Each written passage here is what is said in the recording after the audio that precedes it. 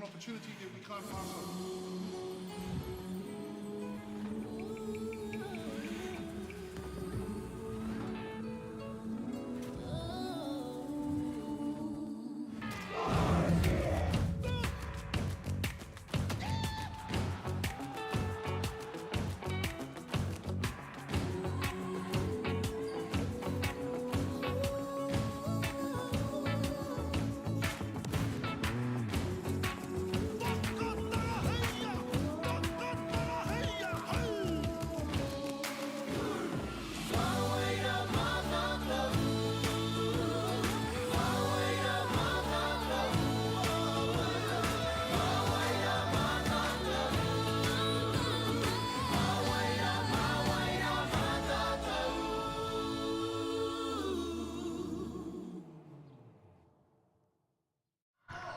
As the game of basketball evolves over the generations, so too do the tournaments that crown our champions.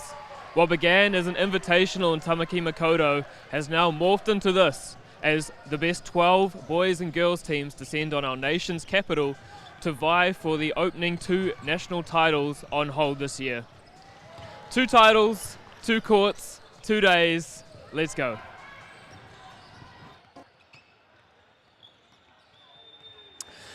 No mai, haere mai. Welcome to Wellington for day 1 of the 3x3 Secondary School Basketball Nationals. My name is Andrew Horrocks, and alongside me, very privileged to have some NBL commentary royalty, it is Maya Williamson. Welcome to the capital, Maya. You don't have to do all that, Andrew. I'm just an ordinary girl. Hello, welcome. I'm very excited to be here. Excited for a good weekend of basketball. Now, of course, you are very caught up in the Christchurch basketball scene. What are you looking forward to most this weekend? Have you had a chance to see any of the South Island teams play, or is this fresh eyes for you in 2024? Haven't seen a lot, seen a little bit. Obviously, St Andrews, the favourite coming out of the South Island for the women's side. They are possibly the strongest high school team that we've seen in the South Island for years on end. For the boys, a relatively even competition. St Thomas and Otago boys, a pretty even threshold between those guys. So I think all around 3x3 is one of those games where it's typically quite close all the time, and that's what I've seen from the South Island so far. So excited to see. Excited to see this North Island matchup. First up in the boys, it is Roto Boys High School up against the Gold Coast of the North Island. It's Pumu College. I'm excited to see we have one boy at the top there, Xander Masters. That is who I'm most excited to see out of this Rotorua boys team. Moving on, we have Takao Bennett, Mahaina Hiki, Cooper Ipo, and Karas Papanui.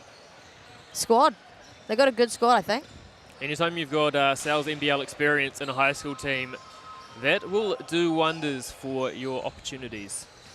Absolutely. These guys had a good run at secondary school nationals last year, placing in the top 4. So they've obviously got some good high school experience, and Xander Masters with New Zealand experience as well. So can't complain too much about that.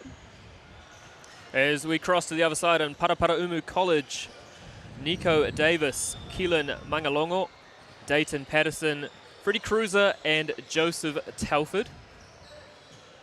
Looking very sharp. Easy numbers to read there in the green and blue. Rotorua boys will be in their white strip. Isn't it the great thing as well about 3x3? If you've got a strong core, you can compete at this level. You know, 5x5, you need a lot of bodies, especially in that week-long tournament. But shorter concept, less players, and Paraparaumu College in the big time. Yeah, absolutely. I think that's the beauty of 3x3. There really is little margin to go wrong, and it only takes a couple guys to have a really strong squad. And I think it's super different to 5x5, but I think that's really good, and it's cool to see it becoming like more of a bigger space for the high school scene in New Zealand. With your coaching, obviously at Middleton Grange, do you start early with 3x3 and then expand into 5-on-5, or how do you go about it as you build up through your year? We didn't have a 3x3 team this year, but I would have really liked to. I think you learn a lot of fundamental skills individually, and about spacing and just individual ball skills as well as individual defense. So it would have been nice for us to expand from that, and I think it's a good thing that these teams here are doing the same thing. Nice little horns action there from Rotorua boys, and we get our first points on the board. Nice, easy little horns action there, Maya. Going to see a lot of that. It's a very classic 3x3 play. Same thing there that Parapara Umu just used, on-ball screens. Going to see a lot of those this weekend. And throws that one off the back of the Papamuri. And looks like a little down screen action. No, into the high post for Roto boys. And Masters wide open. And maybe just adjusting back to the 3x3 ball. Of course, a size 6, but the weight of a 7. Feels a little bit different in the hands. Yeah, it's a funny one, that one. Backdoor cut not successful. Going to see a few of those this weekend, though, Andrew. Obviously, so much space on the floor. What do you like to look for more in 3x3? Do you like the on-ball actions, or do you like to space it and look to create some opportunities off-ball? I think it depends on your personnel. I think if you've got a really talented one-on-one player that's hard to guard going downhill, as we just see, let them do that, right?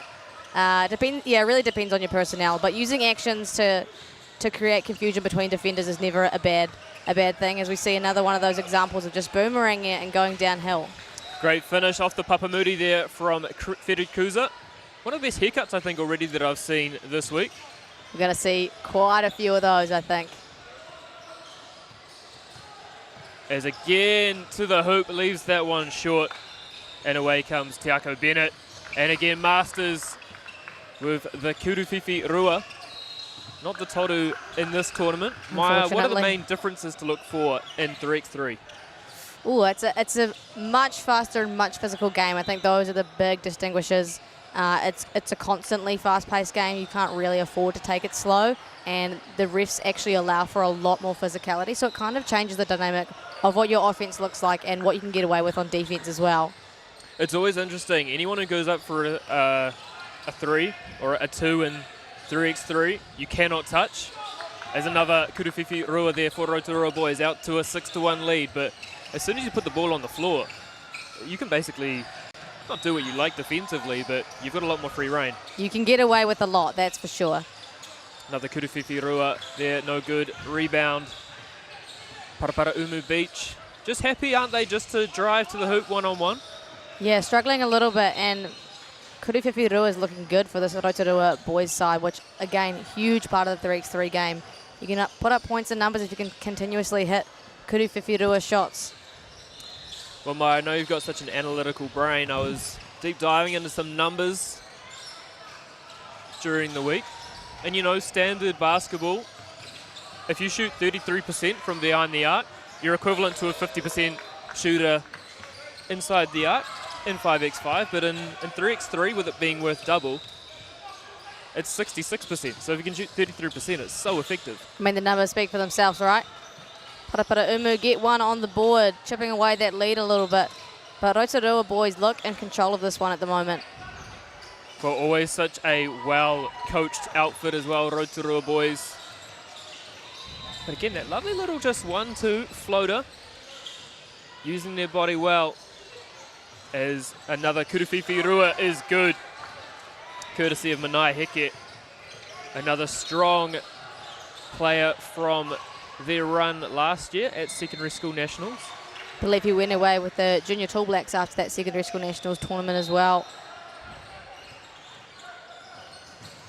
That was brutal. What was it, two weeks? Yeah, just straight basketball. After the finals, they flew out straight away. Tough. Kuruwhiwhi Rua is good as it rolls around the tapa.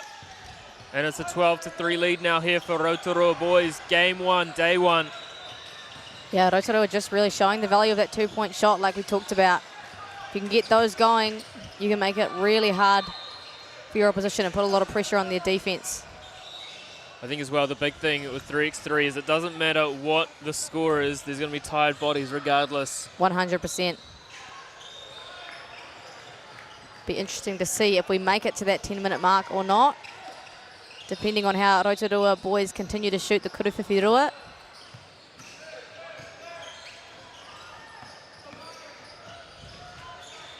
Another one on its way. Bang, bang. Absolutely lining it up early. Clearly no jet lag from Roto Vegas to Wellington. It's not that far of a fly, Andrew. As we saw, the hara is drawn there. First hara of the game, I believe. Or it could be right.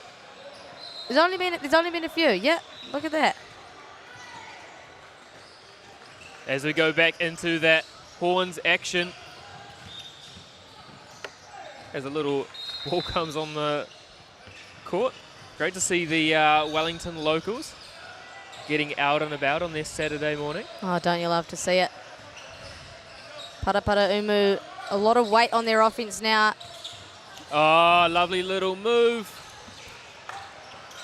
And again, Roto boys, they're getting the looks that they want them, Maya, aren't they? Yeah, absolutely. And they're getting to the rim. Again, like you can't be unhappy with you getting to the rim almost every possession and getting a 2-foot look like that. However, not dropping them means that Roto Vegas can come out to a 15-3 lead with their Kuruwhiwhirua success. You see a little flare screen there on the weak side. And show and to the hoop for the easy tahi. Yeah, a lot of pressure on Parapara Umu now. They've only got 5 points they can give away, but they've also got a lot of chip to do. And they're struggling at the moment. Time is not going to be an issue. Got a lovely finish there from Mangalongo. And plenty of promising signs. 2 pools of 6. There's another Kuruwhiwhirua there, short off the tapa. And the tūrapa again to Mangalongo. Defensively, Maya, what are you looking for here out of teams? So hard to help on the weak side. Are you looking to pressure and try and force them off the line, or are you sitting back and letting school kids shoot in April? Nah, absolutely not. You've got to pressure the ball. That's the only way to do it. Obviously, there is no help, so you're trusting a lot on your individual defense. But if you're willing to get up and pressure the ball enough and be physical, you won't really need a lot of help defense. And I think it's good practice for them just to be, like Xander Masters is doing here, nice and close enough to touch, being physical, because you can get away with it. Happy to switch there on the on-ball Rotorua boys. It's kind of the main pick and roll defense you've got to run, right? I think there really doesn't seem to be another option. I spoke to Pete Van Hassel, who's the head coach of the 3x3 Tall Blacks team, and that's the only defense they run as a switch, whether it be passive or aggressive. That really is the only one you can get away with and have the time to execute in 3x3. As Kuruwhiwhirua again is short, and Xander Masters comes down with the tūrapa. Little ghost screen to get him downhill. And oh Masters, my that's goodness. why he has been featuring for the Phi in the Sal's Rapid League. He looks like you out there, Andrew. Pause. Although I do think 2022 Quest Tour, I think I set the record for highest 3-point shooting percentage. Did you? What was that? 2 for 2. Oh! Played 1 minute. Sorry about it. You're the real goat around here, Andrew. To the hoop, and that will do it. Rotorua boys come away victors on this one at 21-4 over Parapara Umu Beach. We're going to take a quick commercial break and be back with girls matchup. We've got St. Peter's versus Epsom Grammar. See you in a minute.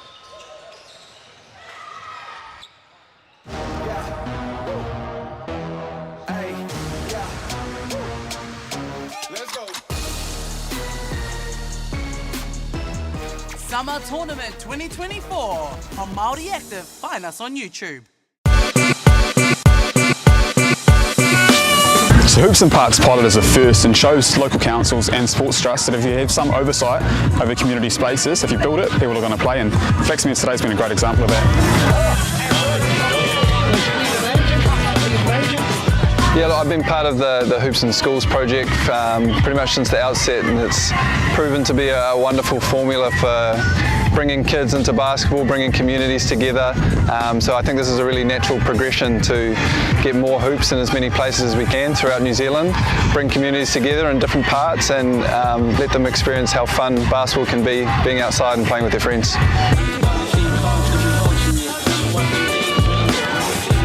I mean, today's been awesome. It's so cool having this court set up, such awesome hoops, and you know, now for these Flaxmere residents, it's 10 minutes or less to get to their local court, and these kids can come after school, before school, hang out with their mates and get some shots up. I think it's definitely going to have a positive impact. I mean, as you can see right now, the turnout's been pretty good, so especially in Hawke's Bay, it's always pretty sunny out here, so I think there's going to be kids filling these courts up most days, so it's definitely going to be a positive impact. Hoops like this are open for everyone at all times, and we're just able to enhance the skill level of participants and get everyone who wants to be involved in basketball involved. Oh, this impact here is positive as, like very positive for, especially this area. This park has been desolate for many years, so now just by putting this hoop, you know, in here, it's going to attract a lot of the youth here, and it's positive. You know, encourage other councils to support this initiative. Hoops and Parks, man, it's a really positive vibe, especially on a day like this. I'd love to see this out in, you know, places like Taranaki, even Kaiti. You know, it's really positive for the youth, and it's an opportunity for them to find a safe haven, you know, a place where they can call, you know, hang out and chill with their mates, and yeah. What about you, son? It's awesome. I've had heaps of fun. I've been really enjoying it, especially when we did the activity, like the one where you could choose which side to go to, because I won that and I got the singlet, and it's just been awesome. Yeah. It's great. There's a lot of people who can have a chance to actually do it, because we haven't had these type of fancy hoops before here, and it's really great.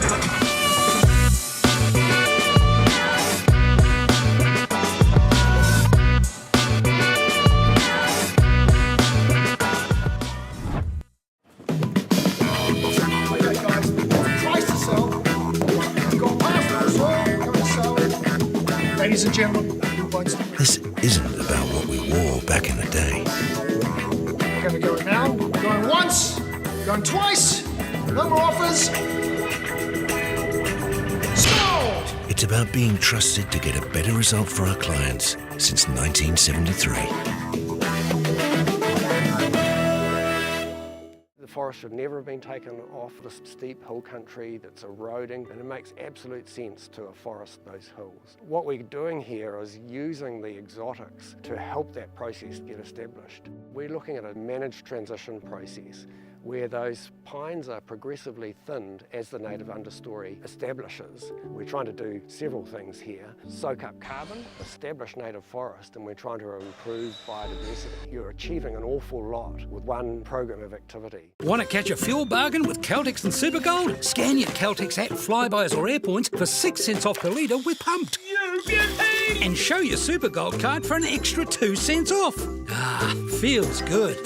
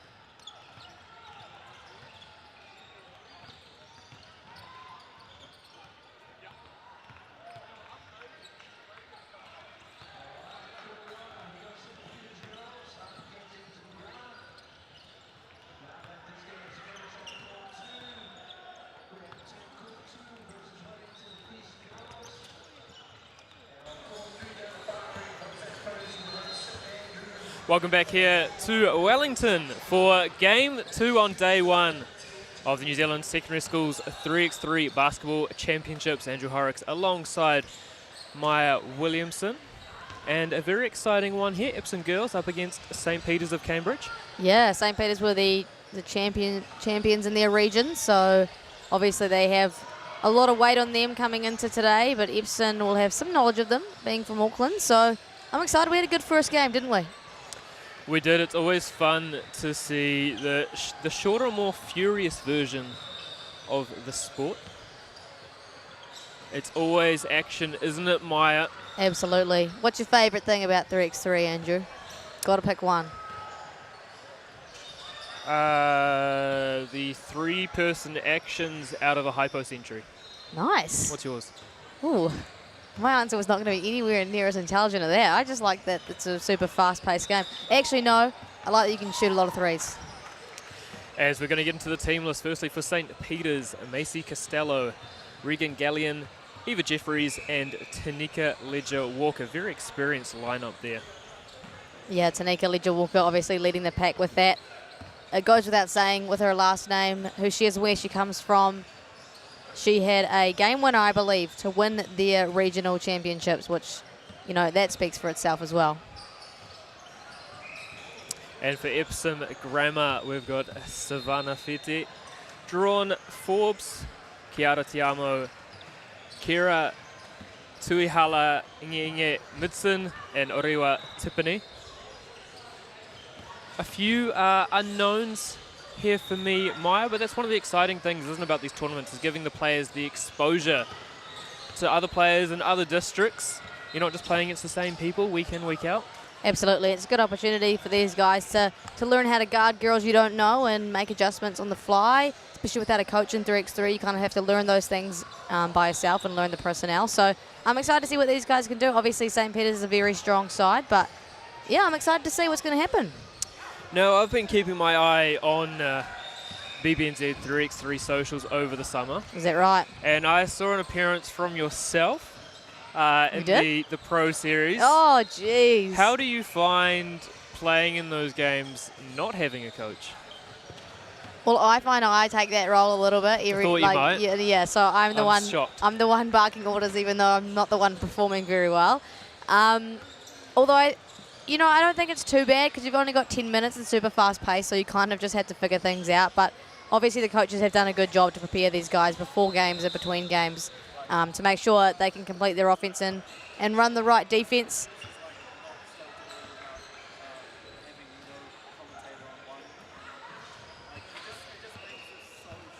We are getting underway very shortly as we see these girls warming up. Nice to see both teams working with each other. Nice community feel here at 3x3. That's what it always is. Always a really nice community and vibes, especially this high school level. It's all about having fun. I think beats having fun. That's what it's all about, Andrew. Of course, don't forget, we do have 2 courts running today. We have begun the day together, but Maya, after this one, we will be splitting out across courts to bring more action and more comments across the board. Got to do it. We've got to start the day off strong, though, you know. We do. And a big thank you, of course, to our sponsors, Bailey's, Caltex, Molten, our official match ball, and, of course, the Girls Got Game initiative. Have you done much coaching through that? I did a little bit a couple of years ago. Obviously, I'm a bit busier now with life, but it was always a really fun time going into schools and seeing girls just enjoy themselves. You can play all these little fun games you never get to play in serious basketball anymore, and I know that girls always enjoy it. So super cool initiative, and it's only getting bigger from what I've heard. It's growing really rapidly around the country, which is awesome.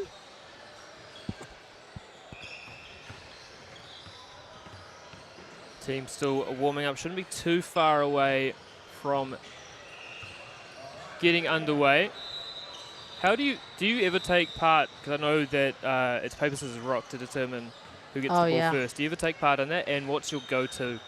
Don't ask. Oh my gosh, I'm the worst paper, scissors, rock player ever. Somehow that's a thing. My go-to is a scissor, I think. What's yours? paper.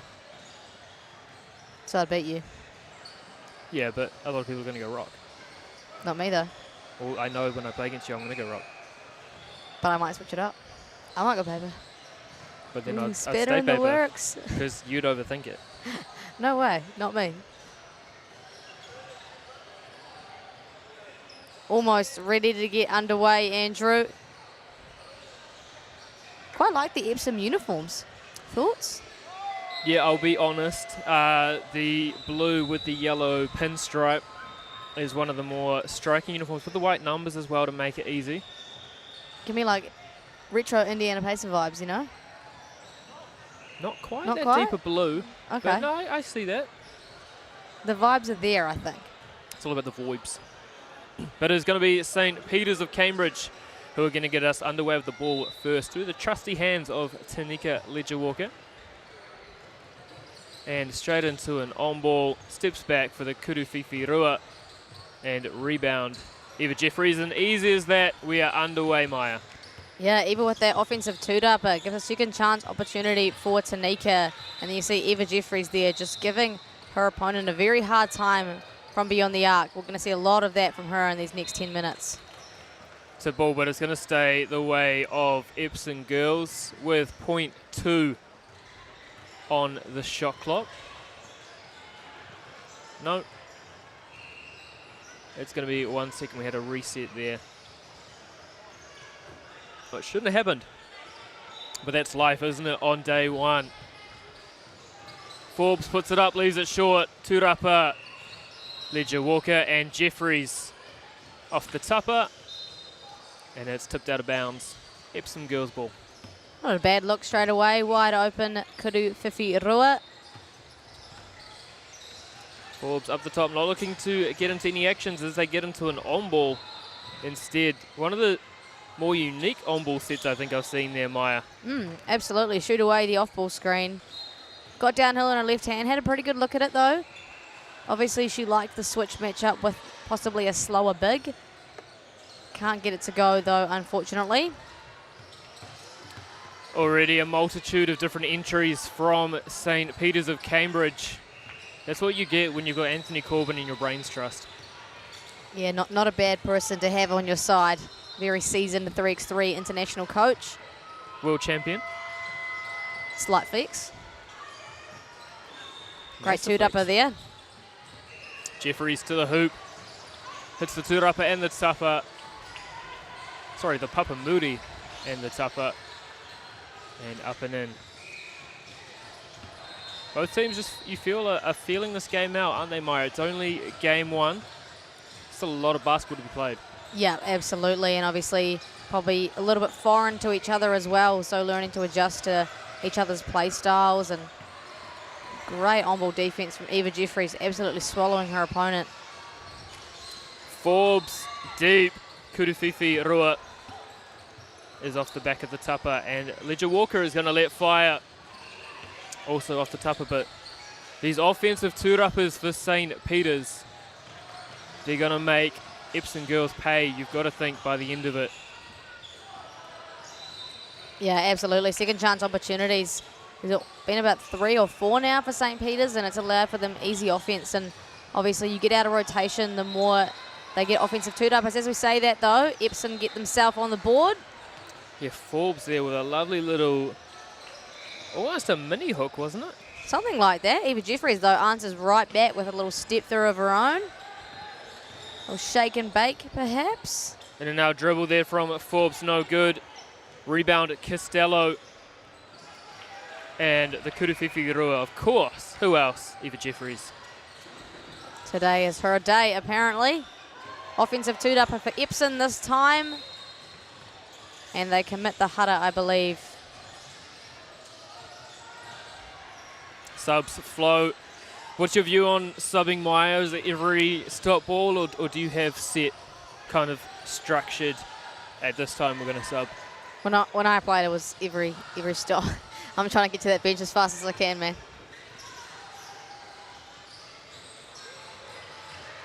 Kuru Totaku, no good. Ledger-Walker again, the Kuruwhiwhi Rua. Offensive two-upper once again from Costello, up and in. off the Papamuri. St. Peter's now 8-1 over Epsom girls.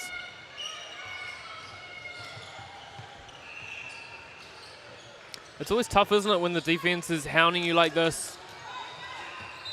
100%. It's hard to execute your pass, and it's also hard to make a decision. You become a little bit flustered, and your line of vision isn't as good as you would like it. And it gets really hard to know, actually, what do I do in this situation? Oh, little oopsies there.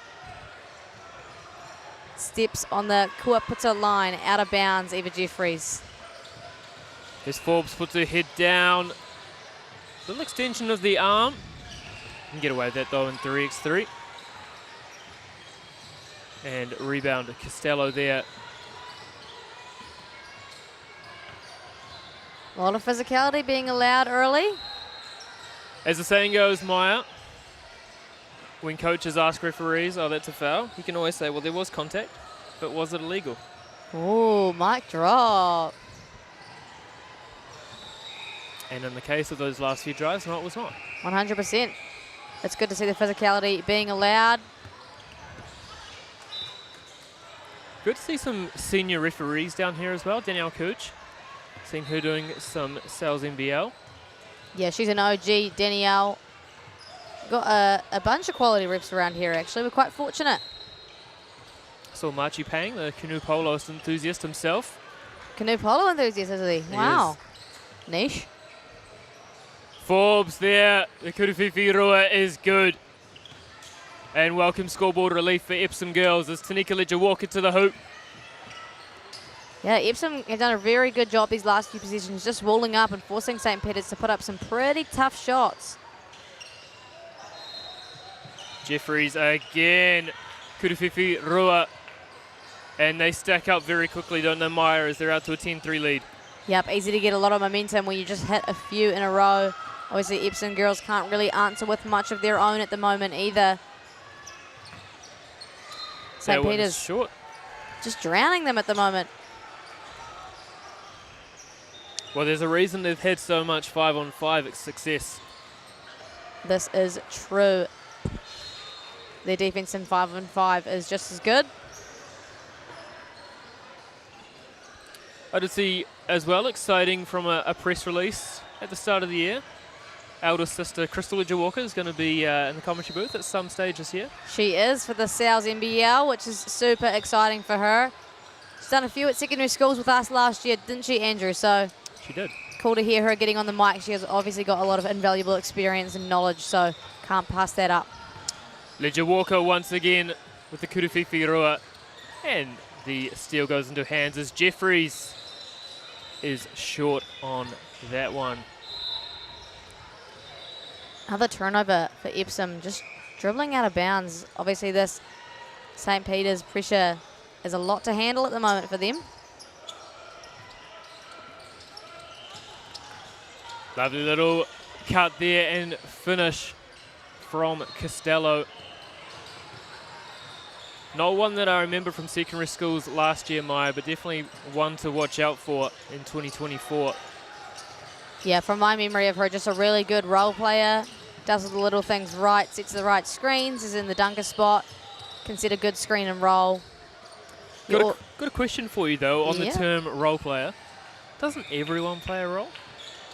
Yeah, you know what? You're right about that, Andrew. I think role player is just one of those terms that's just coined as someone who isn't necessarily your star player, your firepower, like Tanika Ledger Walker, but someone who does all the little things to support that, you know? It's equally as important. It's equally as important. That's where I think I was trying to get to with that, is that, you know, it's not all about the points. It's who's going to do, again, coined the dirty work, but who's going to grab the two-uppers, who's going to have their hand in the passing lane, who's going to make that all-important box out. It's like a well-oiled machine, you know? Everyone's got to do their part for the success to happen. You've got to have someone who can put points on the board. You've got to get someone who can get stops. You've got to have someone that can set good screens for the person to put all those points on the board. As we're going to see a timeout taken on the floor. A chance to plug the Caltex Good Sport Award, Maya. Who would your early nomination for that be? It's literally round 2, Andrew. Let's go. Is it everyone? Everyone inclusive of everyone? Yep. Let's go for. You've really thrown a spanner in the works here. That's what I'm here for. I'm going to go with Mike Rogers, coach of the Ooh. Aquinus Girls College, because I really like his hoodie at the moment. And I've got no other answer for you because that was a very tough question. What an easy sell, Maya.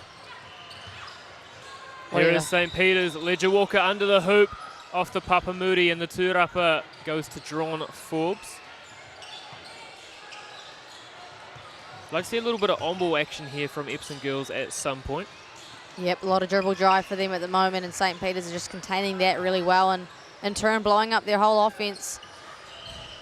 That shot looked very in rhythm from Tanika Ledger Walker, as Jeffries this time will put it up. Ledger Walker with the one hand, no good. With 3.5 still to play, Maya, I don't think time is going to be of the issue in this one. No, I don't think. I think it's looking difficult for Epsom at the moment. Like we said, they're not really getting to a lot of favoured looks for them offensively. Then St. Peter's are able to put numbers up in stacks on the board.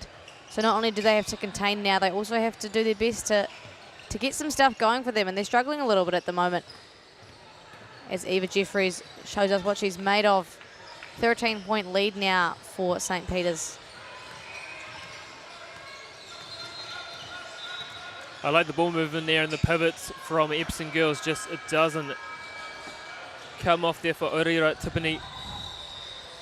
And she will go to the bench.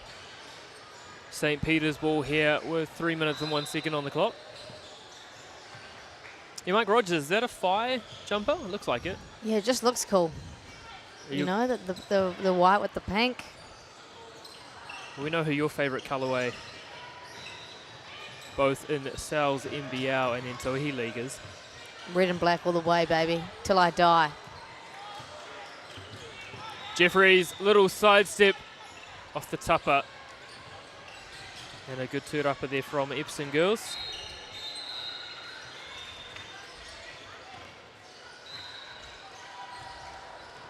.1 on the shot. Oh, no, we're going to have a reset shot clock. Only the one foul in the game thus far committed from St. Peter's. 100 in a 3x3 game is quite unusual. Maybe the coach has just been very efficient in 2024, Maya, in teaching exemplary defence. Love to see it. Couple offensive tūrapas. Tanika just having fun with it. Nice little dime. And they're 3 points away from a victory now. Little sidestep around the tupper and the tūrapa. Costello. Happy almost just to be the nucleus of that offense, isn't she? Just passing it around to the shooters as Jeffries now puts St. Peter's one possession away. As again, Forbes with the Kuruwhiwhi Rua. Keeping her team in it at the moment. And that is going to do it here in game number 2. St. Peter's of Cambridge 21, Epsom Grammar 5. Maya, quick summary on that one. I think it was a well-fought battle. I think St. Peter's came in maybe with a little bit more firepower, and they had a lot of offensive tūrapas, which resulted in a lot of second chance points, and that probably hurt Epsom a little bit. But a good battle, and now teams are warmed up. You know, I'm sure they'll continue on an upward trajectory for the rest of the day. We're going to lose Maya here on court 1. If you do want to hear her tones moving forward, switch over to court 2.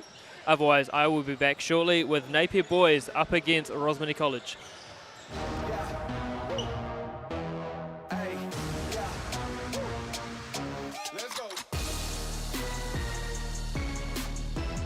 Summer Tournament 2024 on Māori Active. Find us on YouTube.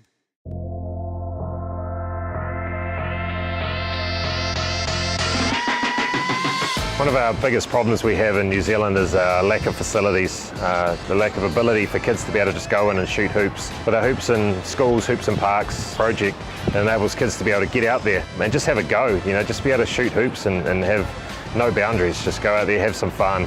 By not being able to get inside to a lot of facilities, this solves a lot of our problems. We're seeing the hoops that we've already installed just be so well utilised. Every time you drive past the school that's got these hoops in it, there's always kids using them. we know it's going to increase participation in our sport, which is a great thing. Yeah, Hoops in Schools means to me just a lot of opportunity that when I look back and reflect on my experience at home in Portland, Whangarei, and in the schools, and there wasn't a lot of hoops around, but there was the odd hoop, and we'd always meet there, all the locals, and we'd have a ball, have fun, and that was a game for all athletes that played all different sports.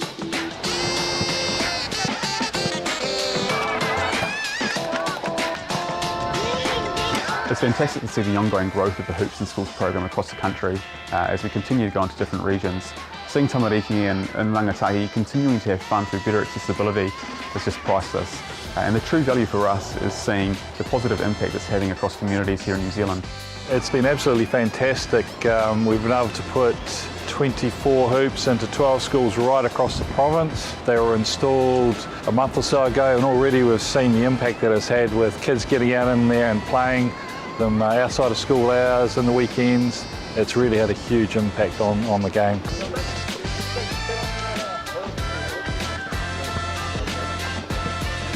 It was good to get into the community today and see the kids just having fun and being able to, you know, have access to these amazing hoops that have been put into new communities, because a lot of schools don't have access to these things.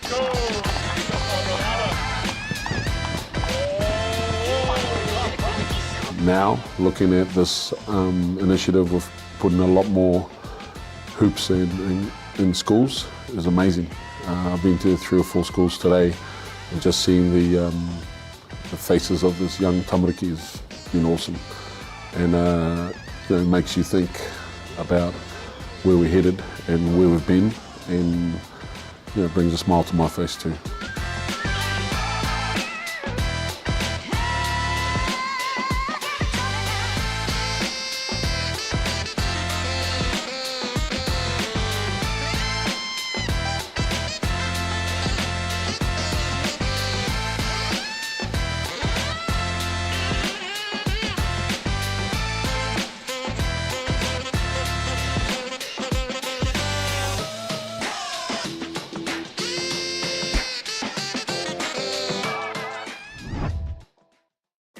Sport is about more than just a game. It's about going from teammates to best mates. It's the high fives and helping hands. That's why Caltex is proud to help fuel school sports. I'm Jason Bill, and we're farm around the Mid-North. We took a review of our business a couple of years ago, sort of identified challenges that we had. One was profitability, and we'd noticed on our steep hill country we're getting more and more erosion. We looked around to diversify, looked at forestry to plant on our steeper country. For us, it really addressed those concerns. By doing the forest farm model, we feel like we're getting the best of both worlds. And I'm really excited, and I really do believe in this model. I think it's the way of the future.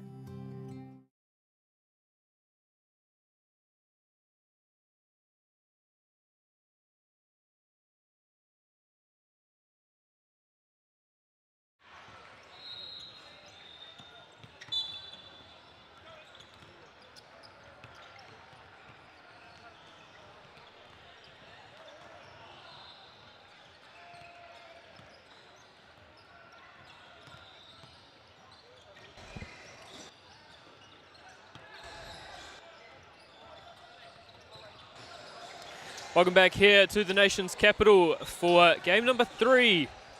And we've got boys action. Napia boys up against the defending champions Rosmini College. And we're going to get into the team lists in just a second. For Napia boys, we've got Ballinkasson, Harry Keeley, Zoram Smiler, and Maz Taylor. And then for Rosmini in the blue, we've got Josh Wiley, Chris Wiley, no Jameer Reid, he's been replaced by Maddie Dalton, Bart Jakowski, and Liam Bates. And it's going to be Rosmini in the blue to get us underway. And here is Josh Wiley in 17. Triplets, of course, the Wiley brothers is Chris. Puts up the kudu whiwhirua and leaves that one short. Napia boys here rejecting an on-ball screen and just tripped over on himself. Jakowski, little up fake to Josh Wiley. Again, gets his own offensive tūrapa there. Jakowski, Kurufifi, Rua is good, and Rosmini will get us underway for points here in this one. Every game so essential to move forward as here's Casson. Step through off the Papamuri and gets the offensive tūrapa. And here's Smiler and gets called for travelling. So it's going to be Rosmini ball from the top out of a horns action. And they find Jakowski. Had a lane there. Nice little flare screen for him. And in and out. Went the whole way down except through the net. As we see first sub.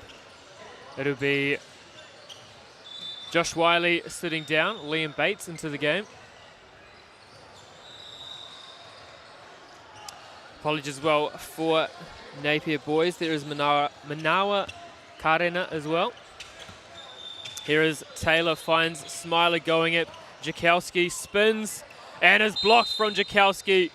And shot clock violation is called there on Napia boys. Like the intent, love the defense. As Matty Dalton comes in here for Jakowski in number 36. Younger brother of Taylor and Charlie. Hello to them if they're tuning in from wherever they are in the world at the moment.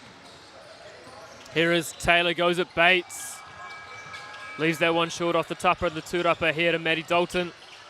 Wasn't cleared, is now. Happy just to drive and kick here. Rosmini as they also get called for the travel. And it's going to be a turnover ball, and the subs keep flowing as Josh subs in for his brother Chris. And we're also going to see Karina in the game for the first time for Napia. Here's Taylor up against Dalton. And a great little push off and finish there from Balin Casson. But again, Rosmini, as soon as they score, they're trying to play back as quickly as possible. Josh Wiley finds Matty Dalton. And again, the referee is very happy to call him early and often on travel violations. As subs in, and again, Smiler's going to be back in here for Karina. Here's Maz Taylor, crosses over against Bates. Nice little push off and finish. And now Rosmini up 3-2. Still 7.5 to play. Josh Wiley off the right tūrapa there. Sorry, off the right tupper. And what a find from Liam Bates to Bartosh. And he is going to draw the hara and go to the line to shoot a kuru tautuku.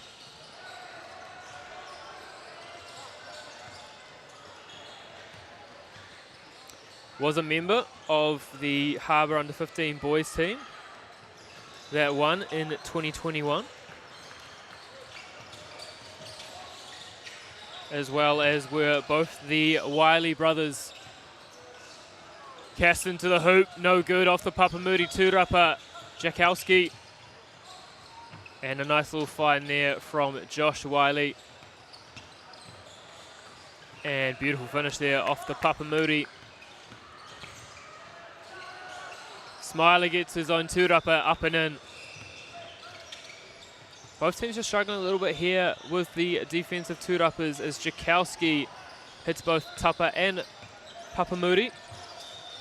And once again the fight from Josh Wiley. Here's Chris Wiley with the kuru fifi rua. And it's always lovely when hustle pays off. And just a little tech warning here for Rosmini, not allowing the player to clear the ball once it had gone through the hoop. Here is Smiler, a little in and out dribble going up against Josh Wiley, trying to use his body. As Keeley with the big kuru fifi rua. And off the side of the Papamuri was Rosmini. 7-5 here. Napia chance to tie or get back within one as the shot clock goes down. And that is going to stay Rosmini ball.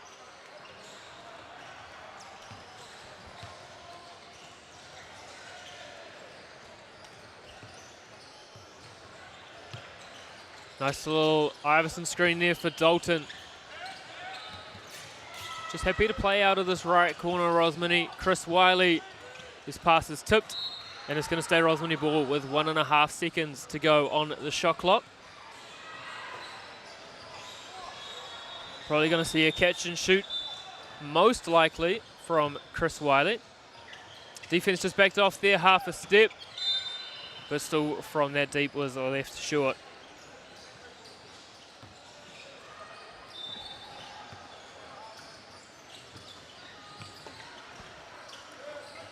Here is Maz Taylor, pulls up for the Kuruwhiwhi Rua, and shooter's roll.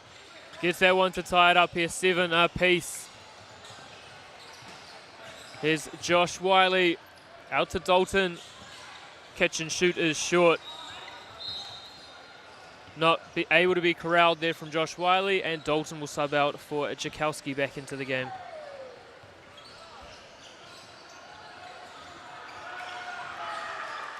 Taylor, Kuruwhiwhi Rua is good, and Napia take a lead, 9-7. Still over 5 minutes to play as Josh Wiley takes that one strongly to the hoop. Karena to the hoop. Looked like it wanted the roll, but just falls out. As Bates happy to work the ball around here. Jakowski didn't think he was going to shoot, but still gets the defender up, and Wiley will convert that easy one under the hoop. And it's a 9 apiece here. Taylor long there on the Kuruwhiwhi Rua attempt. Here is Liam Bates to the hoop, and a beautiful finish around the defender. And the Hara is drawn. That's going to be committed by 25, Bart Jakowski. And Bates will take a seat. Wiley will come back into the game. And then for Napier boys, it is Bellincassin who's back in. And the big offensive tūrapa there to put it back. 10 apiece, under halfway to play. Less than half the points from both teams. This could be the first game that goes the distance here in 2024 on court 1. Taylor crosses over Wiley, no good. Again, both teams are struggling to find their distances at the moment. Slightly different shooting style in this gym with the hanging hoops. There is Chris Wiley, makes no issues as opposed to having a backstand. And the Hara is called again. It's going to be on Jakowski. Probably in 5-on-5 you'd see that called as unsportsmanlike, not here in 3x3.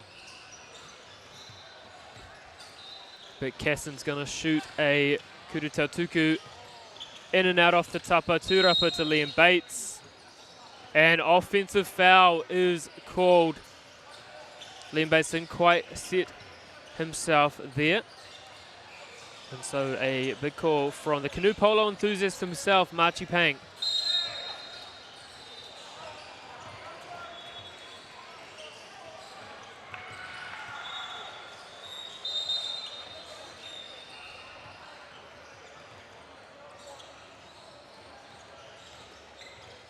Here's Maz Taylor off the handoff. And beautiful finish there from Maz. 12-11 Rosmini back out to 13. Just trying to keep that 2-point advantage.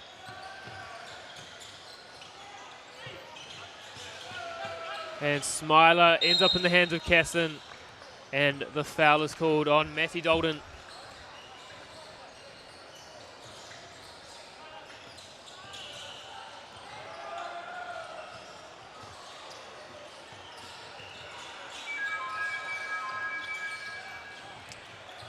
Converts that one.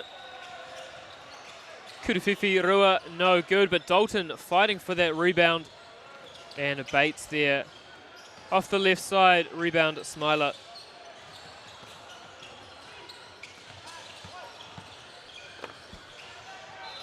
Casson strong in the air. Got the offensive tūrapa up and in. As Dalton shovel passes that one on to Josh Wiley, gets it back. Kuru Whiwhirua is long, and the hara is called.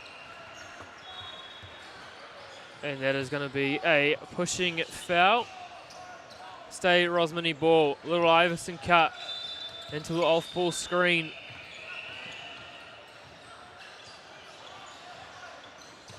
And Jakowski there. That is welcome relief for Rosmini, defending champions. Up 15-13 in game number 1 against Napia boys. Josh Wiley to the hoop, leaves it short. Offensive tūrapa. Works it back to his brother Chris, who is long. Rebound Casson, and he's going to go up against Jakowski. Does just enough to put that one off. No bueno on the short attempt. As you can see, a little off-ball screen there. Lovely pass from Chris to Josh, who converts on the Kuru Whiwhirua as the shot clock was winding down. And it wasn't cleared. So 17-13 Rosmini, 2 minutes and 16 to play.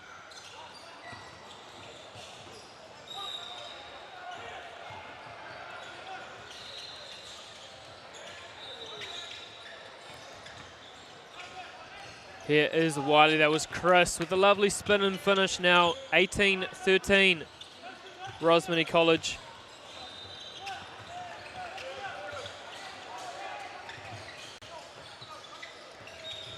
Chris Wiley spins. Oh, what an athletic finish there from Chris Wiley. I'm sure we'll see a replay of that at some point today. And Rosmini potentially one possession away. Smiler to the hoop. No basket is called.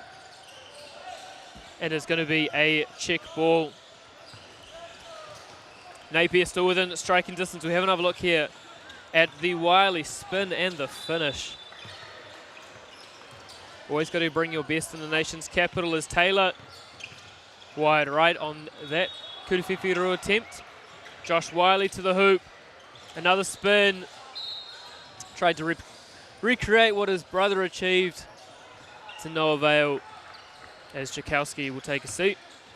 And Smiler will check the ball here for Napier boys. Handoff to Maz Taylor, going one-on-one at Wiley. Bates there, went for it, couldn't get it. And a chance to win it here for Chris Wiley, no good. Josh Wiley puts that one up and in with 1:12 to play. Rosmini in the next position, a 1 or a 2. Gives them the opportunity to win this game. As Jakowski back into it. Smiler once again will take the ball up the top. Happy to operate out of the wings here, Napier boys. A little off-ball screen. Lovely slip from Smiler, but wasn't seen initially. Taylor for the 2. Great conversion, Maz Taylor on the Kuru Whiwhirua. On-ball screen here for Josh Wiley. Gets big block. Beautiful done there from Keeley. And Taylor finds his teammate. But good defense again from Rosmini. Taylor trying to shoot their way back into this game. Tūrapa Wiley. Here is Bates. He draws the hara. And so with 31 seconds to go, Rosmini are going to check the ball.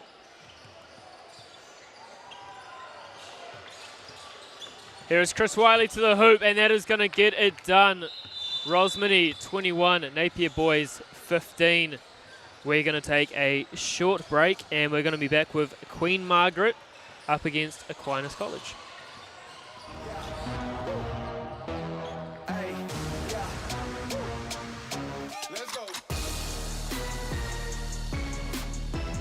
Summer Tournament 2024 on Māori Active. Find us on YouTube.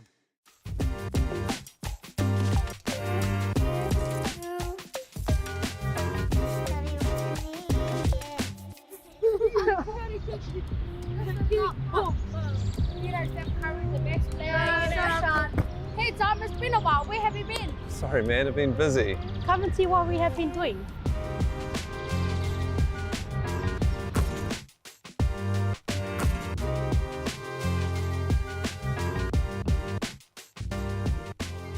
It's been a few years since we were here for the launch of the very first Hoops in Schools in South Auckland. Tell me what sort of impact these hoops have had in the school. Every day the kids play outside, morning, afternoon, morning tea, lunch times. They're always outside playing basketball. We also run a sports academy for an hour a day. Half the group is doing basketball and the other half is off doing another sport, so we use it all the time. It's good that they're being used.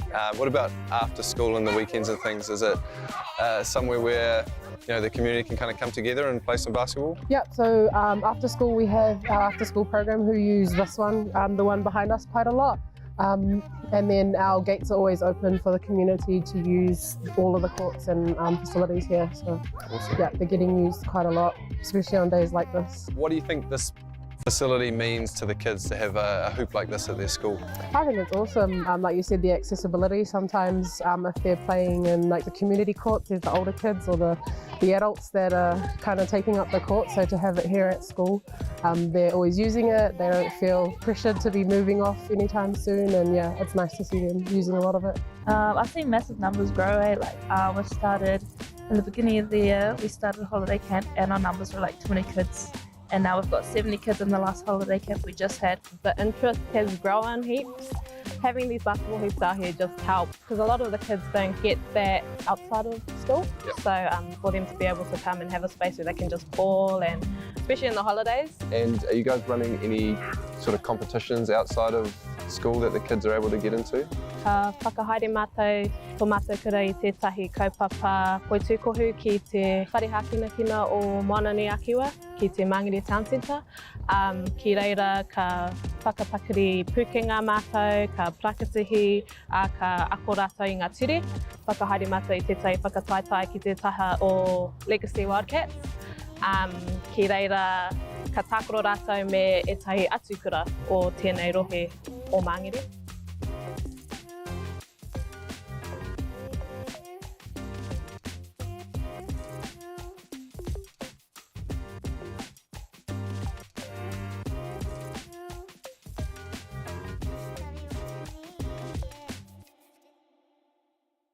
I'm Trevor Johnson and I'm a sheep and beef farmer from the Forgotten World Highway. Some of the country we bought was quite steep and difficult. We have pushed those blocks to pine trees, 1,000 hectares into forest and 7,000 hectares will stay in grazing. To me, it's just the best use of land. If you've got land that is not so productive, it's a marvellous way of increasing your income. And go! Just fill up at a participating Caltex, stack your pump discounts, and you could collect more savings on your next visit. Oh, there's another one. Getting quite good at this. Filling and saving. Feels good.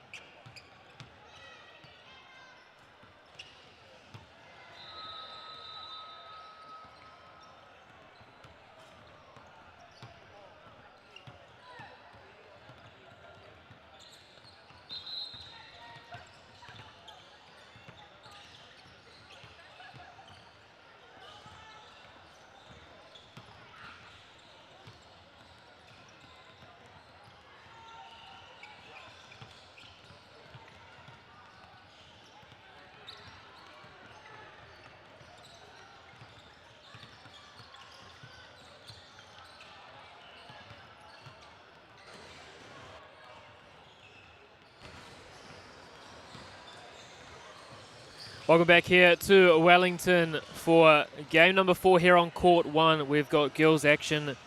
Queen Margaret College up against Aquinus College. And we're going to get into the team list. Firstly for Queen Margaret, Amia Williams, Brooke Tongia, Millie Forbes, and Nahala Tolilelu.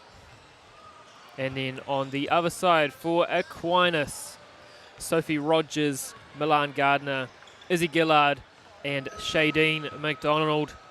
They had such a good single A secondary school nationals in 2023. Looking to start the year off very strongly. Aquinus will be in the, this is where I need Maya back, teal. And then Queen Margaret will be in the white with the blue.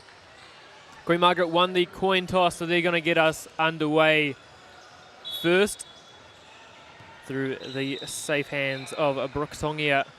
Out of the high post, action rejects the handoff. And a fantastic finish there from Toilelu. As Rogers, you're going to see a lot of this over the next couple of days. Leaves the Kuru Fifi Rua short. Again, this time they give the handoff. The Kuru Fifi Rua is short off the tapa, and the ball is going to end up in the hands of Aquinus. Running a little down screen there into an Iverson cut for Rogers. Little shake and bake to the hoop. The defender did just enough to lodge the ball loose, making that shot attempt difficult. A little step back, still a shot for Atahi. And a great rebound there from Isabella Gillard. Kurufifi Rua attempt, no good. 5 for the ball. But eventually into the hands of Amia Williams. On ball and jump shot is no good. But again, Williams is right there for the tūrapa. Puts that one in comfortably. Queen Margaret to Aquinus College, 0. Very early. Here's Rogers. Kurufifi Rua in and out. Gets the offensive tūrapa. And a lovely pass there to Gillard to get the first points of the day for Aquinus. Short there on the tapa. Defensive tūrapa from Shadeen McDonald. And it's going to stay Aquinus ball with 10.1 seconds on the shot clock.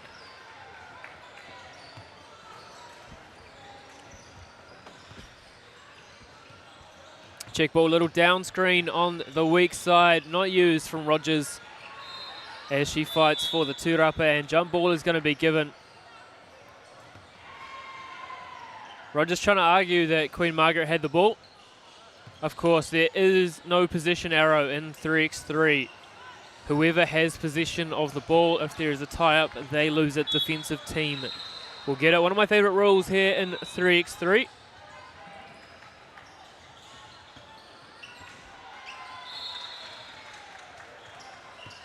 Rogers up top, thinks about the Kurufifi Rua and draws the hara instead. She's going to shoot a Kuru Tautuku to try and even this one up. So we're having a look there on the action replay. Of course, this is all brought to you from Whakata Māori. Big thank you as well to Caltex and Bailey's. Rogers converts to a piece here. Game clock wasn't running, so both teams are going to get an additional probably 8 seconds to play with during this game. Every second always counts in the 3x3. Here's Rogers, little down screen into a post-up option for McDonald. Rogers and travel is called. They've been quite critical of that here on court number 1 early. Always something you like to see as the season gets underway. Head down to the hoop and blocked from McDonald. The drive there from Queen Margaret. As the Kurufifi Rua hits the tapa and the Papamuri. Milan Gardner making it all count to give a 4-2 lead here for Aquinus. Rogers again. And the Kuruwhiwhirua is good. And so they stretch out now to a 6-2 lead, Aquinus over Queen Margaret. And you feel the way they play, they're either going to shoot their way into games or out of games. And the games are either going to go 10 minutes or they could be done in 5 as Rogers puts the ball on the floor. Little give and go, bit of razzle dazzle. And puts the ball on the hoop to go up 7-2. Great take and finish from Amir Williams. Like the matchup against Milan Gardner. As we're going to see subs rolling. Queen Margaret again, loving just that little handoff action as the big Kuruwhiwhirua from Millie Forbes. 7-5 Aquinas College over Queen Margaret. And a big block there for Queen Margaret. Lots of bodies and the hara is drawn. Great drive there from Nahala Toeleu. And Queen Margaret just overcooked it there on the entry pass into the high post. As we have another look at it here on the replay. Easy thing to do when you're still in April. Still plenty of time now to get things dialed in before secondary school nationals in October.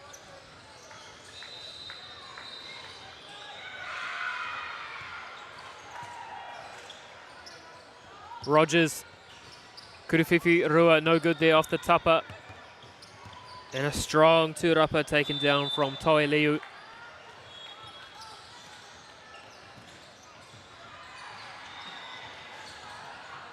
Subs in here for Queen Margaret. Again, lovely little back cut from Amir Williams. Wasn't found from her teammate, Brooke Tongia.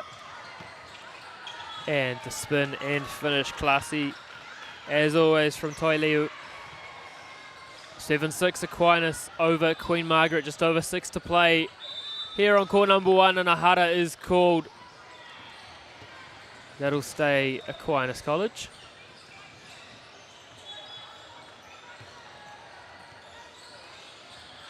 Here's Rogers up top.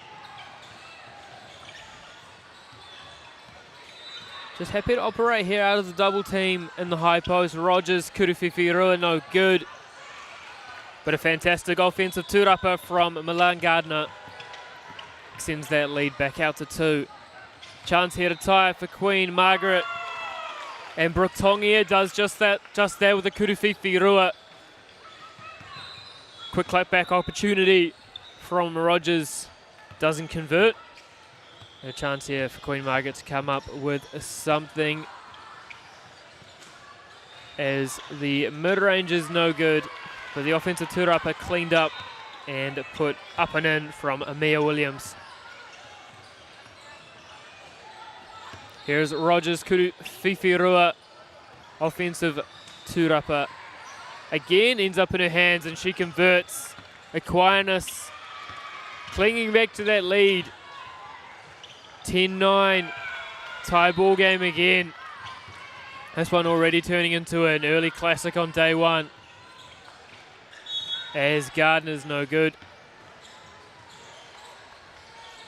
And we're going to see a timeout not taken.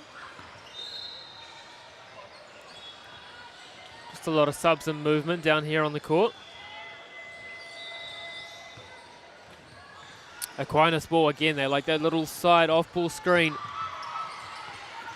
Rogers puts her head down to the hoop, steps through off the tūrapa, sorry, the papamuri, and good. Toeleo, no good there on the mid-range jump shot. And good ball movement here from Aquinus. They like that initial action. Then they're big on one-to-one drives as Rogers is blocked big time from Toi Leo. As we have another look here on the action replay. Wonderful cross, but that left hand just swats it out the way. Rogers. Again, another Kuruwhiwhi Aquinus 13-10. It's Toi Leo, no good. On the layup attempt, Rogers still not looking for any on-ball action.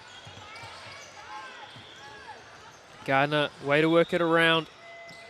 As Shadeen McDonald, bit too strong off the Papamuri. Toi Leo with the turapa. Long Melly Forbes on the Kuruwhiwhi. But a great steal from Toi Leo, but just cannot find her teammate Williams. And it'll be Aquinus ball with 3.5 minutes to play here.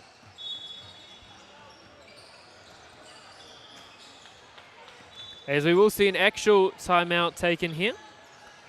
And a big thank you, of course, to Caltex and Bailey's for their continued support of this tournament. If you do want to follow along on the games, don't forget you can head to play.FIBA3x3 and search for this event, the 2024 Senior 3x3 Nationals Draw. And from there you can follow along all the action, of course, 10 to 5 on both days. As we're about to get back underway here, courtesy of Aquinas College. Here is Rogers. Again, just operating out of that high post. Kuruwhiwhi attempt is short, but McDonald with the big two-upper puts it back in to make that a 4-point lead. And just a miscommunication on the flash there from Queen Margaret, and that's going to go out of bounds. 3:18 to play. Here's Rogers. Little hesitation, half spin. And a bit strong there from Shadeen McDonald. Forbes gets stripped into the hands of McDonald. Here's Gillard. And both teams just going through the motions a little bit. Neither team able to take a strong hold on this match. A lovely little fake and go. Draws the hara. And a chance for a kuru tautuku here from Toi Leo. These will be welcome points here from Queen Margaret. Led 10-9. Aquinas have scored 5 straight. Chance to stop the bleeding, and does.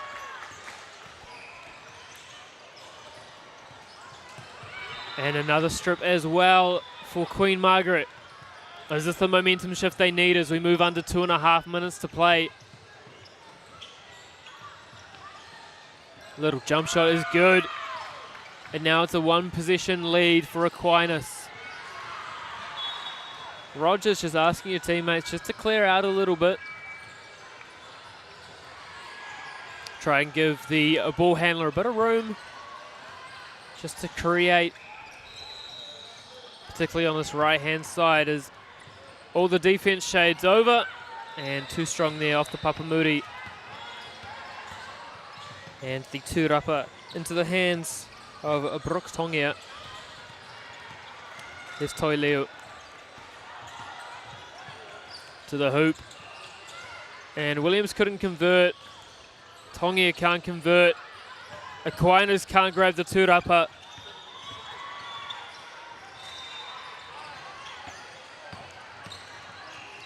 As Tongia with the big left-hand hook. Floated up as the Kuruwhiwhi is up and good from Milan Gardner. 16-12 now Aquinas over Queen Margaret. And a beautiful right of reply from Amir Williams. Keeps this a 1-possession game. Gardner, can she respond again? Too strong there off the tapa. Tūrapa Tuileu. And that is going to be the 4th hara on Aquinas College. It's not until they get to 7 that it's automatically Kuru Tautuku, so both teams can be plenty of aggressive at the moment as Williams steps through with the easy Kuru Whakau. And Tangi there with the big tūrapa. Down 1 here, a minute to play for Queen Margaret.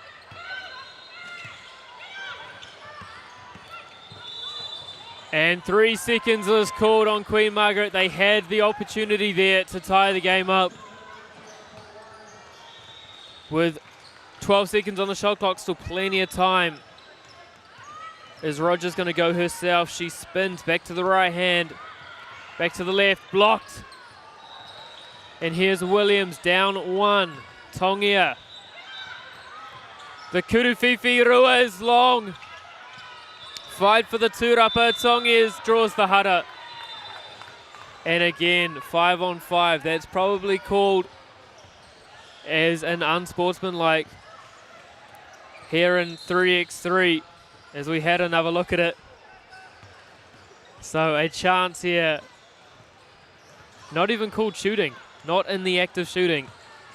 Here is Brooke Tongia. Little horns action here. On ball. Williams has been so deft in this game. Long, who's going to come with a tūrapa?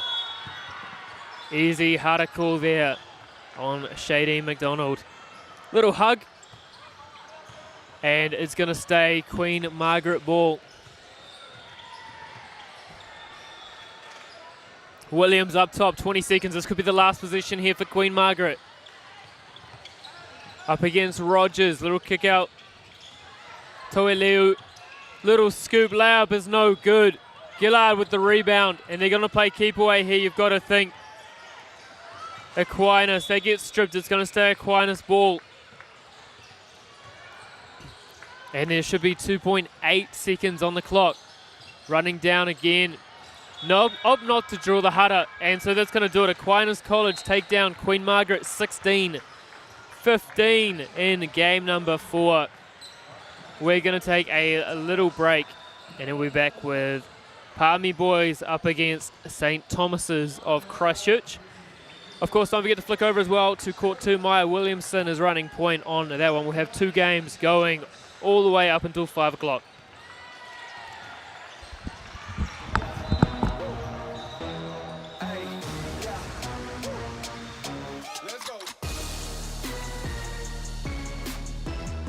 Summer Tournament 2024 on Māori Active. Find us on YouTube. Global warming is incredibly serious. We need to cut emissions, but we need to also absorb carbon out of the atmosphere. Growing trees is the only tool we have in the toolbox for taking carbon out of the atmosphere that we can do at scale. Pinus radiata takes carbon out of the atmosphere at about 5 to 10 times the rate of native planting. And so what New Zealand Carbon Farming are doing is planting the Pinus radiata to absorb the carbon, and then they're transitioning that forest into native forest so that we get the biodiversity benefit.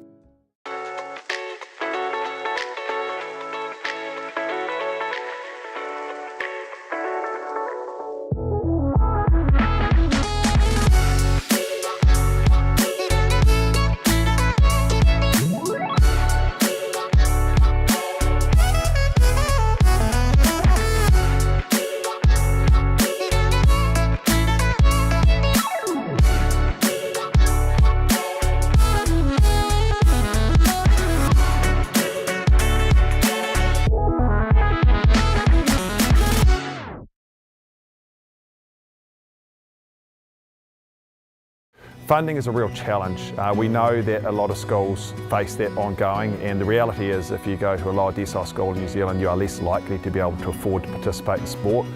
Obviously, having come through it myself with kids and being one of those kids myself who played sport, I know how much it defined who I was. And now being able to go, I can't fix it all, but we can help and try and give to those people who are going through really tough times. It's a real privilege, but you know, for us, we want to see others get involved in this. This is not a selfish thing for Apollo. This is about how can we get, whether it's construction or other businesses, to get involved in this.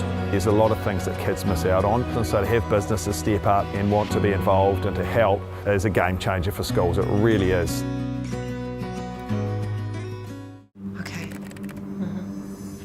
Yes. Okay. Yeah. this isn't about long-distance calling, technology, or living overseas. Do I have one more bid? Thank you. We're going to go once. We're going twice. And we are sold to the Kiwi phone bidder from Manchester. It's about Bailey's finding buyers that others can't.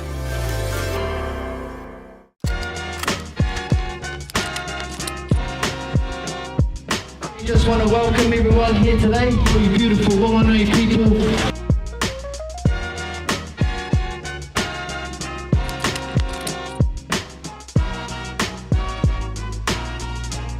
These hoops are pretty mean, eh?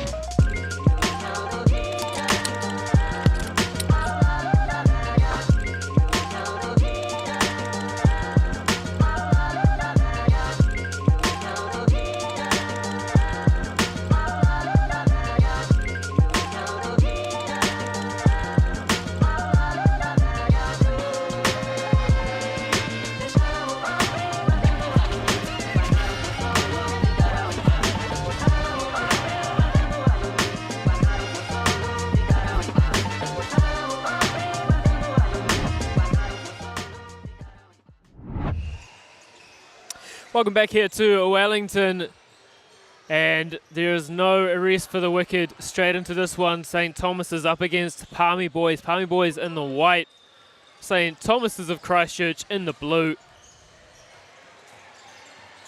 As fail there is no good. Kuruwhiwhi Rua attempt no good for Palmy Boys.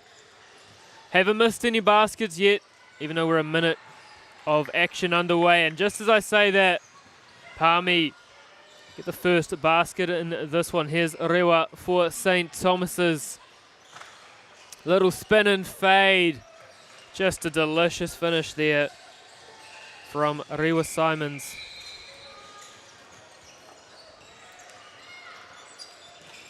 Palmy Kuruwhiwhi Rua is short. And a rebound from Max Fale. And he gets a lovely little dish and go. And St. Thomas's, what a nice looking pick and roll they ran on that last possession. No doubt Brad Clive, if he was down here, would be clapping away. There's Fale, no good there. And here comes Palmy Boys. Very quick trigger on the Kuruwhiwhi Rua. And it hits the Papamuri and is good. From Hudson Aish. And a lovely box out there from Palmy as they get the ball back. Used to seeing them in the green. Today they're in the white.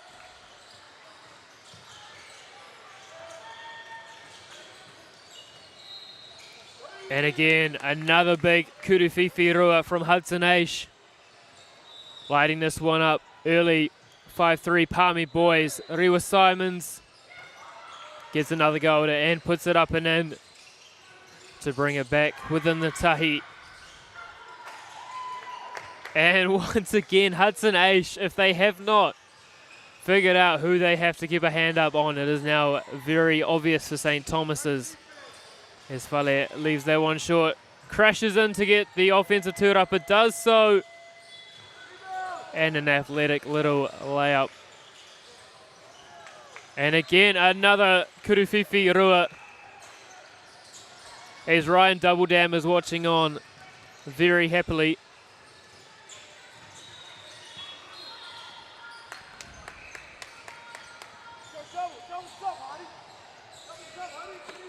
And already hands on knees. Here is Palmy Boys out of the high post. Hudson Aish again. Creating into the corner. Kuruwhiwhi Rua is good.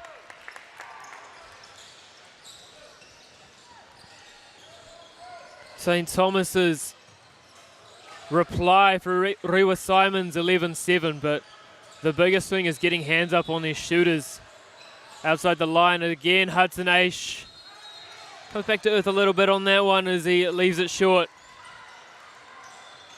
No foul called as Max Congdon goes to the floor. And we're going to see a timeout taken as we have another look at it on that one. The leg was out, but did he create the contact?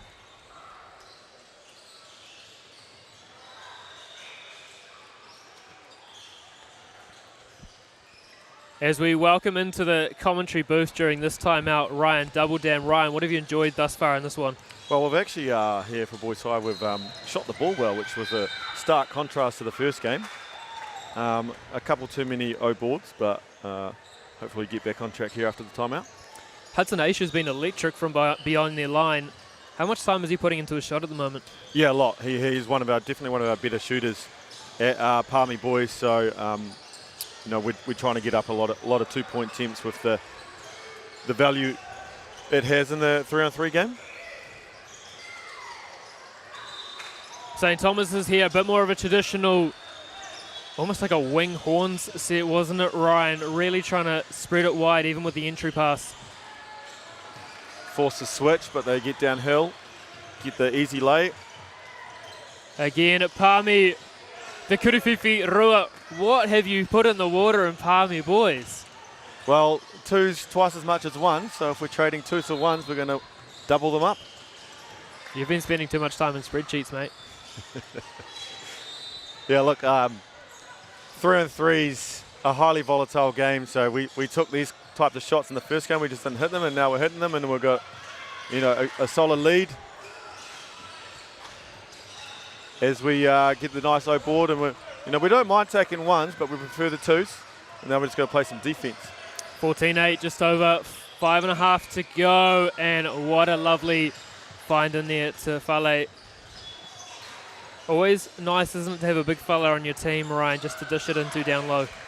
Yeah, absolutely, and watching their first game, we had a little bit of a game plan as we throw the ball to the other court, how to defend them, and they're exposing our coverage at the moment, but if we can keep shooting like we're shooting, we'll do all right. Not time to take our eyes off this action. Ryan, how did game number one go for you? Look, we competed really well, and we were up against an Aquinus team who's been together under Coach Alex for a long time. They play the right way, and we battled hard, but we just couldn't quite come away with the victory. We had a 2-point lead with probably 2.5, 3 minutes to go, but we just kind of ran out of the energy, and we couldn't hit enough twos to really stretch that out and make them play from behind. So we're looking to get into the win column here. We've still got 5 minutes to go. Yeah, the stop clock adds another dimension. Well, it's definitely nice in this one as opposed to the normal event, which just the sheer amount of games, you have to have a running clock when they had 12 courts. Yeah, the stop clock to running clock is a massive differential. A lot less gamesmanship when the ball goes out of court. Yeah, absolutely. It's just time to play as we... Hudson Aisha again. Don't love that shot, but it went in, so I'll take it. A mid-range one, but... Well, just the shooting form is an absolute pleasure as once again, Rewa Simons. Got a couple of lefties that can shoot it on our team. I've never met a lefty, though, who couldn't shoot. I'm sure we could find one somewhere. But we knew going in that the O boards with Max Farley was crucial, and we gave up one there, but we didn't get punished by it. The shot clock must be winding down. Shot clock's not going. Where we're going, there's no need for shot clocks. As it's arena reset now. It just hasn't been started. It's getting reset, but not starting. Bit of a lag. Oh, get out of bounds. Good defense, Boys High. Bit biased commentary here, but... Well, I've got to say, though, Caleb Clarkson, for me, has the best haircut of the tournament. Maybe it's his first trip away from St. Thomas. The old Rosmini First Nationals haircut. As he hits, we go under the screen and he makes us pay. 17-12 now.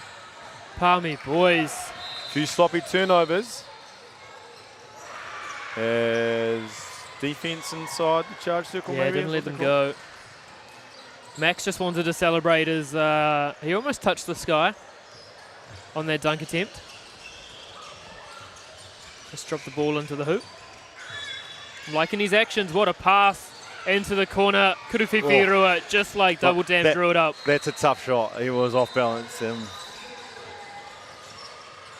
Look, probably not how we drew it up, but hey, we're going to take it. Nice little block Max, just so good. Really good initial defense, but Max Farley's so good at getting the offensive rebound as we go for the win. No 21. Leaves that one short. Defensive rebound from Max. Clarkson leaves that one short. And getting bumped off actually worked in your favour there, Ryan. As that one's Here we go, it's going saved. straight up. And that is the game. What do you know, Hudson Age probably had 12 points in that game. Felt like it. And just like that, Palmy, boys high 21, St. Thomas's 12. Ryan Doubledam, thank you so much for joining us in the commentary booth. How did you like that one? Look, I know we can shoot it well. It's just hopefully we can do it consistently and not take game on, game off. But look, that's a big win for us. And if we get a couple more, we'll get out of our pool and hopefully a nice crossover tomorrow. We're going to get a slightly longer break here on Court 1. Coming up after this, Wellington East versus St. Andrews in the girls. See you shortly.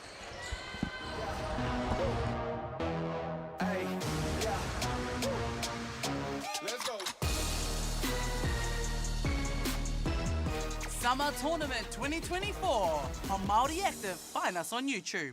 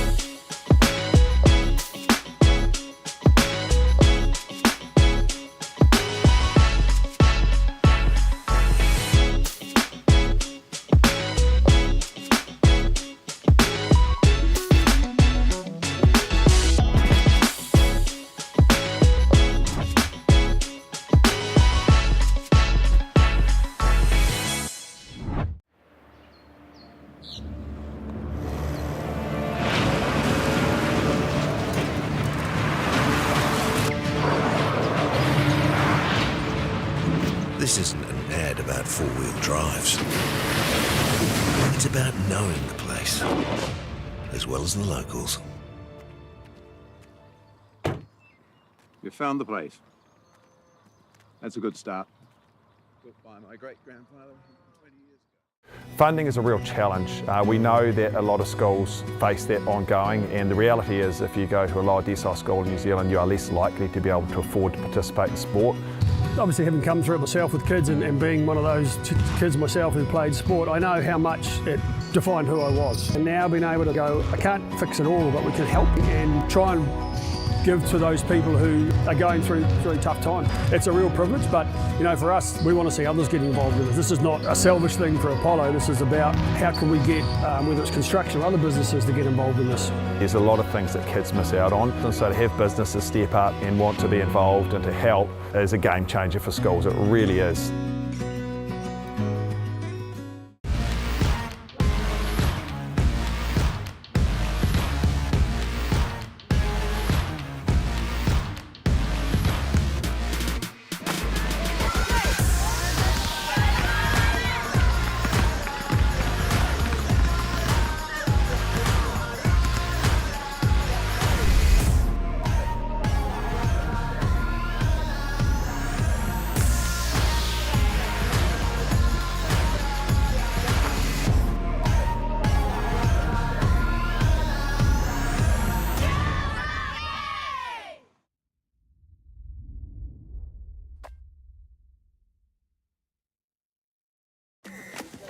Sport is about more than just the game.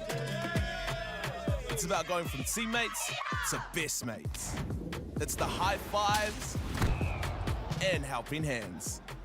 It's learning when to back yourself or back your buddies. It's actually being excited to get out of bed early on a Saturday. Sport is about more than just the game. That's why Caltex is proud to help fuel school sports.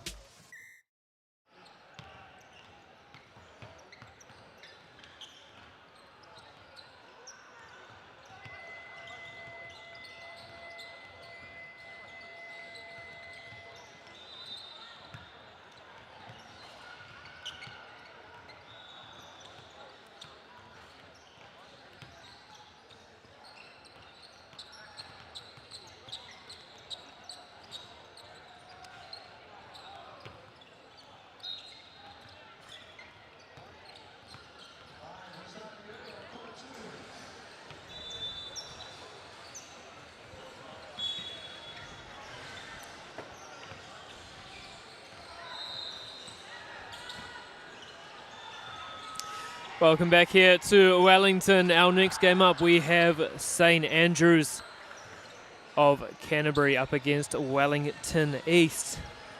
And we'll get into the team lists. Firstly, for St Andrews, we have Ava Jones, Rafferty Powell, Ophelia Powell, and Ella Sharp. And then switching over to Wellington East, Portia McLean, Vera Schmidt, Rose Leila, Vawa Sua, Ava Yee, and Asher Young. It has been all action here thus far. We do have the two live stream courts. We do have a third court going as well. And of course, don't forget, through socials, you can get involved with the Celtics Good Sport Award. You can nominate someone at this tournament who you feel has been a Celtics Good Sport. My nomination would be Maya Williamson for agreeing to commentate all these games by herself. Never an easy task to do, especially in the first one of the year. Big thank you as well, of course, to Bailey's. Don't forget, if you want to follow along these games through the official channels, head to play.fiba3x3 and search for this event. Still plenty more action. We have 2 more games after this one before our lunch break. Otago boys up against Puko High and Kaio High versus Hamilton girls. Before we go to lunch, and then we come back before finishing at 4:15 this afternoon. Don't forget, you can switch across on YouTube if you'd rather listen to Maya Williamson's commentary. I know I'm always a fan of listening to that. She's got St. Peter's versus Rangiora High at the moment.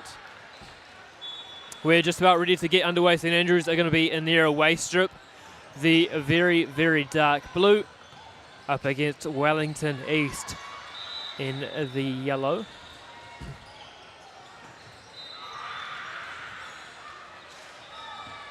Looks as though it's going to be Wellington ball to start.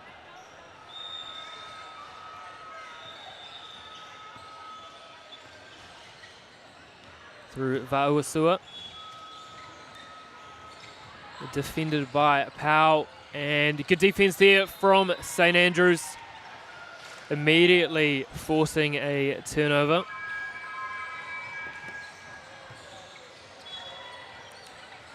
Here is Powell. A few big levers from St. Andrews, but Jones gets her first shot there. Looking to find her teammate Renaya Taifu. Wellington East getting us underway. First is here's Jones with the left hand and finishes that one. One apiece. Kurufifi Rua attempt no good. And the tūrapa grabbed by Rafferty Powell. Here is Jones. Kurufifi Rua is good. You have to be able to shoot the Kurufifi Ruas if your last name is Jones, the youngest of that family. Older sister Maya at St. Mary's. Older brother Hayden playing in the Sal's NBL at the moment for the Giants. Got a big win last night up against the Tuatara.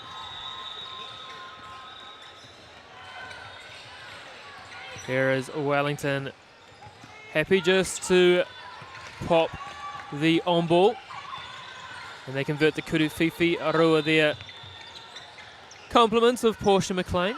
Again into the on ball. Good switch here from St. Andrews. Really the only pick and roll defense you can run in 3x3.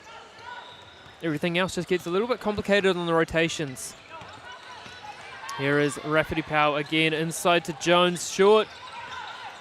Great vision though to find Powell in the corner. Kurufifi Rua is good. And from St. Andrews is Jones short on the Kurufaka'u. And Wellington East with the Kurufifi Rua off the tapa. And we're going to see subs coming in.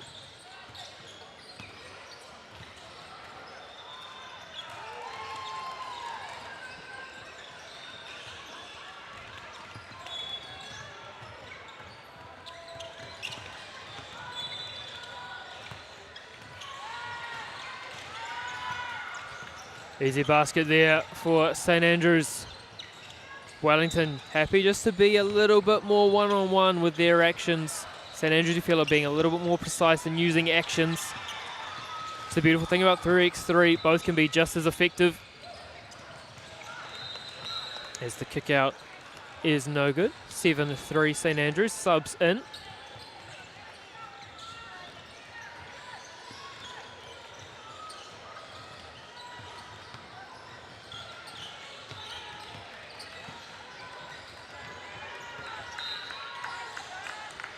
Out of bounds, it's going to stay. St Andrews ball with 9.1. Apologies, Wellington East. 9.1 on the shot clock.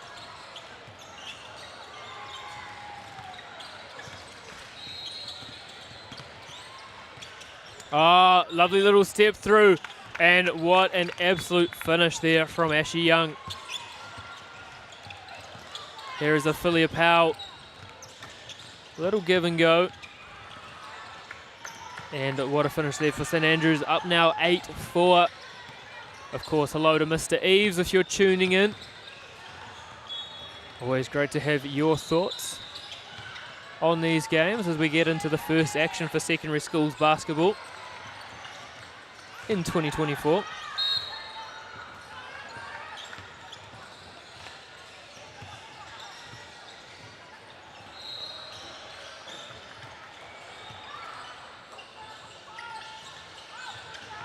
Jones back into the game, looking for Ophelia Powell. Can't convert, and here's Wellington East.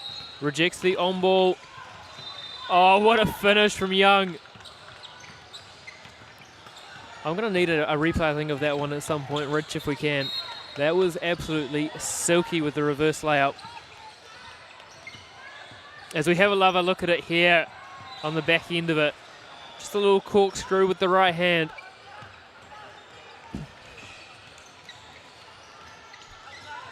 Here's Jones on the left wing. Finds Rafferty Powell. Kuruwhiwhi Rua just a bit strong off the tupper. But Jones with the tūrapa just cleans things up. And a lovely little slip screen. And finish there for St Andrews, up 8-5 over Wellington East. St Andrews, of course, two-time runners-up.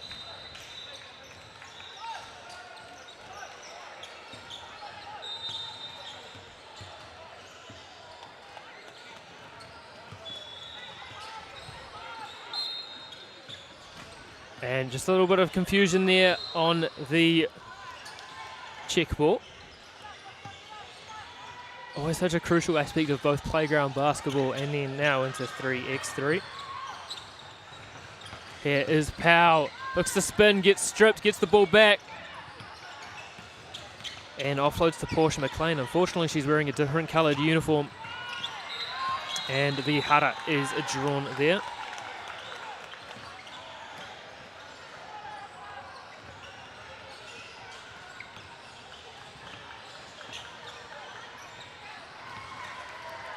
So a chance for a kuru tautuku for Rosalela Vawasua and converts. 9-6 now. Wellington East trail. St Andrews strong again there from Powell on the Kuruwhiwhi Rua. And it looked like 3 seconds was called.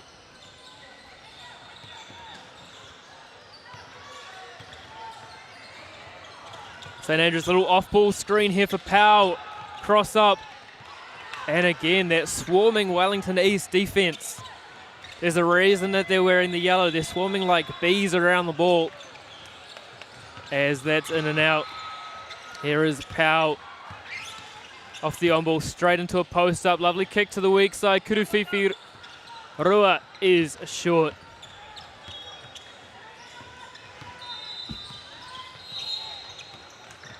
And Powell is fouled, which is going to see subs coming in. Ophelia is going to be back into the game here. And Ava Jones as well. But the Cat Jones is down here. And you'd like to think a woman the experience of Kat Jones is probably in a coaching capacity. Although the beautiful thing about 3x3 is coaches are not allowed to say anything during the game, instructionally wise.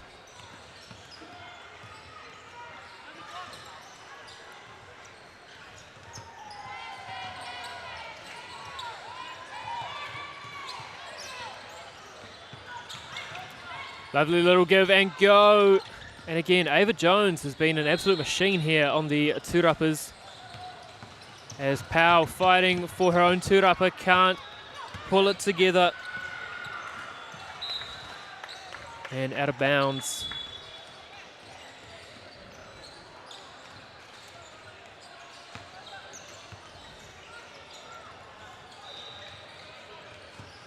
Here is Jones up the top for Stack.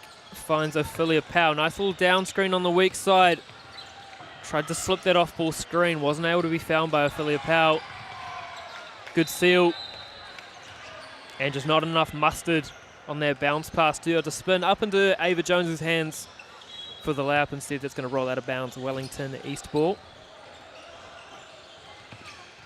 3:53 to play here. Down 9-6 with the left hand, and what a finish again. One possession game. Inside goes Stack, and they're stacking points under the hoop. Into double digits now, 10-7.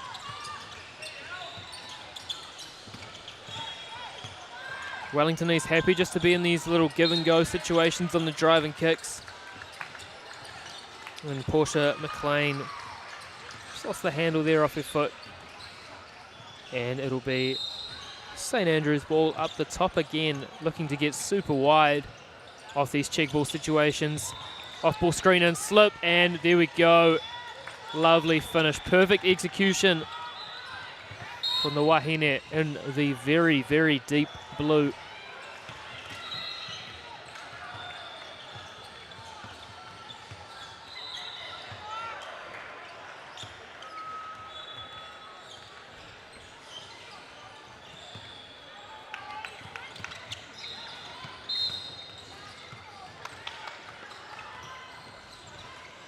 A little bit of miscommunication there, looked like out of bounds. Of course, it's not as well signposted as it would be in a full FIBA event. But regardless, here comes St Andrews. Inside, Pau gets swallowed up, but she draws the hudder. Not deemed shooting. Very different interpretations in 3x3 compared to 5-on-5. So it'll be a check ball as Jones up the top. Happy just to play facilitator.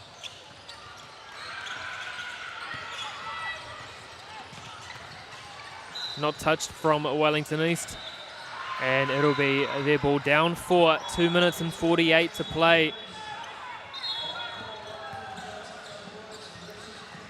Plenty of opportunities for both teams to really grab this game by the horns and make it their own. Off-ball screen here from Wellington East. An opportunity there to roll off it. But instead, Ashley Young pulls up for the Kuruwhiwhirua. And it's now a one-possession game. Here is Pau to the hoop. Draws the hudder, and she's going to get a chance to shoot a Kuru Tautuku. And try and re-extend this lead here for St Andrews. No good, but there was a lane violation as she was in the motion, so she'll get another opportunity.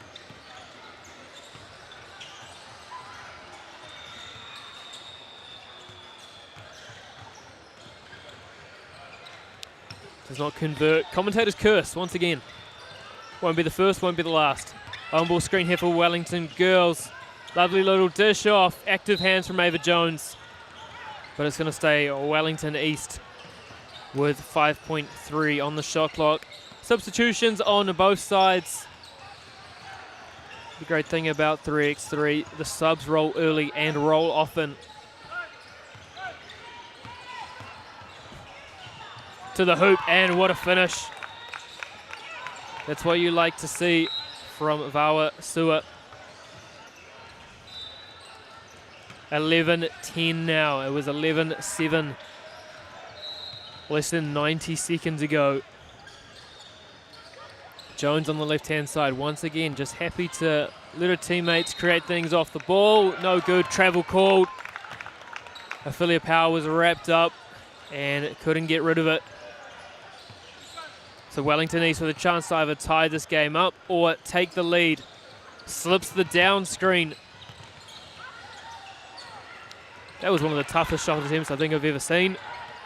But it all worked out for Wellington East. The shot clock wasn't reset, and Ava Jones will come away with it for St Andrews.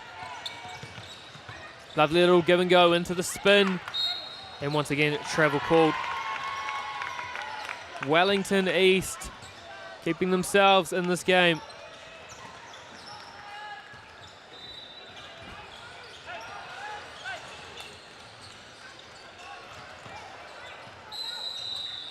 Little down screen here for Wellington. Into the high post. The pull-up jump shot. And the two-upper into St Andrews' hands. Here is Ophelia asking for the on-ball. Gets it. And they tagged the roller, which left the wide-open Kuruwhiwhi Rua. Could not be corralled, and we're going to see a timeout taken here from Wellington East. With 90 seconds to play, chances to draw something up.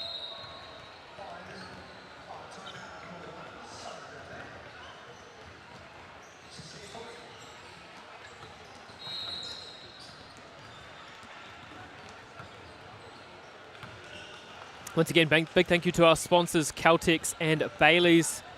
And of course, our official basketball courtesy of Moulton.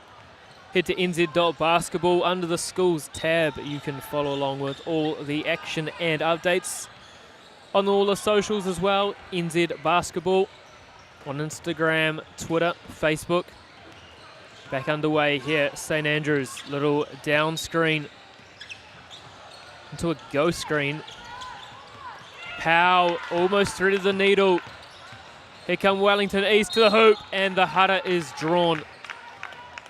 But it's going to be a check ball, not deemed shootings. We have another look at here on the action replay.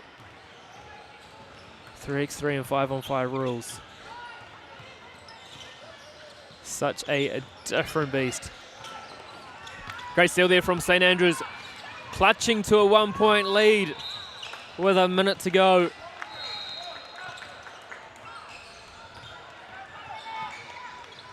Will we see our first overtime here on court one on day one? Powell really up in the grill. And the Hara is drawn. That is going to be Hara number 5 on St Andrews. Get to 7. And every Hara after that is shooting. Every Hara after 10. You get 2 shots. On ball screen. Harassing defense from St Andrews. Wellington East. Young, what a finish.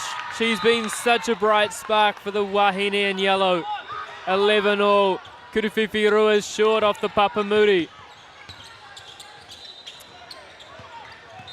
Bawasua. Kuruwhiwhi Rua over the outstretched hands is long off the tapa, and Ophelia Powell came down with the two-rapa.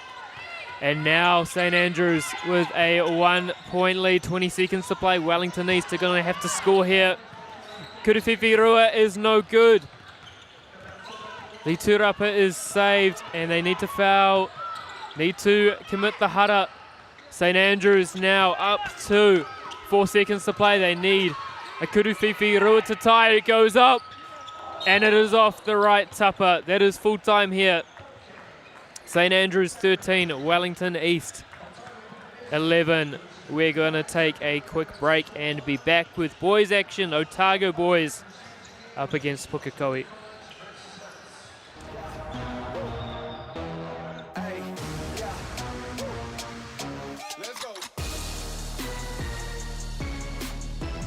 Summer Tournament 2024 on Māori Active. Find us on YouTube. So Hoops and Parks pilot is a first and shows local councils and sports trusts that if you have some oversight over community spaces, if you build it, people are going to play, and Flaxmere today's been a great example of that.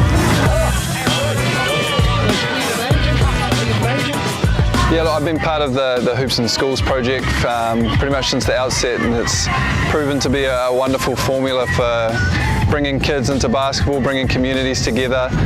So I think this is a really natural progression to get more hoops in as many places as we can throughout New Zealand, bring communities together in different parts, and let them experience how fun basketball can be, being outside and playing with their friends.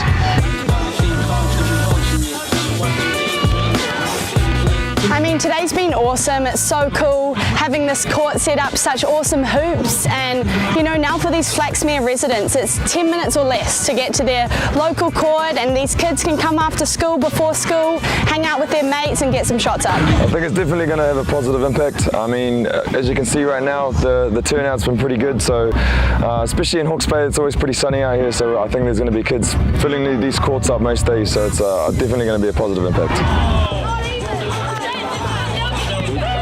Hoops like this are open for everyone at all times, and we're just able to enhance the skill level of participants and get everyone who wants to be involved in basketball involved. Oh, this impact here is positive as, like very positive for especially this area. This park has been desolate for many years, so now just by putting this hoop, you know, in here, it's going to attract a lot of the youth here, and it's positive. You know, encourage other councils to support this initiative, Hoops and Parks.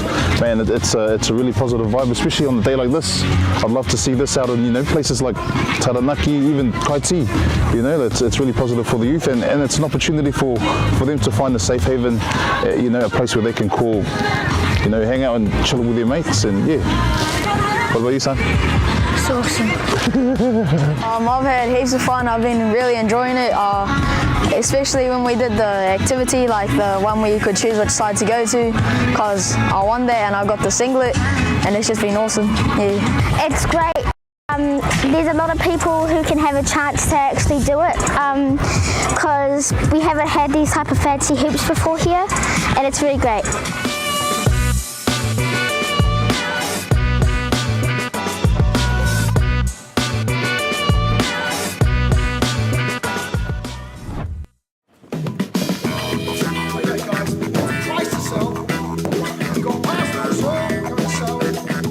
Ladies and gentlemen, this isn't about what we wore back in the day. we're going to go now. Going once, going twice, no more offers.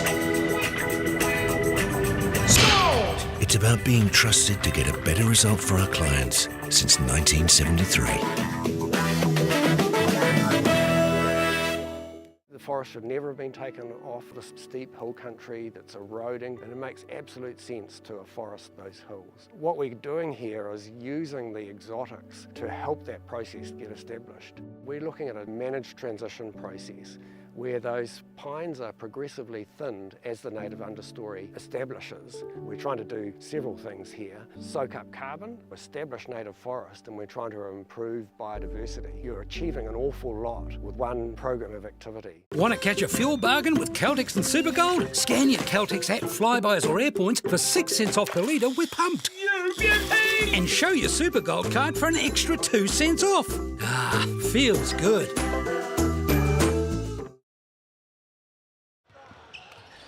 Back underway here in Wellington, Puko up against Otago Boys High School. Otago in the white, Puko in the black.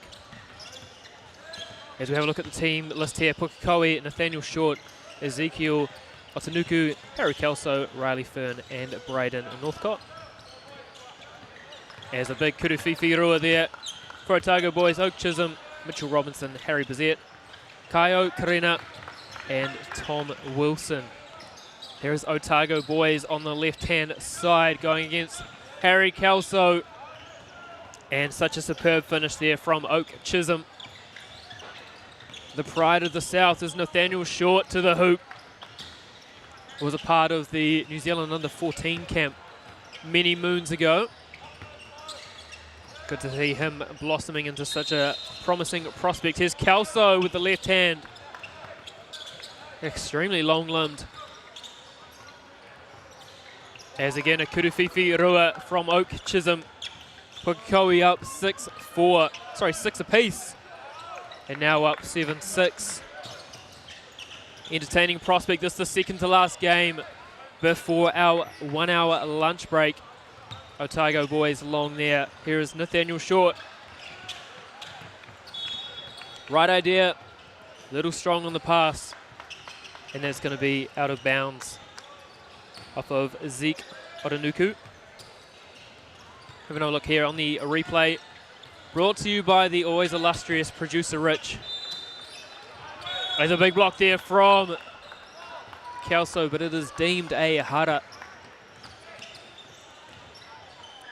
So all positive adjectives unfortunately must be undone. Nice little find here from Otago boys into the hoop. And what a silky finish from Harry Bezet. Short up top, thought about it to the hoop. And a big finish there from Nathaniel Short. Now onto his on-ball defense. Steal nearly from Kelso. Otago work it round Bezet. Kuruwhiwhirua hits the tapa, offensive tūrapa, and a ball was on the court. So it'll be interesting to see what they do here. It's going to be Puko ball. Short up the top. Finds Kelso in the low post. Spins, no good. And Chisholm with the tūrapa. Good physical defense here from Puko. Short just gets found wanting there on the step through. But Kelsey with the tūrapa. It's in Nathaniel Short's hands. Off the Papamuri and the tapa. Tūrapa to Chisholm. Here is Bezet. Finds a little way to get blocked there from Harry Kelso. Here is Short off the little flare screen to the hoop. And the hara is drawn.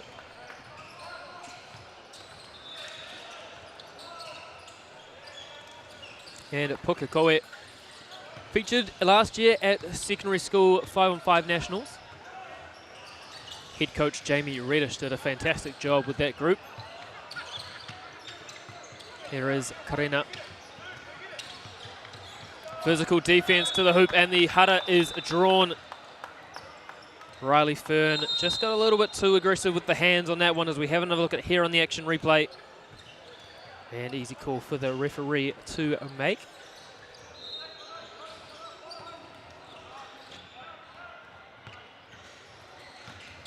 Karena to the line. Long there on the Kurutau Tuku, but Chisholm to the hoop and in and out.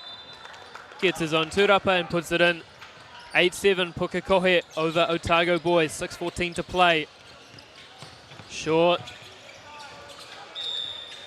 And the hara is called. And will go to the line. Zeke Otanuku.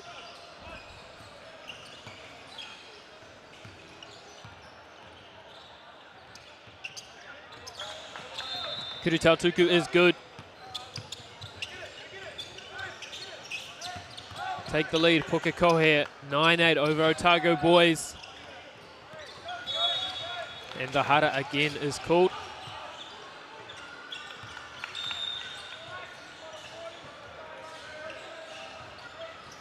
As we're going to see subs taken.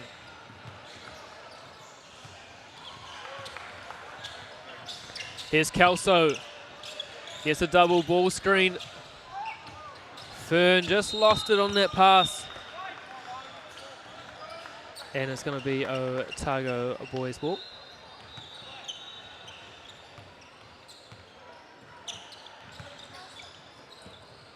Chisholm to the hoop. And Karena played for the contact, got the contact. And will attempt to tie this one up with 5:38 to play.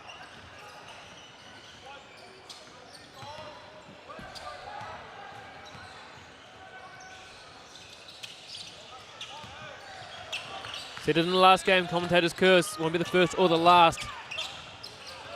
Karena Kuruwhiwhirua is short. Big fight for the tūrapa. Max Chisholm comes up with it. Here he is with the Kuruwhiwhirua. Didn't quite feel he was set on that shot. Here is Kelso. Kuruwhiwhi Rua is good for Puko boys. The first team in this one to get to double digits.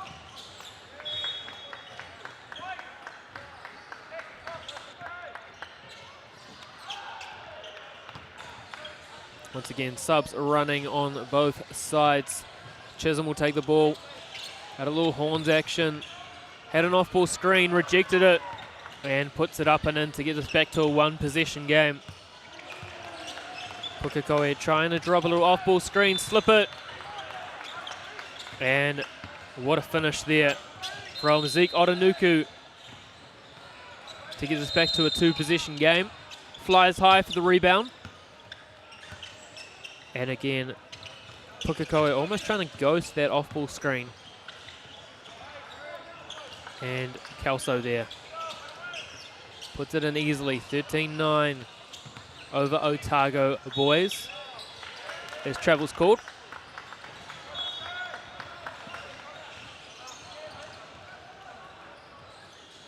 As timeout is taken on the floor. And it's Puko in the ascendancy, the second qualifier out of the northern zone. Of course, all of this was played a couple of weeks ago.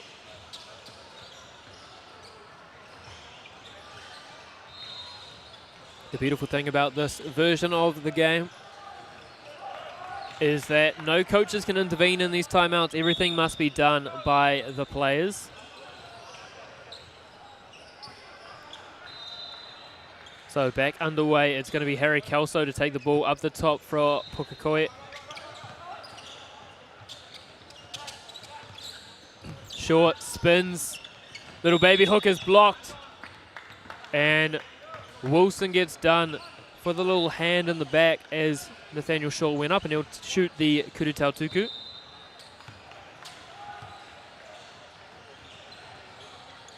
And converts 14-9. And again, another hara is drawn. That's going to be the third on Puko. Otago boys have committed 4.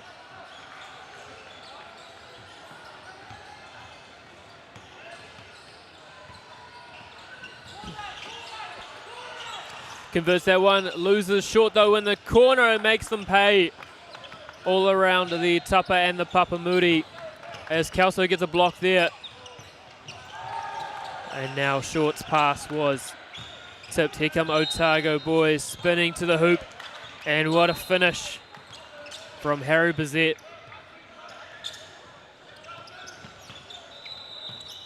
Kelso with the spin. Gets his own turapa. And uses his length pause to put that one up and in.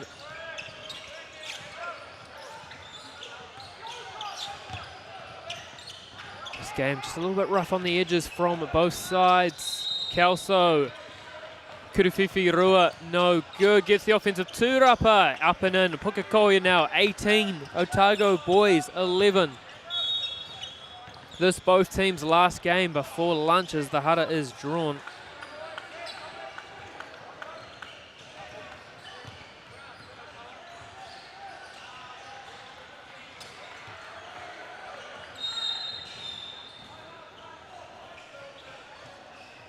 And we're going to see another timeout taken. Once again, big thank you to our sponsors, Bailey's and Caltex, and our presenting sponsor, through which all of these scenes are brought to you by Whakata Māori.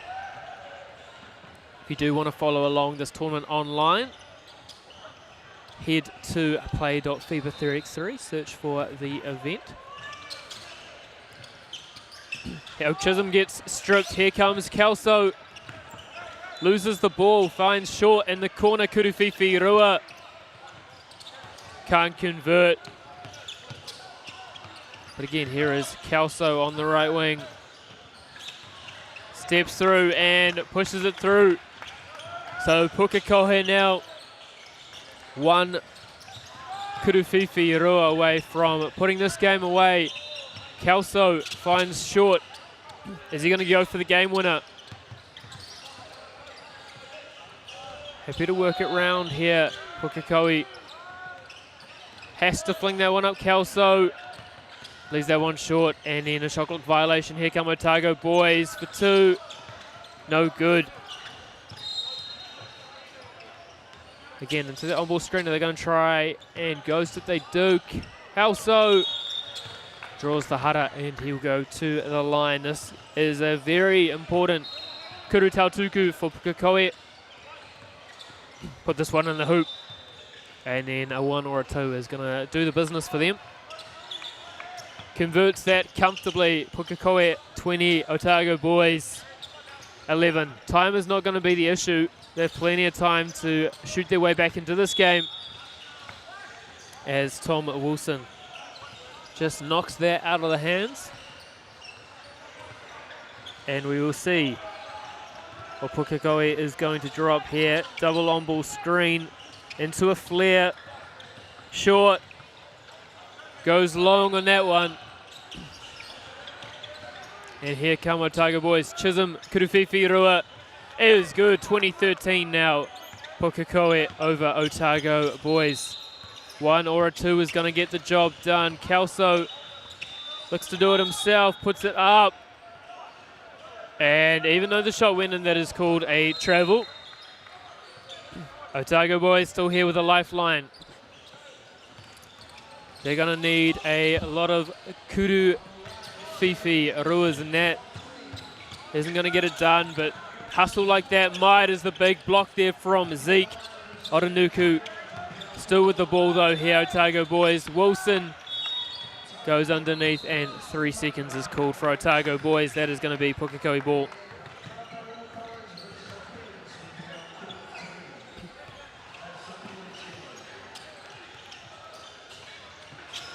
Here is Short on the left-hand side off the on-ball.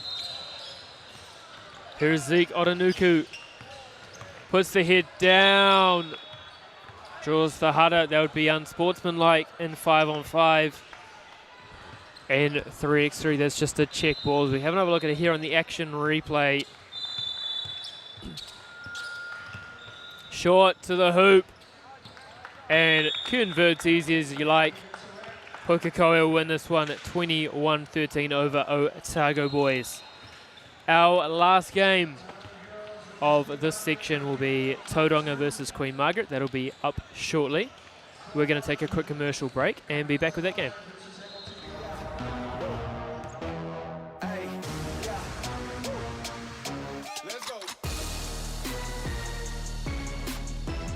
Summer Tournament 2024 on Māori Active. Find us on YouTube.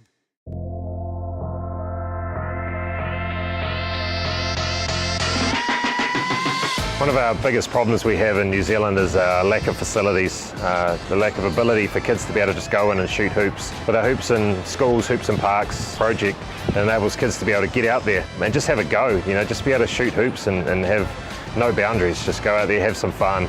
By not being able to get inside to a lot of facilities, this solves a lot of our problems. We're seeing the hoops that we've already installed just be so well utilised. Every time you drive past a school that's got these hoops in it, there's always kids using them. We know it's going to increase participation in our sport, which is a great thing. Yeah, Hoops in Schools means to me just a lot of opportunity that when I look back and reflect on my experience at home in Portland, Whangarei, and in the schools, and there wasn't a lot of hoops around, but there was the odd hoop, and we'd always meet there, all the locals, and would have a ball, have fun, and that was a game for all athletes that played all different sports.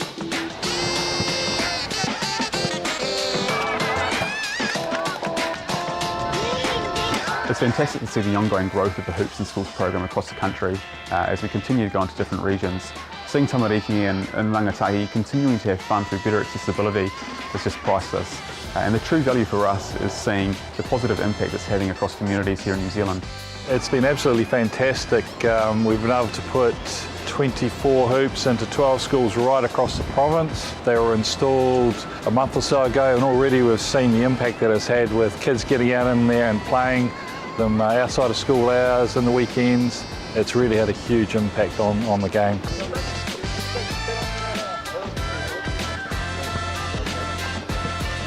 It was good to get into the community today and see the kids just having fun and being able to, you know, have access to these amazing hoops that have been put into new communities, because a lot of schools don't have access to these things.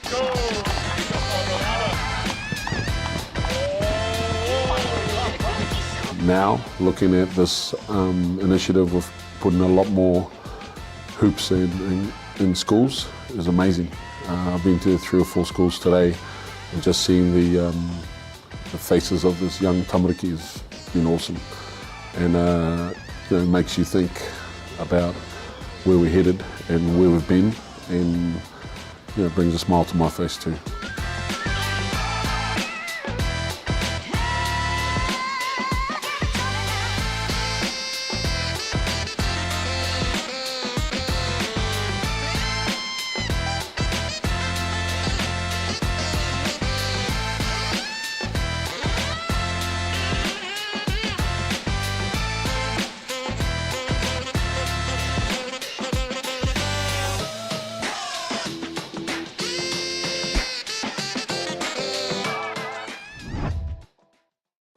Sport is about more than just a game. It's about going from teammates to best mates. It's the high fives and helping hands. That's why Caltex is proud to help fuel school sports. I'm Jason Bill, and we're a farmer around the Mid-North. We took a review of our business a couple of years ago, sort of identified challenges that we had. One was profitability, and we'd noticed on our steep hill country we're getting more and more erosion. We looked around to diversify, looked at forestry to plant on our steeper country. For us, it really addressed those concerns. By doing the forest farm model, we feel like we're getting the best of both worlds. And I'm really excited, and I really do believe in this model. I think it's the way of the future. Welcome back here to Wellington for our final game of the morning session of day 1. We've got Hamilton girls up against Kaio High. And we're going to get into the team list. Firstly, for Hamilton girls, we have Timapara Walker, Caitlin Hull, Keisha Barangarangi, Teresa Bellardi, and Taylor Wallace. On the other side, for Kaio High, Aaliyah Newton, Anika Shaw, Hannah Tolle, Madeline Gascoigne, and Eva Perry. It's been an action-packed, fueled event thus far. Don't forget as well, you can head over to Court 2 and listen to Maya Williamson, who will give you much more articulate actual basketball thoughts than I possibly could ever. She's doing a wonderful job. But thank you for sticking with us here on Court 1. Both teams just getting into their warm-ups.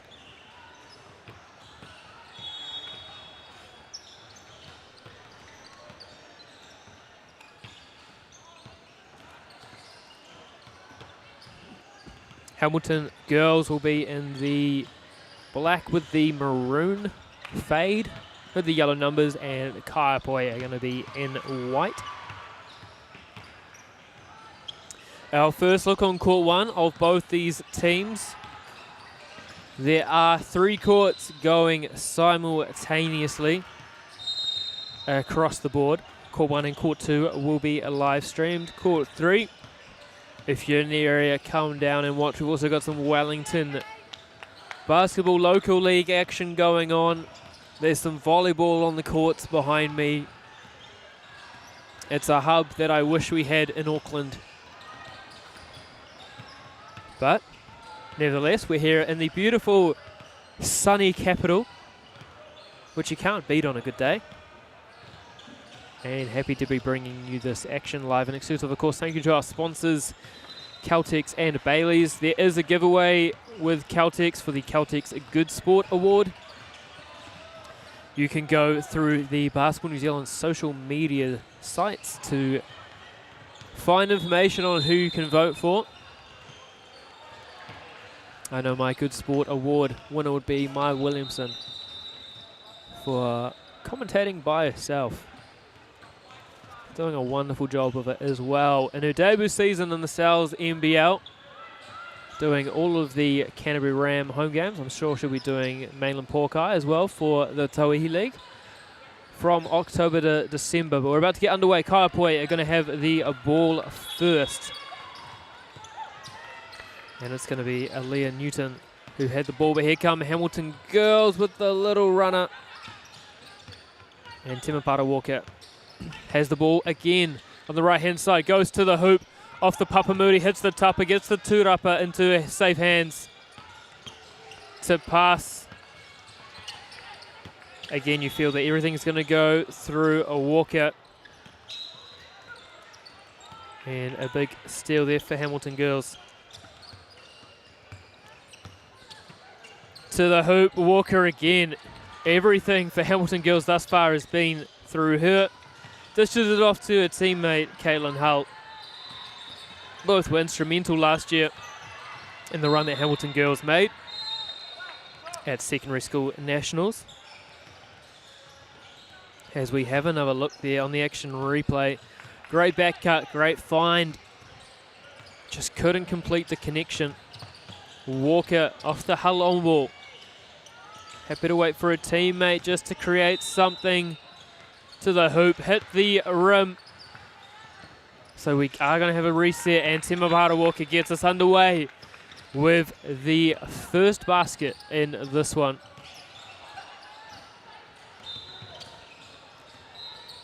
And in response, Hanatoli with the easy basket. Here is Walker fading away, gets blocked from Newton, and eventually ends up in the hands of Kaiapoi. Newton on the right-hand side, going against her number compatriot, Temapara Walker. And the Kuruwhiwhi Rua is good from Maringa Orangi.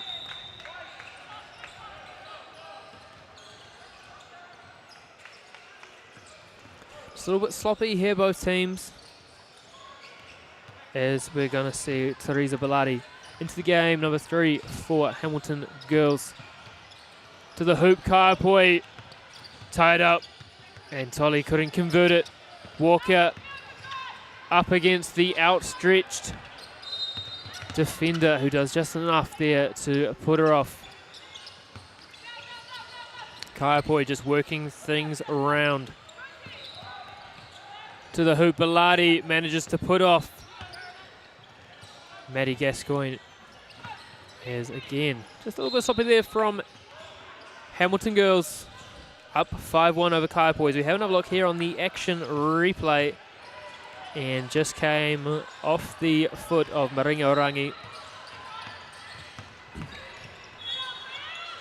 Lovely little spin, short on the finish. Bellardi up the top, little in and out dribble. And that is going to end up Kaiapoi high ball. Of course, in 3x3, every time there is a tie-up, it goes the way of the defense. Hull off the Bellardi on ball, gets it back and blocked. Superb work there from Anika Short. As she looks for her teammate, who's that going to be deemed to have come off?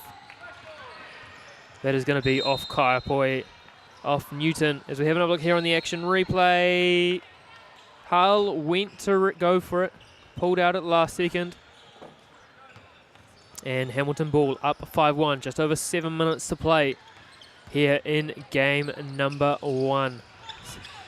Sorry, the final game before lunch. The first game that either team has played on this court. Walker long. Great work there from Newton. Sorry, Short to come down with that one. This is Newton here, step through. Oh, what a finish from Aaliyah Rose Newton. It's the joys of 3x3. It always puts all of the skills on display. Everyone is always required. As Walker, little step through. Bounced around the tupper and down. 6-2 now. Hamilton girls haven't cleared the ball. Have Kaio. They have now 7 on the shot clock. Need to make something happen very quickly. A battle of bodies. And Walker, Kuruwhiwhi, no good. Haldo comes in to grab the tūrapa, but stepped out of bounds. And it's going to be Kaio ball.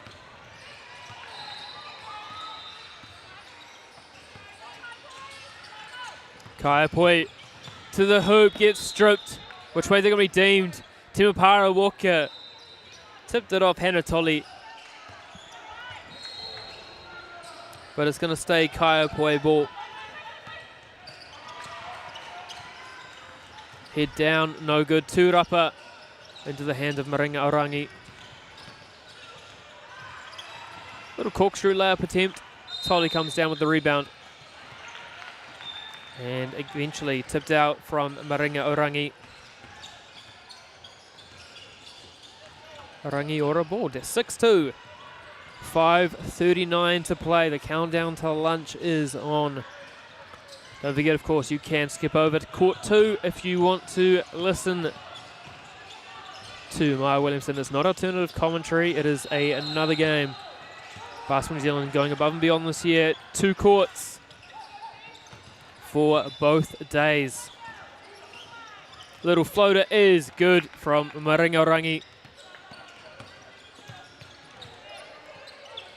And here come Hamilton girls. Short on that one. Fight for the tūrapa. Still fighting for the tūrapa. And again, it's Walker. Maringa Orangi doesn't hit anything over the back of the backboard. Play on. Baladi draws the tūrapa. And a chance here to go up 8-2 as we have another look here on the action replay. A little step through. Greedy hands. Easy call.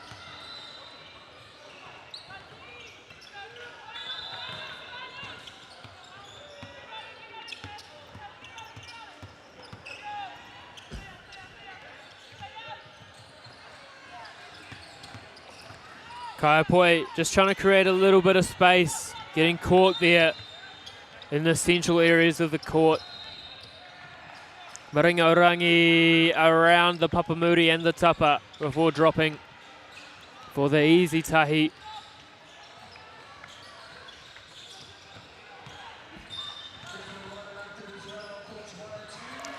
And after that gets tipped, it's going to stay Hamilton ball. And Callan Hull is going to come back into the game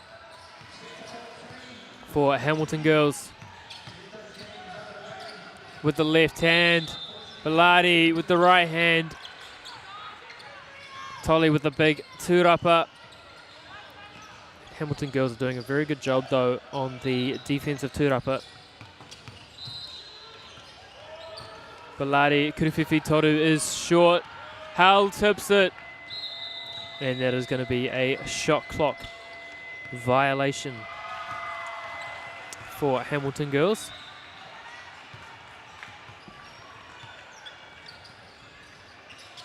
Little on-ball action here for Kaio. Doing a good job, spin, step through. Too strong there off the Papamuri. Tūrapa Walker as Taylor Wallace gets called for a travel. And away come. So having a look there on the action replay. They're tight, these refs, in this 3x3 on those kind of calls. Tolly. Good work there from Kaio. Spinning through, draws the hudder. Looking to compress this to a 5-point game with 3 minutes 24 to play. Nothing has been easy for either side. In and out though. And away come Hamilton girls.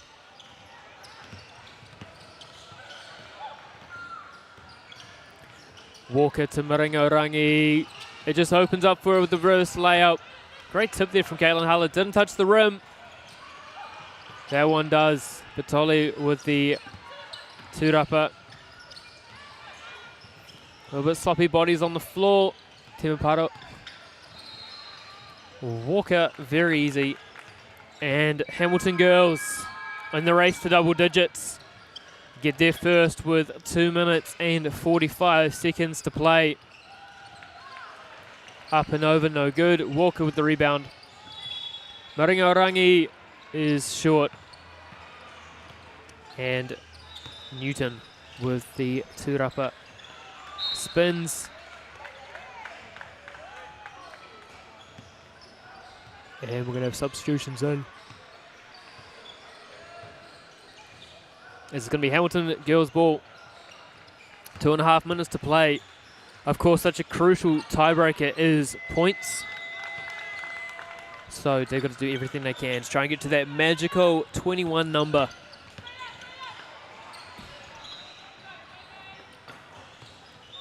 As Belati sees that ball sail over her head. And it's going to be Kaio ball.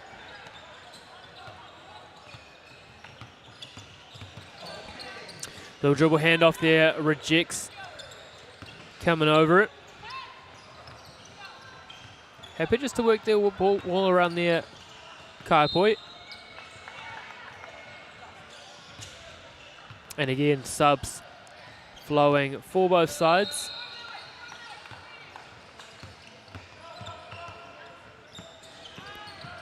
Here's Taylor Wallace underneath, looking for Caitlin Hull. Can't string successive passes together. And Kaio too strong there with the left hand off the Papamuri. Short again. Here's Hull, has to be quick. Shot clock didn't reset, leaves it short. And possession granted to Kaio to the hoop. Seems to be a little bit of glad wrap hanging over the rim at the moment for both sides. But despite the score, you cannot argue that this game is lacking in defensive tenaciousness. Just trying to clear out what the referee signalled there.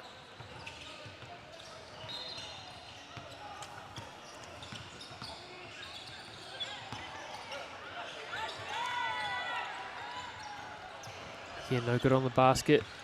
Away come Hamilton girls, up 11-3. 1 minute and 10 to play. As Belati drops that one in. I don't think the result here is going to be challenged. But the key thing is for both teams, can they get those all-important points that goes towards the crossovers. Here is Kaio spinning. Lovely kick out to the corner. Attacking the closeout. Leaves that one long. 42 seconds to play.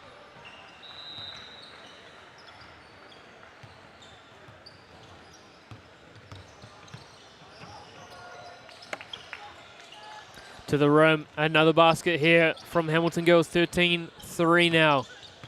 Kaio, can they just massage some points? And there we go, lovely little jump shot from Tole. Walker knew her teammate was going to be there. Hull, big Kurififi Rua is short. And there's just over 10 seconds to play here. Kaio, no real rush here in their last possession. Tole, no good, gets the offensive tūrapa up and no good. They've had good looks, Kaio, just haven't been able to score, and that's going to do it for us here on Court 1 leading into lunch. Hamilton girls 13, Kaio 4. We're going to be back around 1:25 with the afternoon block. Our first game is going to be St. Thomas's versus Parapara Umu College. We will see you all then.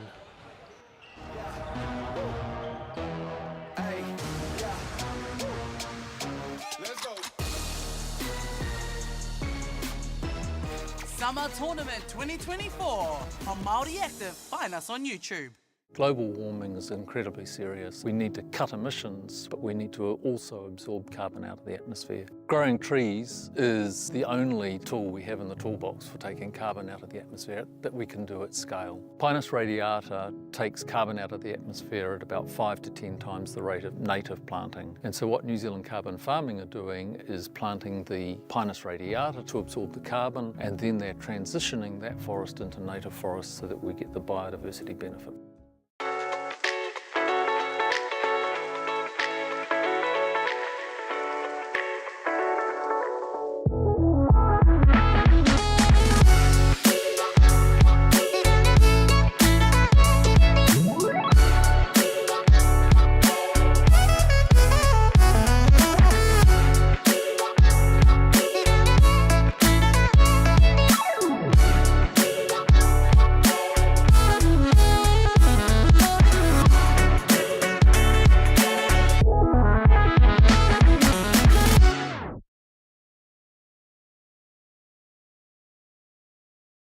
Funding is a real challenge. We know that a lot of schools face that ongoing, and the reality is if you go to a lower decile school in New Zealand, you are less likely to be able to afford to participate in sport. Obviously, having come through it myself with kids and being one of those kids myself who played sport, I know how much it defined who I was. And now being able to go, I can't fix it all, but we can help and try and give to those people who are going through really tough times. It's a real privilege, but you know, for us, we want to see others get involved in this. This is not a selfish thing for Apollo. This is about how can we get, whether it's construction or other businesses, to get involved in this. There's a lot of things that kids miss out on, and so to have businesses step up and want to be involved and to help is a game changer for schools. It really is. Okay. Yes. Okay. Yeah. This isn't about long-distance calling, technology, or living overseas. Do I have one more bid? Thank you. We're going to go once. We're going twice. And we are sold to the Kiwi phone bidder from Manchester.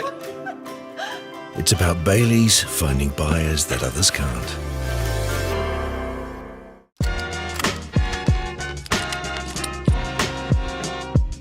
Just want to welcome everyone here today, all you beautiful Wellington people.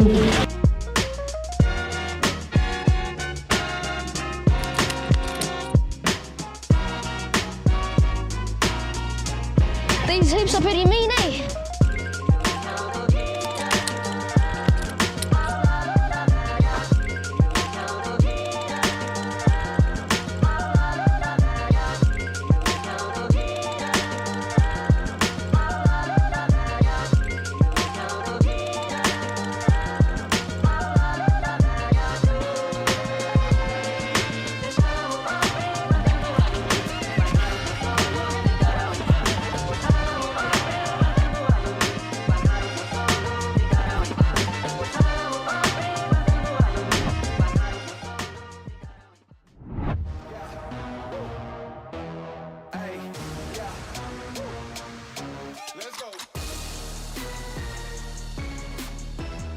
Summer Tournament 2024 on Māori Active. Find us on YouTube.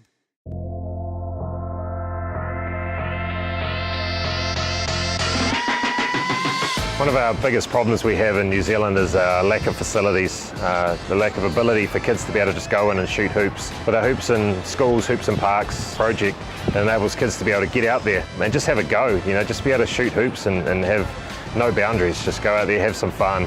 By not being able to get inside to a lot of facilities, this solves a lot of our problems. We're seeing the hoops that we've already installed just be so well utilised. Every time you drive past the school that's got these hoops in it, there's always kids using them.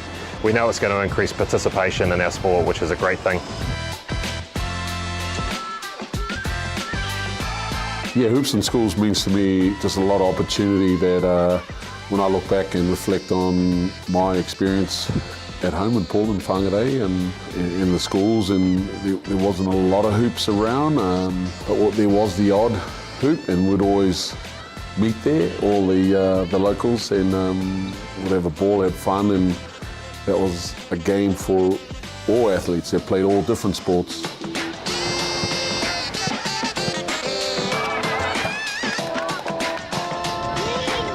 It's fantastic to see the ongoing growth of the Hoops in Schools program across the country as we continue to go into different regions. Seeing tamariki and rangatahi continuing to have fun through better accessibility is just priceless. And the true value for us is seeing the positive impact it's having across communities here in New Zealand. It's been absolutely fantastic. We've been able to put 24 hoops into 12 schools right across the province. They were installed a month or so ago, and already we've seen the impact that it's had with kids getting out in there and playing them outside of school hours and the weekends. It's really had a huge impact on the game.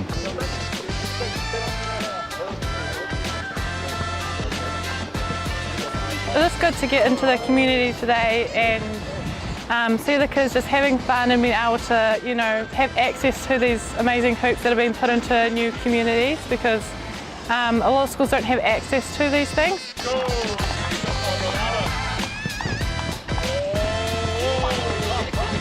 Now, looking at this initiative of putting a lot more hoops in schools is amazing. I've been to 3 or 4 schools today and just seeing the faces of this young tamariki has been awesome. And you know, it makes you think about where we're headed and where we've been, and you know, it brings a smile to my face too.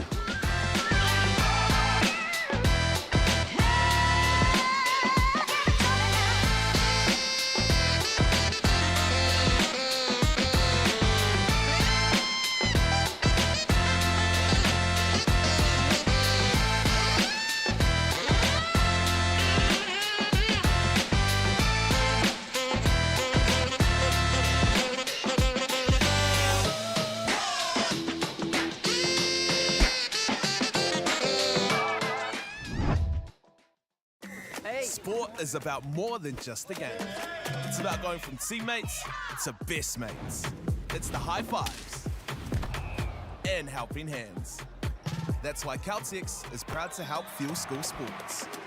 I'm Jason Bill, and we farm around the mid-north. We took a review of our business a couple of years ago, sort of identified challenges that we had. One was profitability, and we'd noticed on our steep hill country we're getting more and more erosion. We looked around to diversify, looked at forestry to plant on our steeper country. For us, it really addressed those concerns. By doing the forest farm model, we feel like we're getting the best of both worlds. And I'm really excited, and I really do believe in this model. I think it's the way of the future.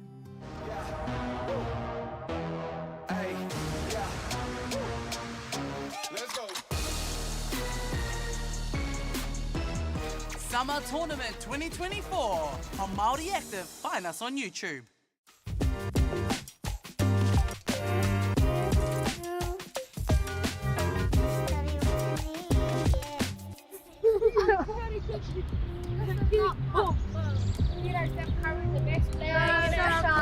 Hey Tom, it's been a while. Where have you been? Sorry man, I've been busy. Come and see what we have been doing.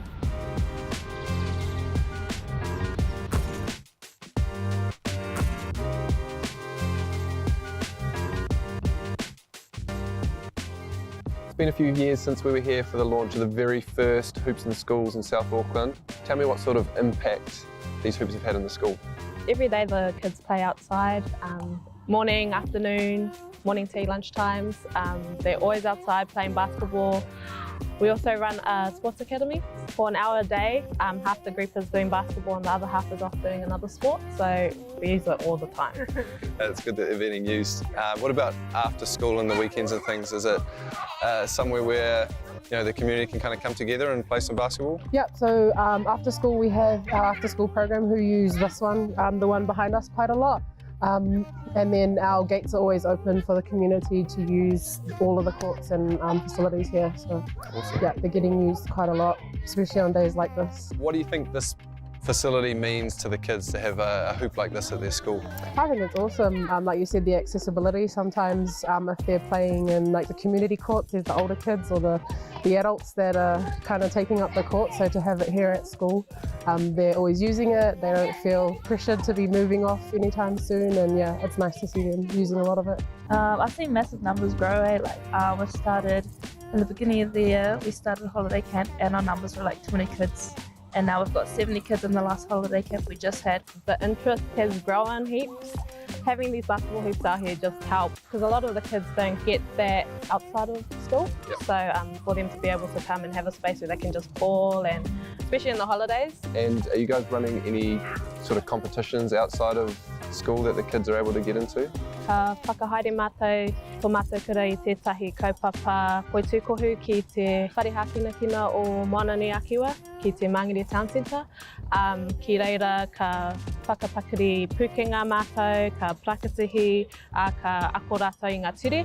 Whakahaere mātou I tētahi whakataetai ki te taha o Legacy Wildcats. Ki reira ka tākoro rātou me etahi atukura o tēnei rohe o Māngere.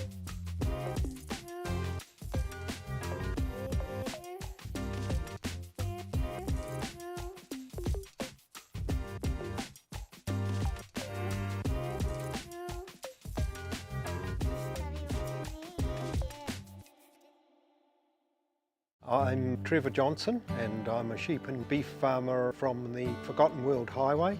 Some of the country we bought was quite steep and difficult. We have pushed those blocks to pine trees, 1,000 hectares into forest and 7,000 hectares will stay in grazing. To me, it's just the best use of land. If you've got land that is not so productive, it's a marvellous way of increasing your income.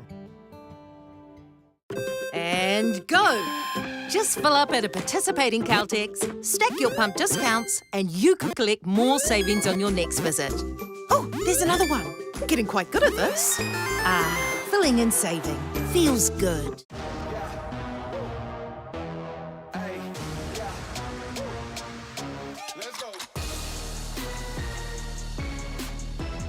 Summer Tournament 2024 on Māori Active. Find us on YouTube.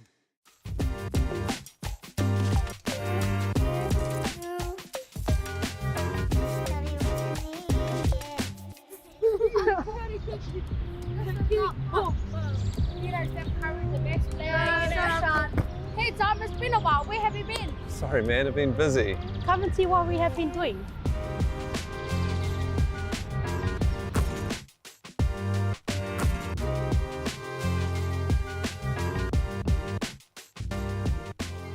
It's been a few years since we were here for the launch of the very first Hoops in Schools in South Auckland. Tell me what sort of impact these hoops have had in the school. Every day the kids play outside, morning, afternoon, morning tea, lunch times. They're always outside playing basketball. We also run a sports academy for an hour a day. Half the group is doing basketball and the other half is off doing another sport, so we use it all the time. It's good that they're being used. What about after school and the weekends and things? Is it somewhere where the community can kind of come together and play some basketball? Yep, so after school we have our after school program who use this one, the one behind us, quite a lot.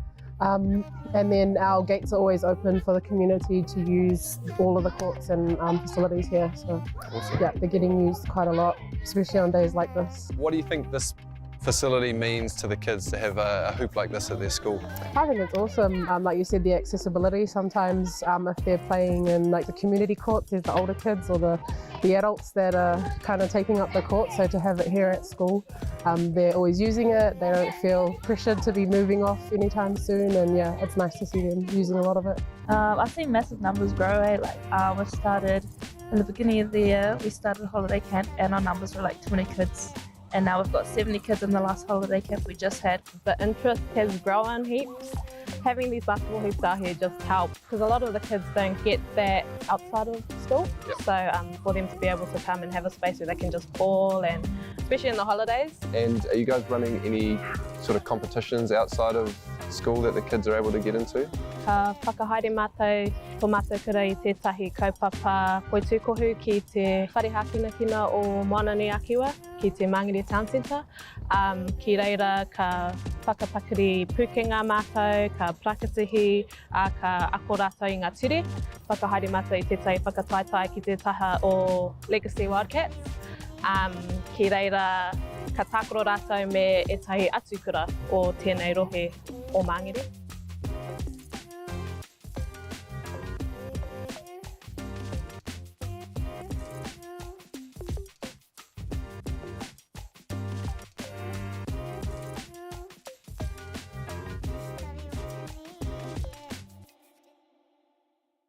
I'm Trevor Johnson and I'm a sheep and beef farmer from the Forgotten World Highway. Some of the country we bought was quite steep and difficult.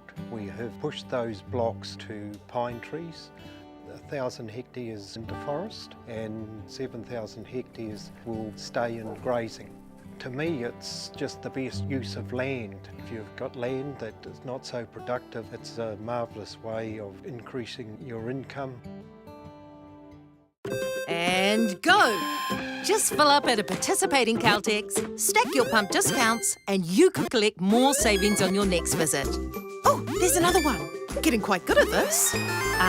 Filling and saving. Feels good.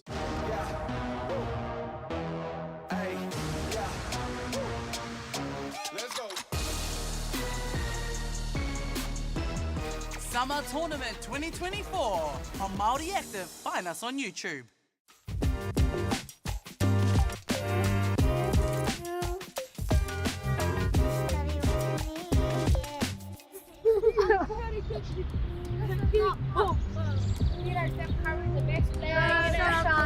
Hey Tom, it's been a while. Where have you been? Sorry man, I've been busy. Come and see what we have been doing.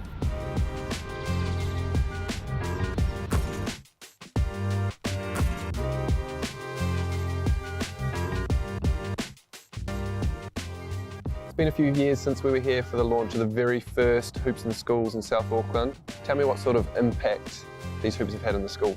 Every day the kids play outside, morning, afternoon, morning tea, lunch times. They're always outside playing basketball. We also run a sports academy for an hour a day. Half the group is doing basketball and the other half is off doing another sport, so we use it all the time. It's good that they're being used. What about after school and the weekends and things? Is it somewhere where the community can kind of come together and play some basketball? Yep, so after school we have our after school program who use this one, the one behind us, quite a lot. And then our gates are always open for the community to use all of the courts and facilities here. So awesome. Yeah, they're getting used quite a lot, especially on days like this. What do you think this facility means to the kids to have a hoop like this at their school? I think it's awesome. Like you said, the accessibility. Sometimes if they're playing in like the community courts, there's the older kids or the adults that are kind of taking up the court. So to have it here at school, they're always using it. They don't feel pressured to be moving off anytime soon. And yeah, it's nice to see them using a lot of it. I've seen massive numbers grow. We started in the beginning of the year, we started a holiday camp and our numbers were like 20 kids. And now we've got 70 kids in the last holiday camp we just had. The interest has grown heaps. Having these basketball hoops out here just helps because a lot of the kids don't get that outside of school. Yep. So for them to be able to come and have a space where they can just ball, and especially in the holidays. And are you guys running any sort of competitions outside of school that the kids are able to get into? Ka whakahaere mātou, tō mātou kura I tētahi kaupapa poitūkohu ki te wharehakinakina o Moanani Akiwa, ki te Mangere Town Centre. Ki reira ka whakapakari pukenga mātou, ka prakatihi, ka ako rātou I ngā ture. Whakahaere mātou I tētahi whakataetai ki te taha o Legacy Wildcats. Ki reira ka tākoro rātou me etahi atukura o tēnei rohe o Mangere.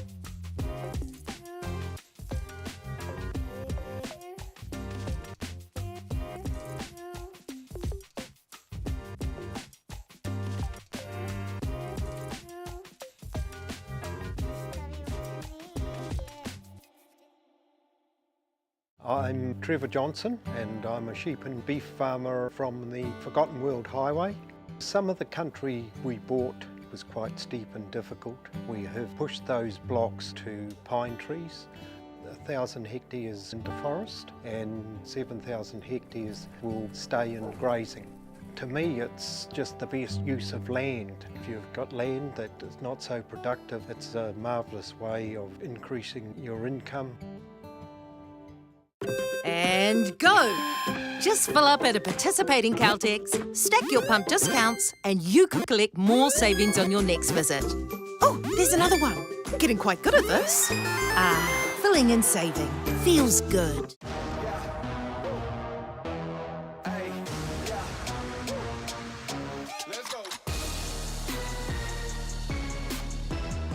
Summer Tournament 2024 on Māori Active. Find us on YouTube.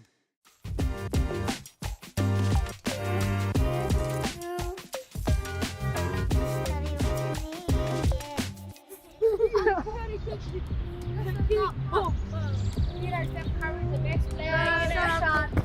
Tom, it's been a while. Where have you been? Sorry man, I've been busy. Come and see what we have been doing.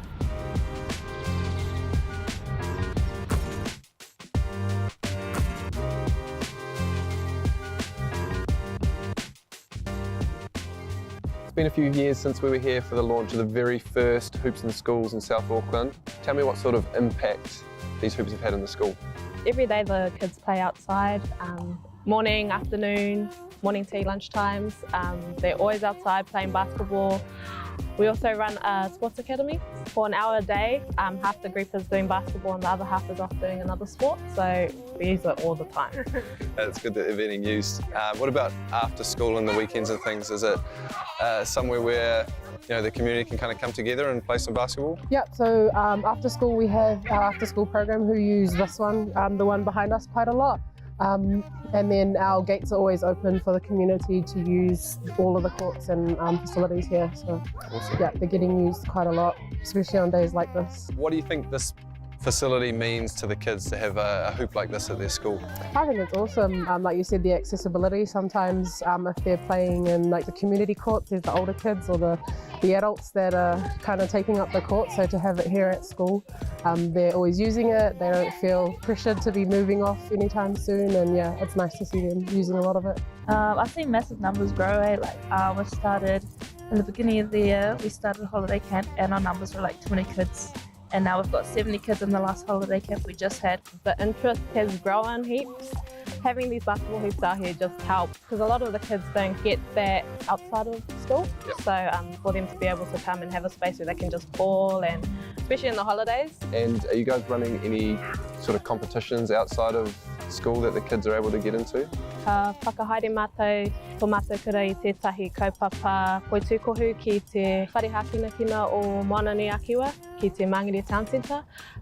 Ki reira ka whakapakari pukenga mātou, ka prakatihi, ka ako rātou I ngā ture. Whakahaere mātou I tētahi whakataetai ki te taha o Legacy Wildcats. Ki reira ka tākoro rātou me etahi atukura o tēnei rohe o Mangere.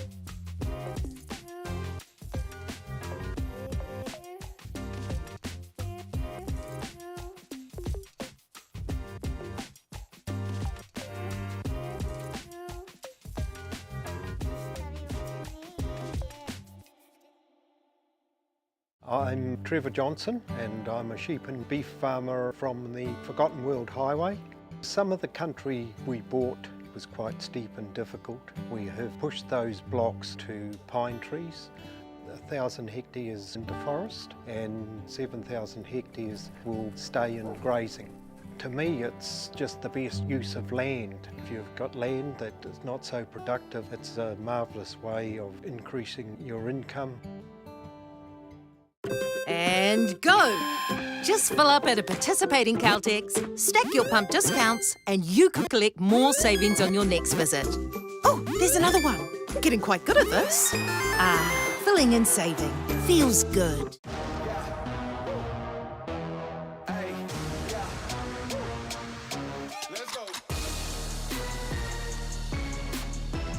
Summer Tournament 2024 on Māori Active. Find us on YouTube.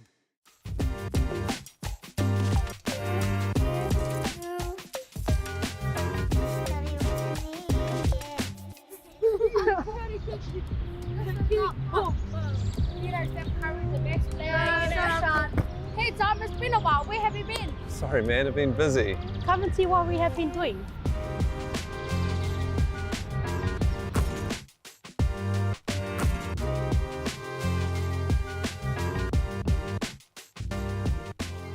It's been a few years since we were here for the launch of the very first Hoops in Schools in South Auckland. Tell me what sort of impact these hoops have had in the school. Every day the kids play outside, morning, afternoon, morning tea, lunch times. They're always outside playing basketball. We also run a sports academy for an hour a day. Half the group is doing basketball and the other half is off doing another sport, so we use it all the time. It's good that they're being used. What about after school and the weekends and things? Is it somewhere where the community can kind of come together and play some basketball? Yep, so after school we have our after school program who use this one, the one behind us, quite a lot. And then our gates are always open for the community to use all of the courts and facilities here. So Awesome. yeah, they're getting used quite a lot, especially on days like this. What do you think this facility means to the kids to have a hoop like this at their school?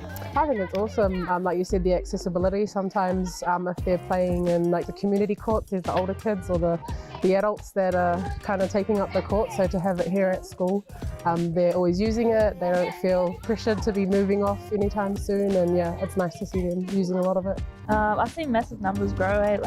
We started in the beginning of the year, we started holiday camp and our numbers were like 20 kids. And now we've got 70 kids in the last holiday camp we just had. The interest has grown heaps. Having these basketball hoops out here just helps because a lot of the kids don't get that outside of school. Yep. So for them to be able to come and have a space where they can just ball, and especially in the holidays. And are you guys running any sort of competitions outside of school that the kids are able to get into? Whakahaere mātou, tō mātou kura I tētahi kaupapa poitukohu ki te wharehakinakina o Moanani Akiwa, ki te Margaret Town Centre. Ki reira ka whakapakari pukenga mātou, ka prakatihi, ka ako rātou I ngā ture. Whakahaere mātou I tētahi whakataetai ki te taha o Legacy Wildcats. Ki reira ka tākoro rātou me etahi atukura o tēnei rohe o Māngere.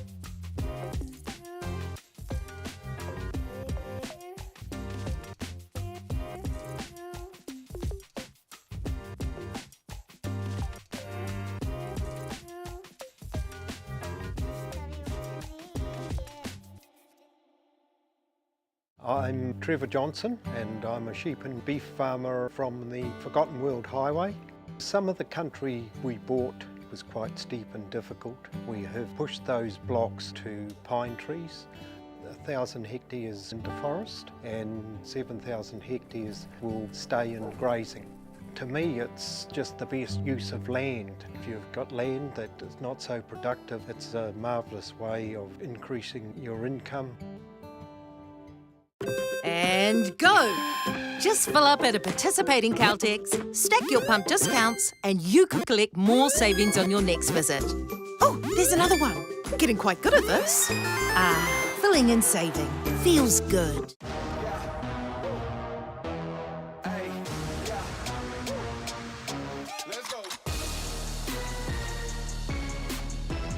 Summer Tournament 2024 on Māori Active. Find us on YouTube.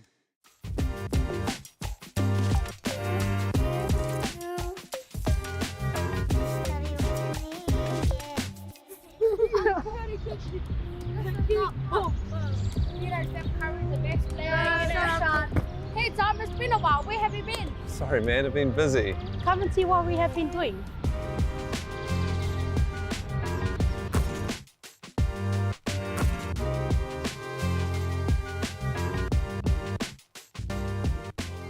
It's been a few years since we were here for the launch of the very first Hoops in Schools in South Auckland. Tell me what sort of impact these hoops have had in the school.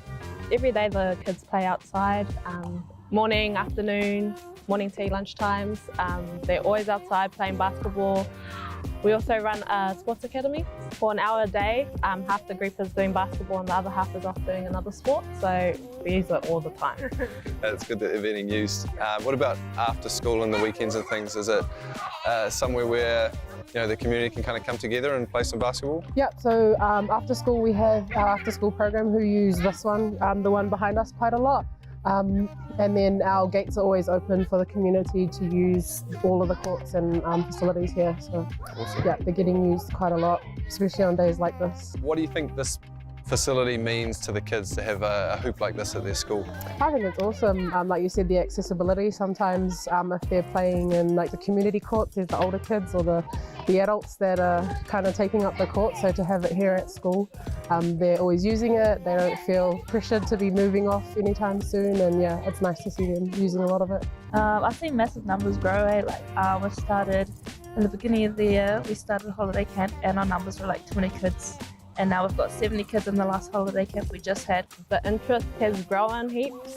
Having these basketball hoops out here just helps because a lot of the kids don't get that outside of school. Yep. So for them to be able to come and have a space where they can just ball, and especially in the holidays. And are you guys running any sort of competitions outside of school that the kids are able to get into?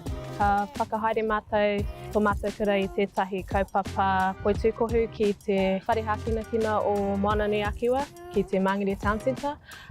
Ki reira ka whakapakari pukenga mātou, ka prakatihi, ka ako rātou I ngā ture.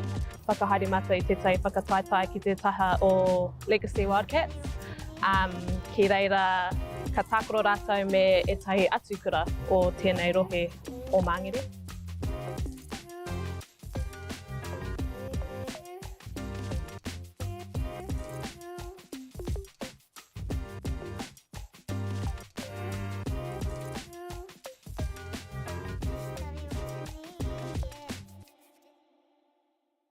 I'm Trevor Johnson and I'm a sheep and beef farmer from the Forgotten World Highway.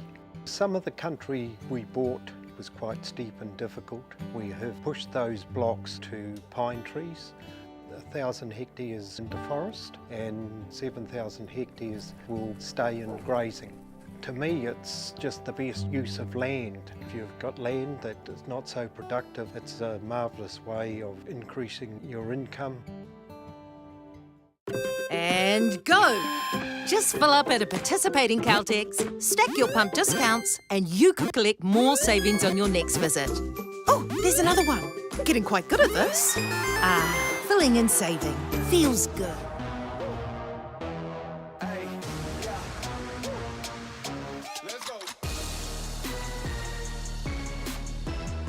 Summer Tournament 2024 on Māori Active. Find us on YouTube.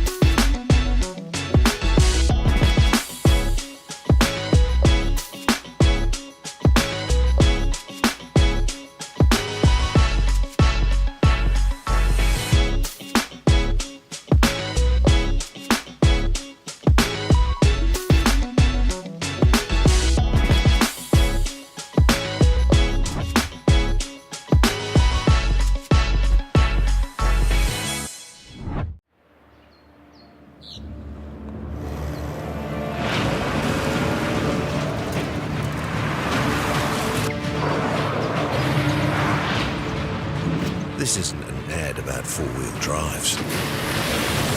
It's about knowing the place, as well as the locals. We found the place. That's a good start. Built by my great-grandfather 20 years ago. Funding is a real challenge. We know that a lot of schools face that ongoing, and the reality is if you go to a lower decile school in New Zealand, you are less likely to be able to afford to participate in sport. Obviously, having come through it myself with kids and being one of those kids myself who played sport, I know how much it defined who I was. And now being able to go, I can't fix it all, but we can help and try and give to those people who are going through really tough time. It's a real privilege, but you know, for us, we want to see others get involved in it. This is not a selfish thing for Apollo. This is about how can we get, whether it's construction or other businesses, to get involved in this. There's a lot of things that kids miss out on, and so to have businesses step up and want to be involved and to help is a game changer for schools. It really is.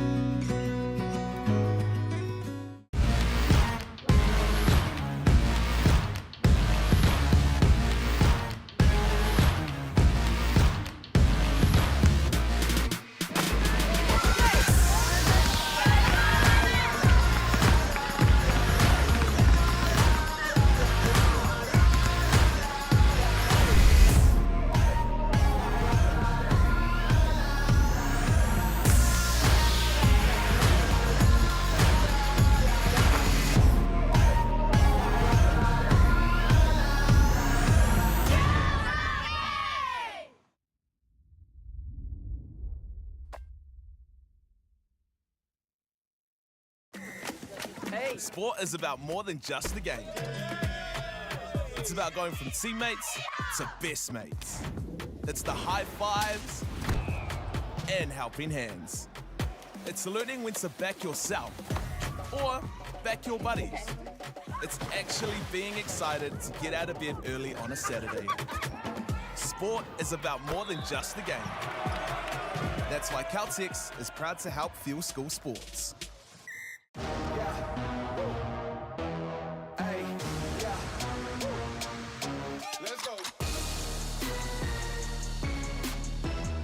Summer Tournament 2024 on Māori Active. Find us on YouTube.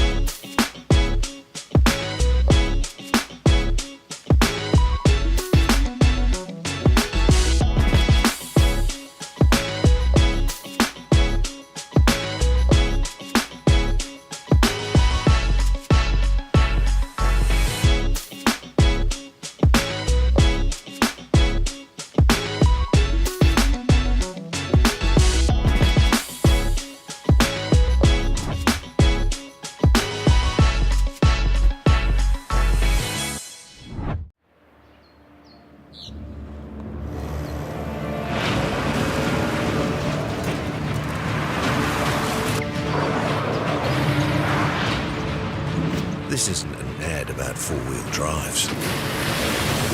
It's about knowing the place, as well as the locals. You found the place. That's a good start.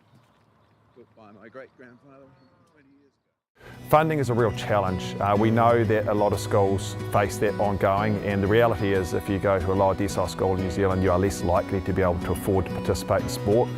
Obviously, having come through it myself with kids and being one of those kids myself who played sport, I know how much it defined who I was. And now being able to go, I can't fix it all, but we can help and try and give to those people who are going through really tough times. It's a real privilege, but you know, for us, we want to see others get involved in it. This is not a selfish thing for Apollo. This is about how can we get, whether it's construction or other businesses, to get involved in this. There's a lot of things that kids miss out on, and so to have businesses step up and want to be involved and to help is a game changer for schools. It really is.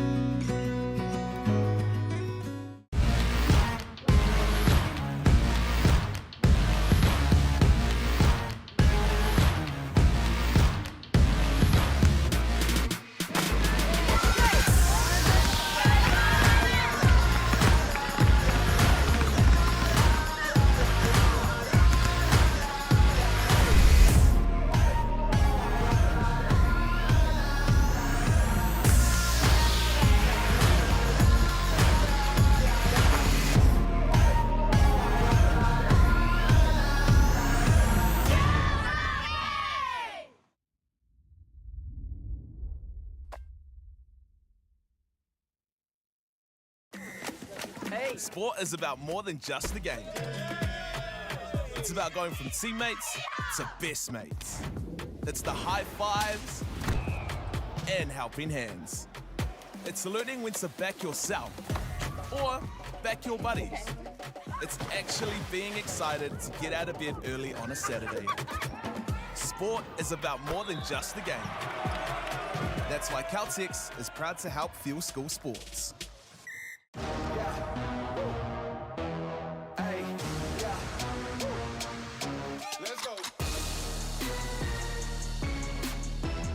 Summer Tournament 2024 on Māori Active. Find us on YouTube.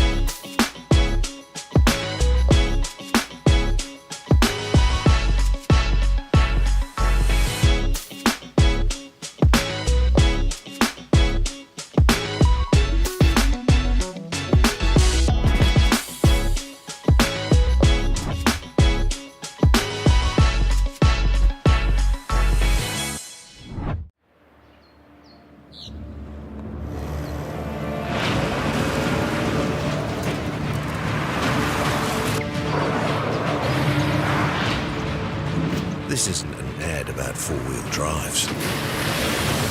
It's about knowing the place, as well as the locals.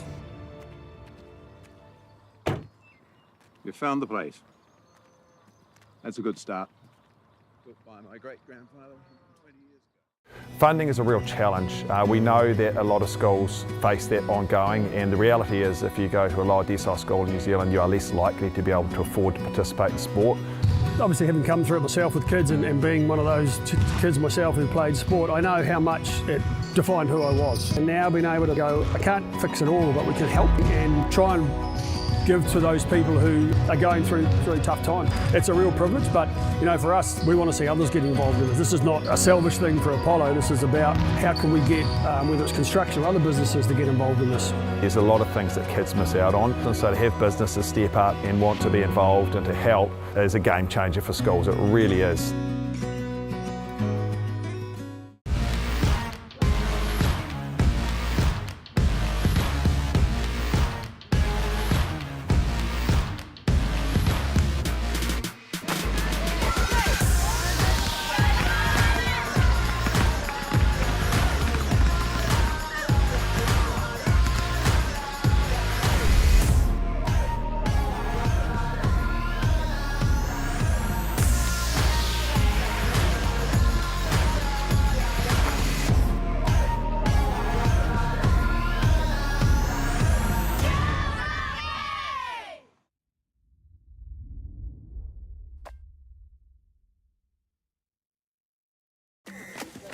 Sport is about more than just the game.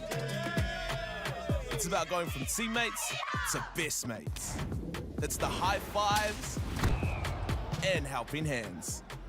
It's learning when to back yourself or back your buddies.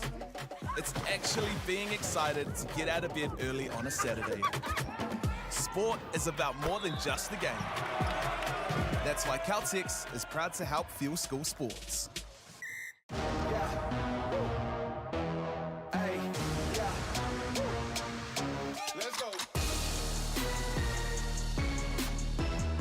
Summer Tournament 2024 on Māori Active. Find us on YouTube.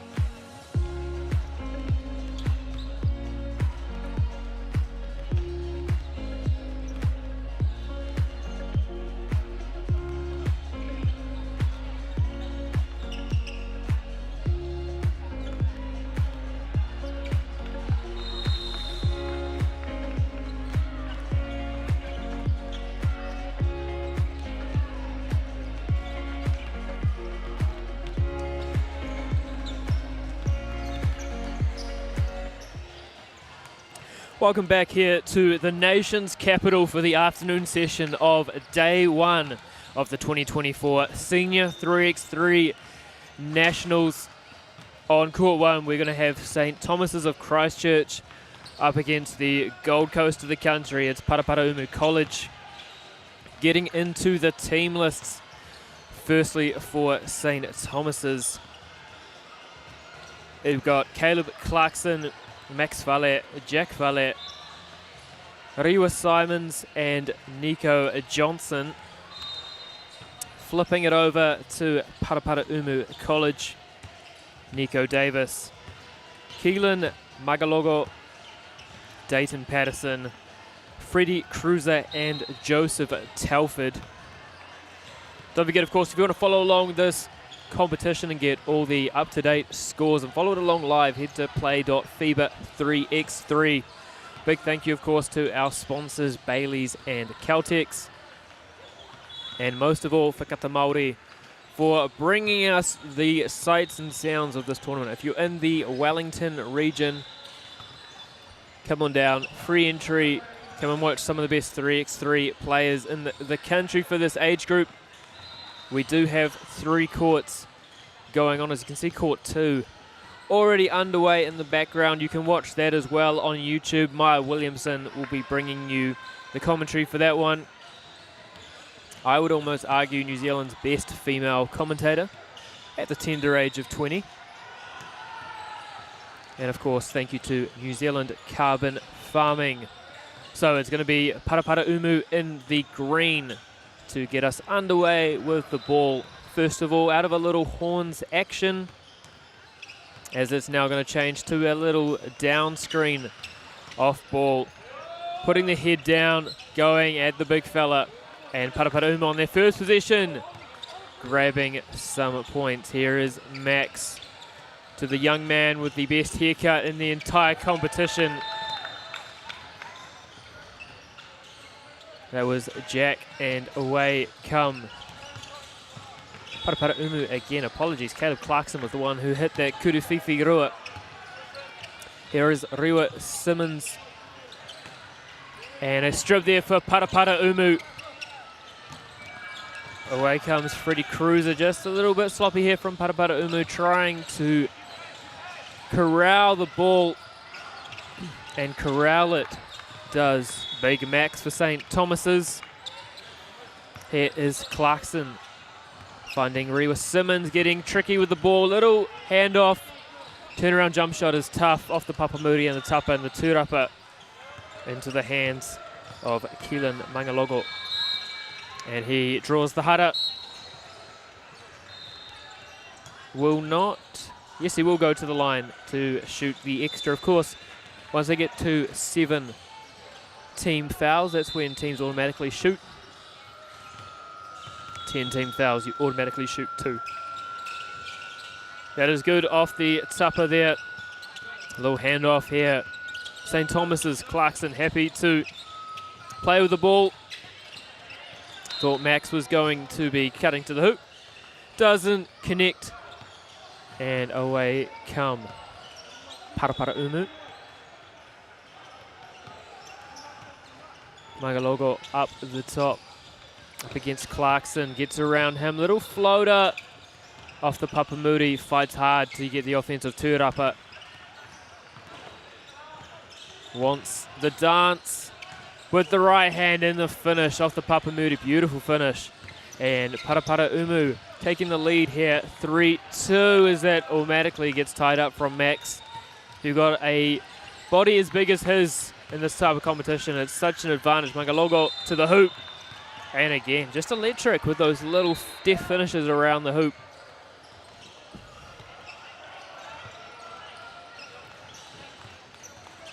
Riwa Simmons up top.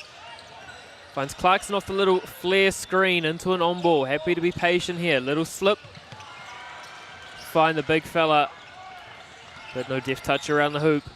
And the tūrapa, Paraparaumu. Magalogo to the hoop. And one. Beautiful finish from Keelan Magalogo. And he's going to go to the line to try and get the Kuru Tautuku. and grab the extra basket. Converts. And 6-3 now, Parapara Umu. They had a tough game first up against Roto boys, but really starting to show their class in this first game after the lunch break. Maybe those extra calories give them just the burst that they need. Magalogo for the Kuru Fifi Rua is good. 8-4 now, Parapara Umu. Max no good, goes up again. Delicious off the tūrapa. 8-5, Parapara Umu short there on the Kuru Fifi Rua. Good defense there from Clarkson. Switch though, and the hara is drawn on Max. And again, that is going to be hara number 3 on St. Thomas's. Just something to watch as this game unfolds. It's a foul a minute. Chance to get to 9 for Parapara Umu, in and out. But the offensive tūrapa, again, just a little sloppy. Max on the floor behind the back pass. Is that deemed to have been cleared? No, it wasn't. So they're going to reset through Riwa Simmons to the hoop, puts the head down. A little bit strong off the Papamuri, and the tūrapa again into Magalogo. With the right hand, delicious off the glass.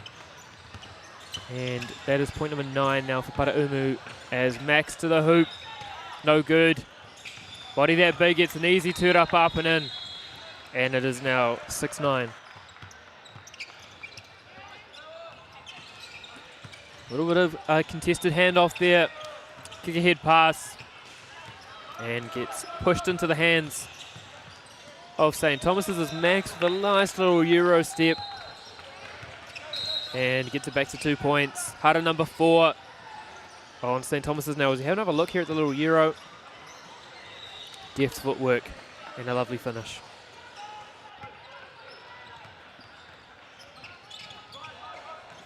Parapara out of the high post action. Offensive tūrapa up and in off glass. Fantastic finish there from Freddie Cruiser. Both teams are struggling a little bit from deep. Clarkson, good tip to Ariwa. And straight away, no hesitation to the hoop with the right hand and the deft touch. Was moving at speed, but just managed to slow his brain down, as we're going to see a foul on the floor. Foul number 5. These are adding up very quickly. High post again into an off-ball screen. Slips it. Fakes the handoff. Cruiser. And Parapara now 11 points.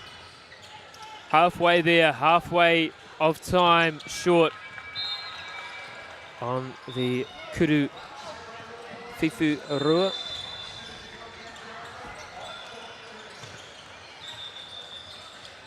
Same action here. Clarkson just got a little bit aggressive.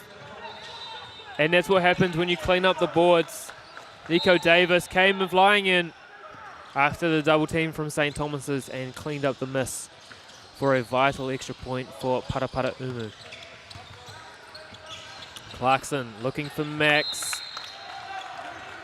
Just lost the handle on that one, came off the body, out of bounds. Parapara Umu ball. Such a difference this year compared to last year with this stopped clock. No gamesmanship, no ability for a ball just to roll its way magically down 4 courts and waste about 30 seconds. Every bit counts. And with the different uniforms here for St. Thomas's, are we seeing the introduction of the new uniform for 2024? Hara is called. That is going to be Hara number 1 on Parapara Umu. Max is going to go to the line. Shoot the tahi. Strong there. Here comes Parapara Umu, happy to go to the hoop each and every possession. As Joseph Telford, just a little reverse layup there. 13-8 now, Parapara Umu, 5-point game. Max Trying to strong arm that one into the hoop, gets the offensive tūrapa, puts the shoulder down and draws the hara. Had all three players surrounding him. As we have another look here. A lot of green, but the man in blue was bigger. Hara number 2 now for Paraparaumu.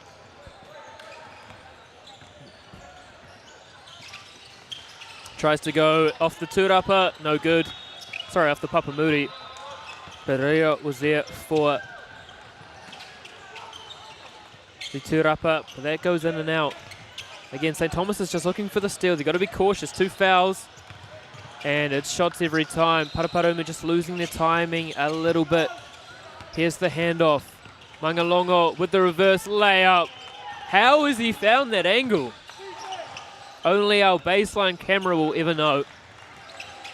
As Max here puts his head down. Smart play there from St. Thomas's. Get what you can. 14-9. Have to think at some point they're going to have to look for the Ruas, and that's going to be hara number 6. One more, and it's automatically free throws each and every time for Paraparaumu.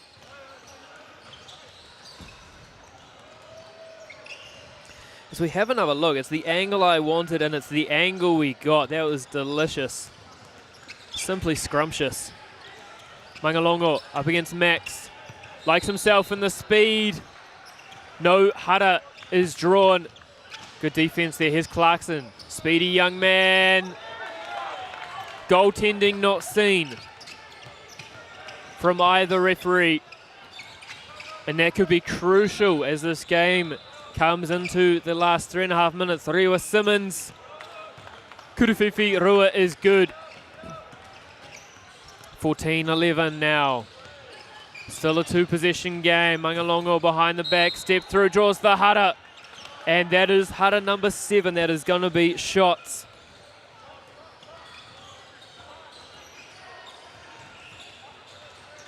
And because it was shooting, it is 2 shots. No good on the first.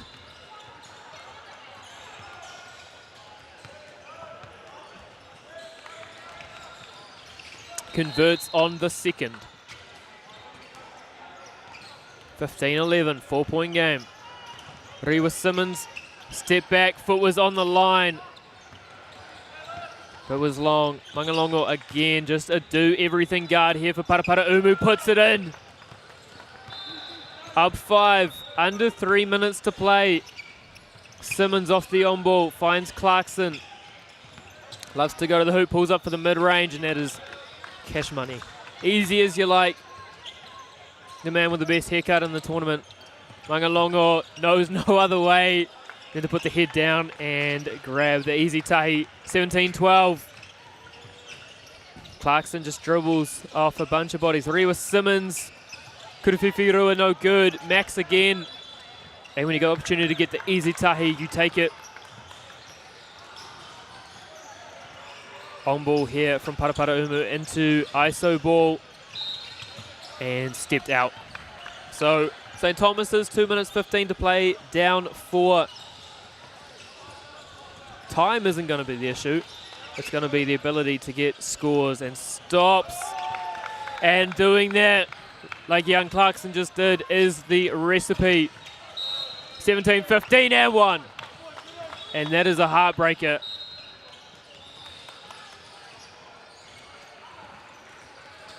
18-15 with a shot to come.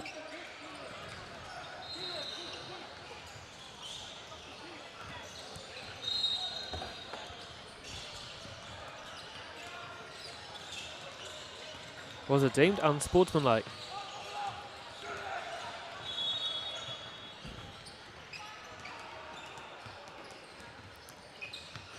So we're going to see the shot here. No good.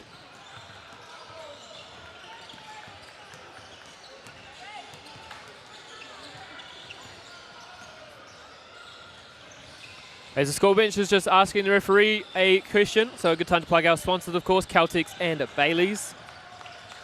Don't forget as well to head to nz.basketball to find the updates on this and all the events that are coming up. Of course, June we will have under-19 nationals. Then in July, under-17s and under-15s before we get into secondary school nationals in October. Producers Rich's favourite week of the year. Here comes St. Thomas's. Clarkson, another Kuruwhiwhi Rua is good. Happy to plug those off the pull-up. 19-17.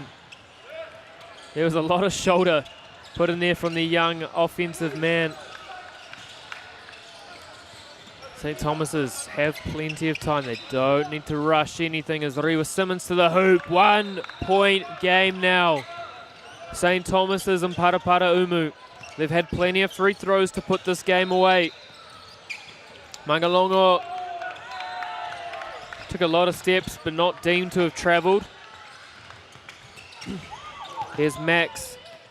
Finds Rewa to the hoop. Everyone's sagging in here from Parapara Umu. Max puts a head down and ties the game up with 1:15 to play. 19 apiece. First to 21. Oh, wow. He got the defender up in the air, but he gets the offensive tūrapa. And an easy basket there for Freddie Cruiser. And the hara is called. Smart hara there from Parapara Umu. That's only going to be their third. As we have another look here on the action replay. Got the defender up in the air. Got rid of the biggest rebounding body. 2 wins it here for St. Thomas's. Blocked from Mangalongo. Head down around Simmons for the win. And converts. And Parapara Umu have taken down St. Thomas's of Canterbury. 21-19. Fantastic game straight out of the bat here on court number 1. Next up, St. Andrews up against Epsom Girls. We're going to take a quick break and be back with that big game.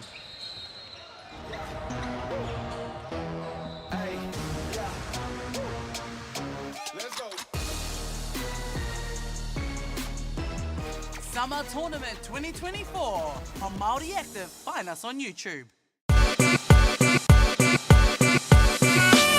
So Hoops and Parks pilot is a first and shows local councils and sports trusts that if you have some oversight over community spaces, if you build it, people are going to play, and Flaxmere today's been a great example of that. Yeah, look, I've been part of the Hoops and Schools project pretty much since the outset, and it's proven to be a wonderful formula for bringing kids into basketball, bringing communities together. So I think this is a really natural progression to get more hoops in as many places as we can throughout New Zealand, bring communities together in different parts, and let them experience how fun basketball can be, being outside and playing with their friends.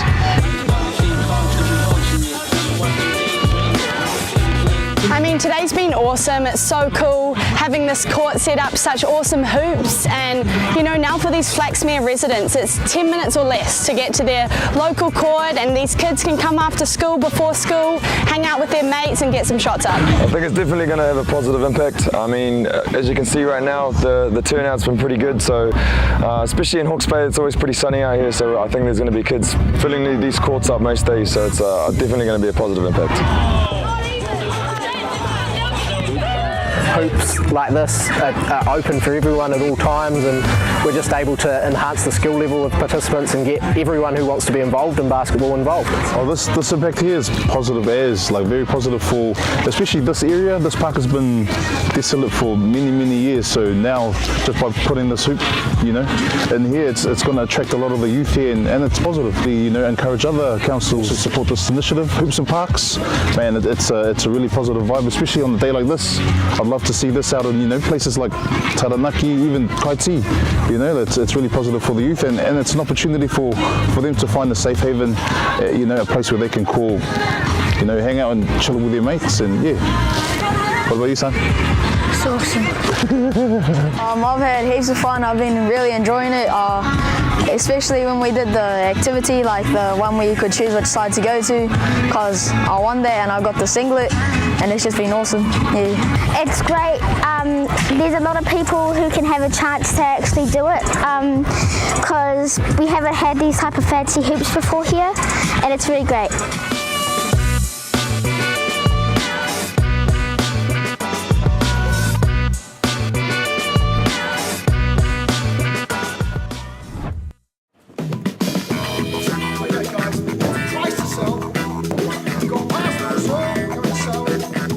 Ladies and gentlemen, This isn't about what we wore back in the day.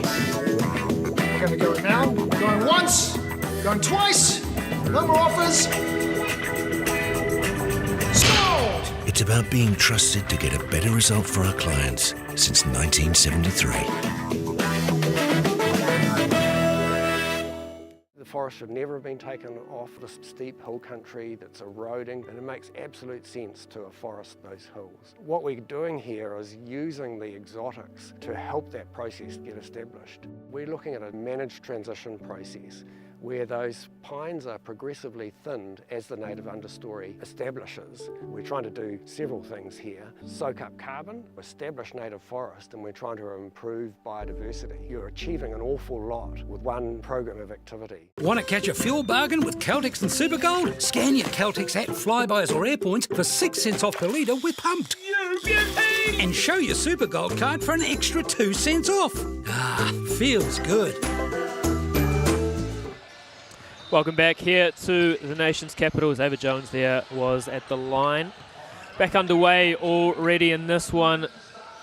Girls action, St Andrews up against Epsom girls, as there's the first points on the board, courtesy of Oriwa Tipene. As we have a look at the team list there for St Andrews, Ava Jones, Ophelia Powell, Rafferty Powell, Alice Sharp and Minaya Taifu. And on the flip side for Epsom Grammar, Savannah Fete, Drawn Forbes, Kiara Tiamo, Kira Tui Hala Ningine Midson and Oriwa Tipene. Bit of a scratchy start here in the first game after lunch, as Jones there with a nice little hook shot. The key facilitator at the moment for St Andrews, as the ball there just a little bit slippery out of the clutches of Epsom girls, and it's going to be St Andrews ball. Here is Rafferty Powell. Lovely little weak side screen there for Jones. And that looked like a little training drill with the ease that St Andrews was able to pull that off. 2-1. They're up now over Epsom girls. Deemed one of the best uniforms by fellow commentator Maya Williamson. You can catch her on court 2 on the YouTube stream. We'll have both courts running up until finals when it all collates together. Here's Forbes off the on ball, looking to create something against Jones. Gets around her, puts it up, and good recovery there from Jones. There was an offensive tūrapa that was easy for Savannah Fete to collate, but Jones with the long arms just makes that difficult. And to the line goes Epsom girls Grammar.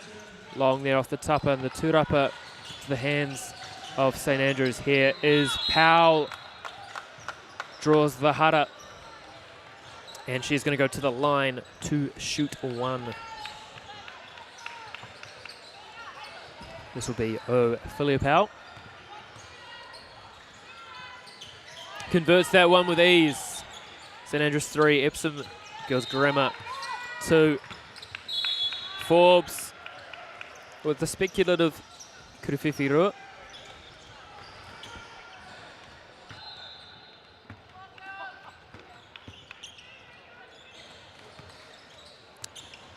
Here is Ophelia Powell, lovely little find in there. And the gorgeous baby hook shot, 4-2. 2 minutes gone here on court 1. Big block for St Andrews. Forbes, little mid-range is short. Gets the offensive tūrapa with the left-hand hook. and rolled around the tapa. But again, another tūrapa here for Epsom Girls Grammar. And a lovely looking jump shot from Feti for 3.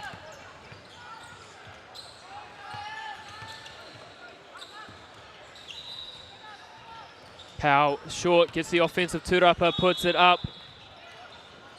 Leaves that one short as she draws the hara.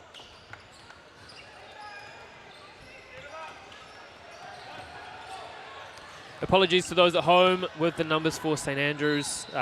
Feel free to DM me if you can assist with number 13, number 15. As I don't want to name people incorrectly. Good steal there for Epsom Girls. Ariwa Tipani managing to get hands on it. Here's Forbes, picks up her dribble. 6 seconds on the shot clock. And leaves that one short. Kurufifi Arua attempt is short.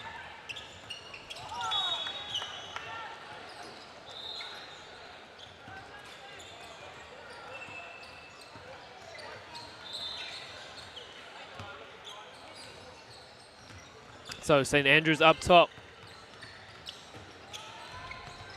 Almost a little ghost screen there.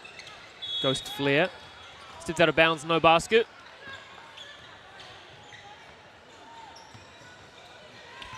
Ava Jones back into the game.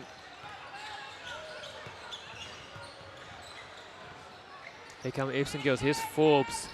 Thinks about the Kurufifi Rua. Puts her head down to the hoop. And we're going to have 4.3 seconds here on the shot clock.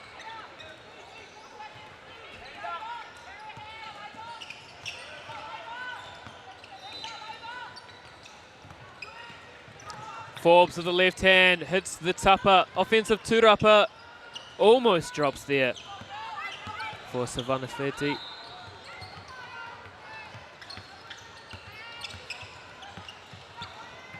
Here she is, draws the hara, and will go to the line for a chance to cut this down to 5-4.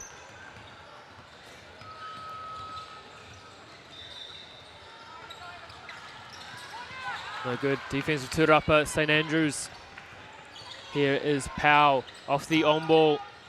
Lovely little slip there off the screen. And an easy tahi for St Andrews.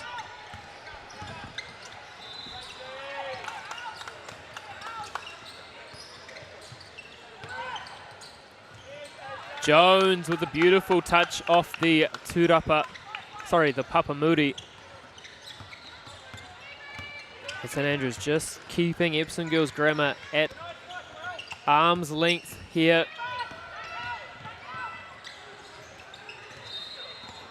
Just struggling to find any consistency at the moment, Epsom Girls. And we say hello, Mal Bennett. You are missed in the commentary booth. Hope you are well. Thank you so much for the update. So, number 1, Ophelia Powell. 23, Rafferty Powell. Number 15, Manaya Taifu. And number 9, Ava Jones. That means that number 13 must be Ella Sharp.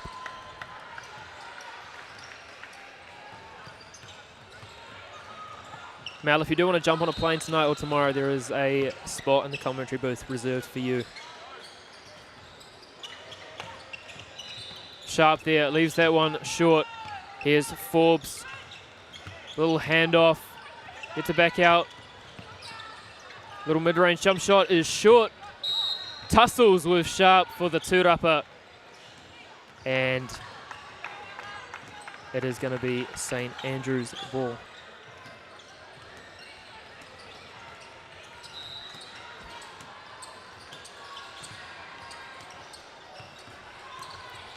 Again, into that little down screen for St Andrews. Here's Powell up the top. Moving screen not called. Bodies on the floor.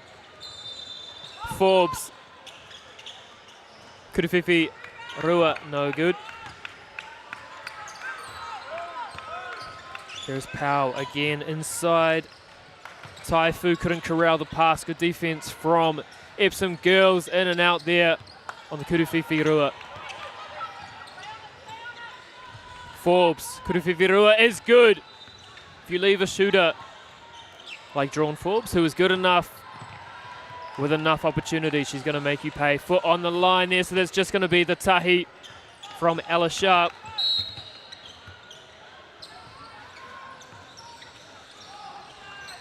As we have another look there at the tahi with the foot on the line.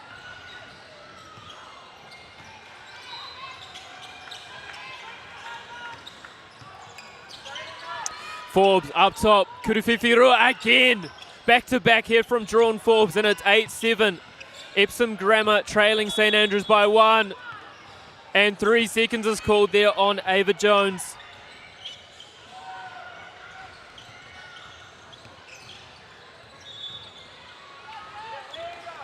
Epsom girls on the back of Drawn Forbes have gone from down 5 to down 1 in quick succession. Forbes to the hoop. She's on a heater. She's tied this one up 8 apiece, 3:52 to play. Ava Jones leaves it behind. Dean to kick ball. And we're going to see Rafferty Powell back into the game here for St Andrews. Forbes up top. She's scored the last 5 points in the game. Steps back, steps through. Call that one the Zara Gillings. And we're going to see a hara called.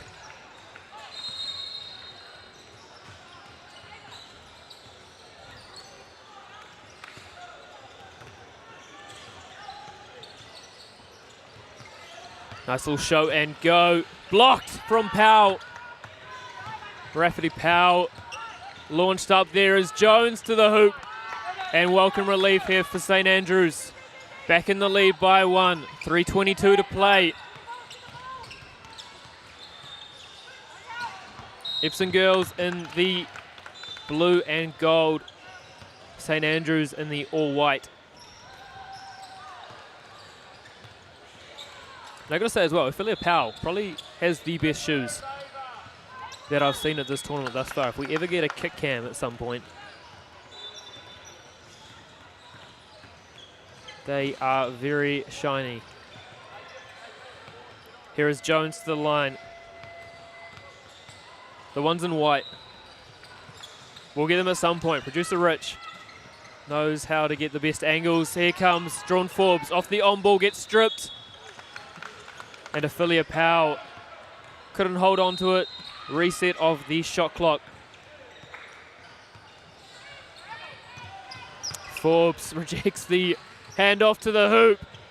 Yes, Drawn Forbes, 10-9. St Andrews up by 1. Powell, Kuruwhiwhirua is good. Welcome breathing space for St Andrews, 12-9. The intensity has ramped up in the afternoon session from this morning.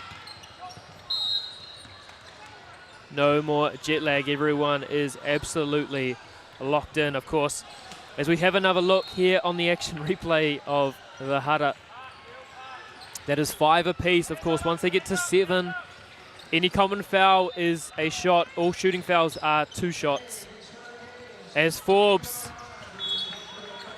I mean, when you've hit the shots that Drawn Forbes has hit in this game, you can probably allow yourself that opportunity to shoot that. Here's Rafferty Powell up top. Finds Jones. Seems to be a little playmaking spot here for St Andrews. Ophelia Powell to the hoop. Draws the hara. Hara number 6 now on Epsom girls. As we're having a look here on the action replay, just that arm just coming across the bodies. We see a timeout taken on the floor. And of course, a big chance while we can take this breather to thank Caltex and Bailey's. Don't forget as well the Caltex Good Sport Award. You can vote for that through the Basketball New Zealand socials. Who is your good sport? Mine, of course, is Maya Williamson, doing an outstanding job on court number 2. If you want to get actual basketball analysis, flick over to court 2 on YouTube. Maya doing a fantastic job as well in the Sal's NBL this year, doing all of the Canterbury home games. As well, recently announced a New Zealand age group under 15 assistant coach. So one of the bright young minds in the country as Powell converts and just didn't allow Epsom Girls Grammar and Oriwa Tipani to clear the ball. Out from underneath here is Forbes, finds the lovely back cut of Tipani, blocked by Ophelia Powell. And Rafferty just threw it a bit too hard at Ella Sharp. As we have another look here at the big block, lovely back cut and find. But that's what happens when you've got athletes on the defensive end. Even though the coaches might be a bit annoyed she got caught out of position, managing to recover there. Ophelia Powell, little jump shot from the charge circle is good, and St Andrews have taken control once again of this game with 2 minutes to play, up 14-9. Forbes step back.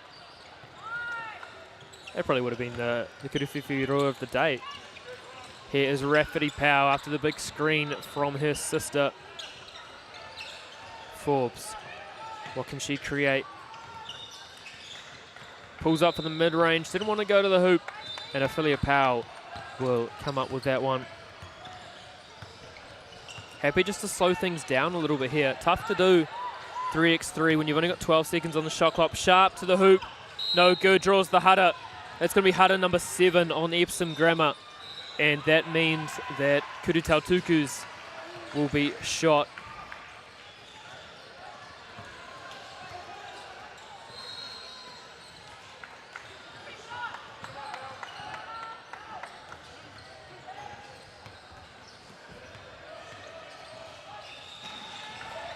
Converts the first. Apologies.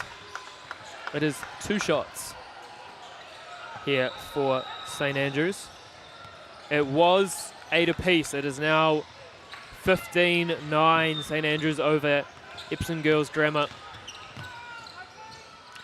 Little jump shot off the Papamuri. Tūrapa into the hands of Rafferty Powell. Finds Sharp under the hoop. Lovely looking play there. And again, another steal there from Rafferty Powell and St Andrews. And what was an extremely tight contest is starting to develop a bit of a bridge between themselves and Epsom Girls. And just like that, to the hoop goes Kira Tui Hala Inge Midson, and converts with a chance here to cut into this deficit. That's long off the top against the offensive Tūrapa. Short, Ella Sharp with the Tūrapa. And again, there's got to be a little bit quicker in these rotations, Epsom Girls. St Andrews doing such a good job, even though they couldn't score there, of kicking it out, getting it straight back into the hoop and trying to get some easy baskets.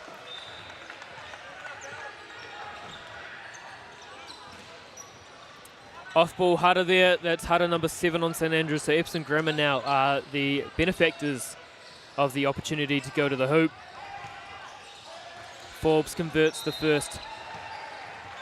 Kurutautuku converts the second. 5-point game here, 44 seconds to play. Jones to the hoop, little spin move. And as easy as you like there from Ava Jones.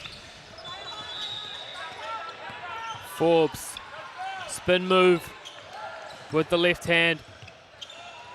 Jones, Kuruwhiwhi Roa. But gets it back under the hoop. Gets her own Tūrapa and up and in. Easy as you like now, 19-13.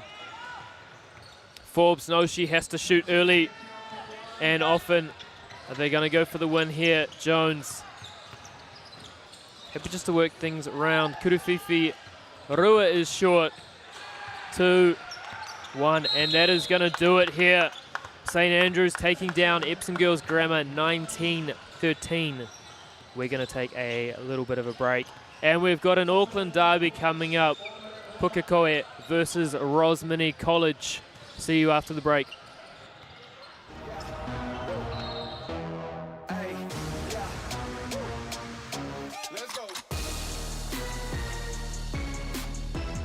Summer Tournament 2024 on Māori Active. Find us on YouTube.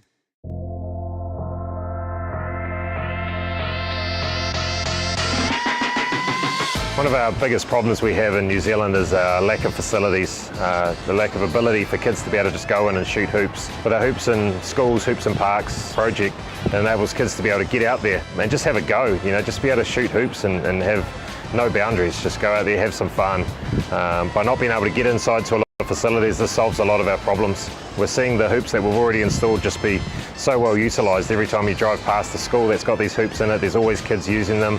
We know it's going to increase participation in our sport, which is a great thing.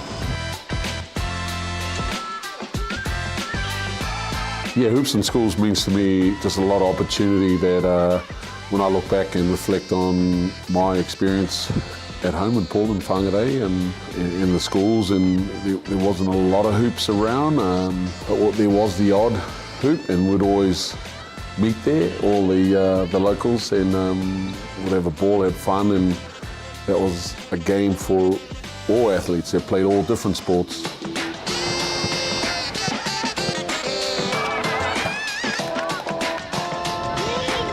It's fantastic to see the ongoing growth of the Hoops in Schools program across the country as we continue to go into different regions. Seeing tamariki and rangatahi continuing to have fun through better accessibility is just priceless. And the true value for us is seeing the positive impact it's having across communities here in New Zealand. It's been absolutely fantastic. We've been able to put 24 hoops into 12 schools right across the province. They were installed a month or so ago, and already we've seen the impact that it's had with kids getting out in there and playing them outside of school hours and the weekends. It's really had a huge impact on the game.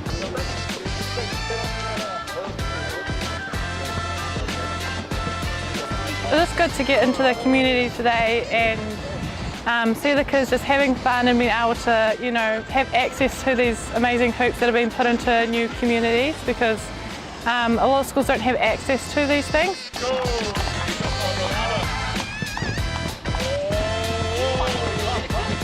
Now, looking at this initiative of putting a lot more hoops in schools is amazing.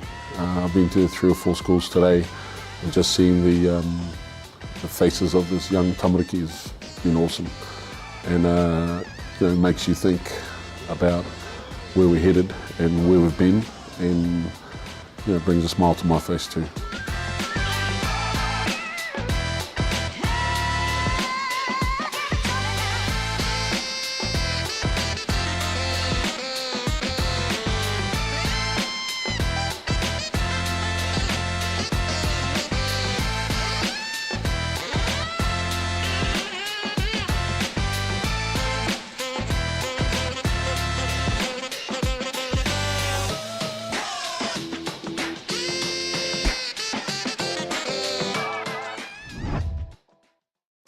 Sport is about more than just a game.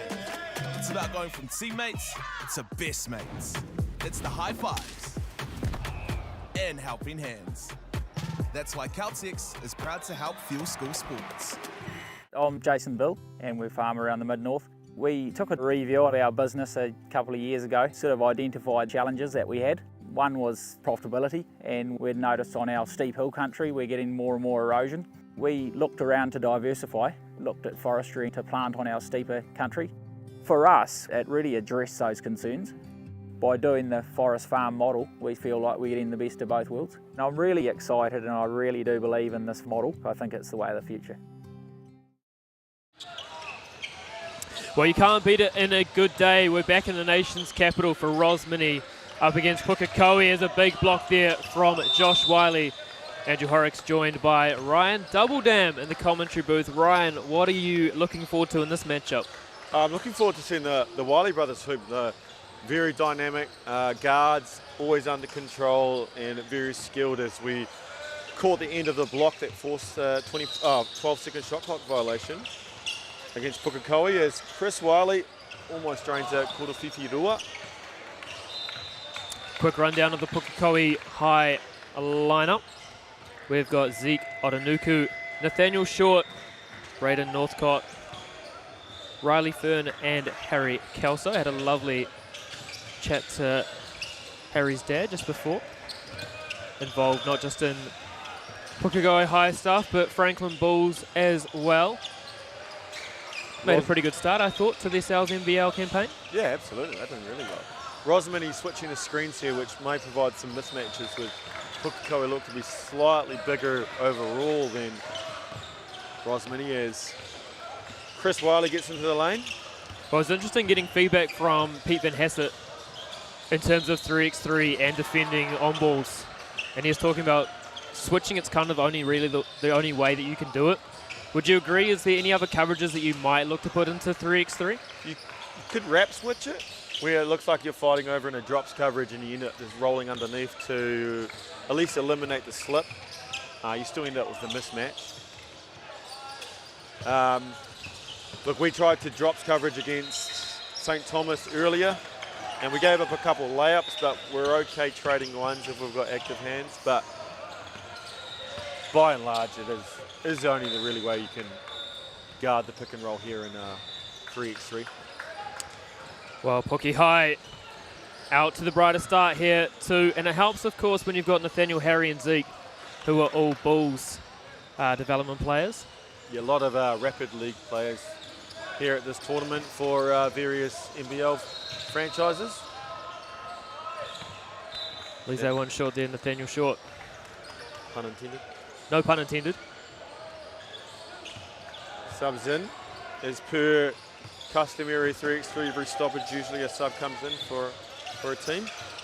With the subbing, I know teams obviously like to sub every possession where it goes out of bounds, but are you trying to put any rotation, or we want this person coming in for this person when you're doing that? On the whole, no, but I've said to my team, if there's mismatches that we don't want to expose, making sure bigs guard bigs perhaps, we will stay, we'll come out of our rotation, or if it gets later in the game and Hudson Ash is knocking down 6 threes, I will just leave them on the court and sorry mate, you just have to watch the last few minutes. And I would assume other teams are like that. If someone's got it going, they should be playing a little bit more than some of the others, but generally you want to keep them fresh to keep the intensity up. Here is Kelso to Northcott. Slips a little screen there from Nathaniel Short, but well defended from Liam Bates. And nice. Nathaniel Short, that's what happens when you turn your head against them. Nice backdoor cut. And you know as well, if the ball handler has their eyes up, it's going to be a basket every time because there's no help defense on the weak side. No help defense. Lots of space to work with. Short versus Bates. Gets a little bit of room. Tough move, Short off the iron. But again, if you hustle on the boards. As we get violation for not clearing the ball, but I'm unsure if Rosmini ever have full control. So perhaps Puko hard done by here. Here is Chris Wiley up the top to Josh, to the hoop. They're just so in control, aren't they, the Riley brothers?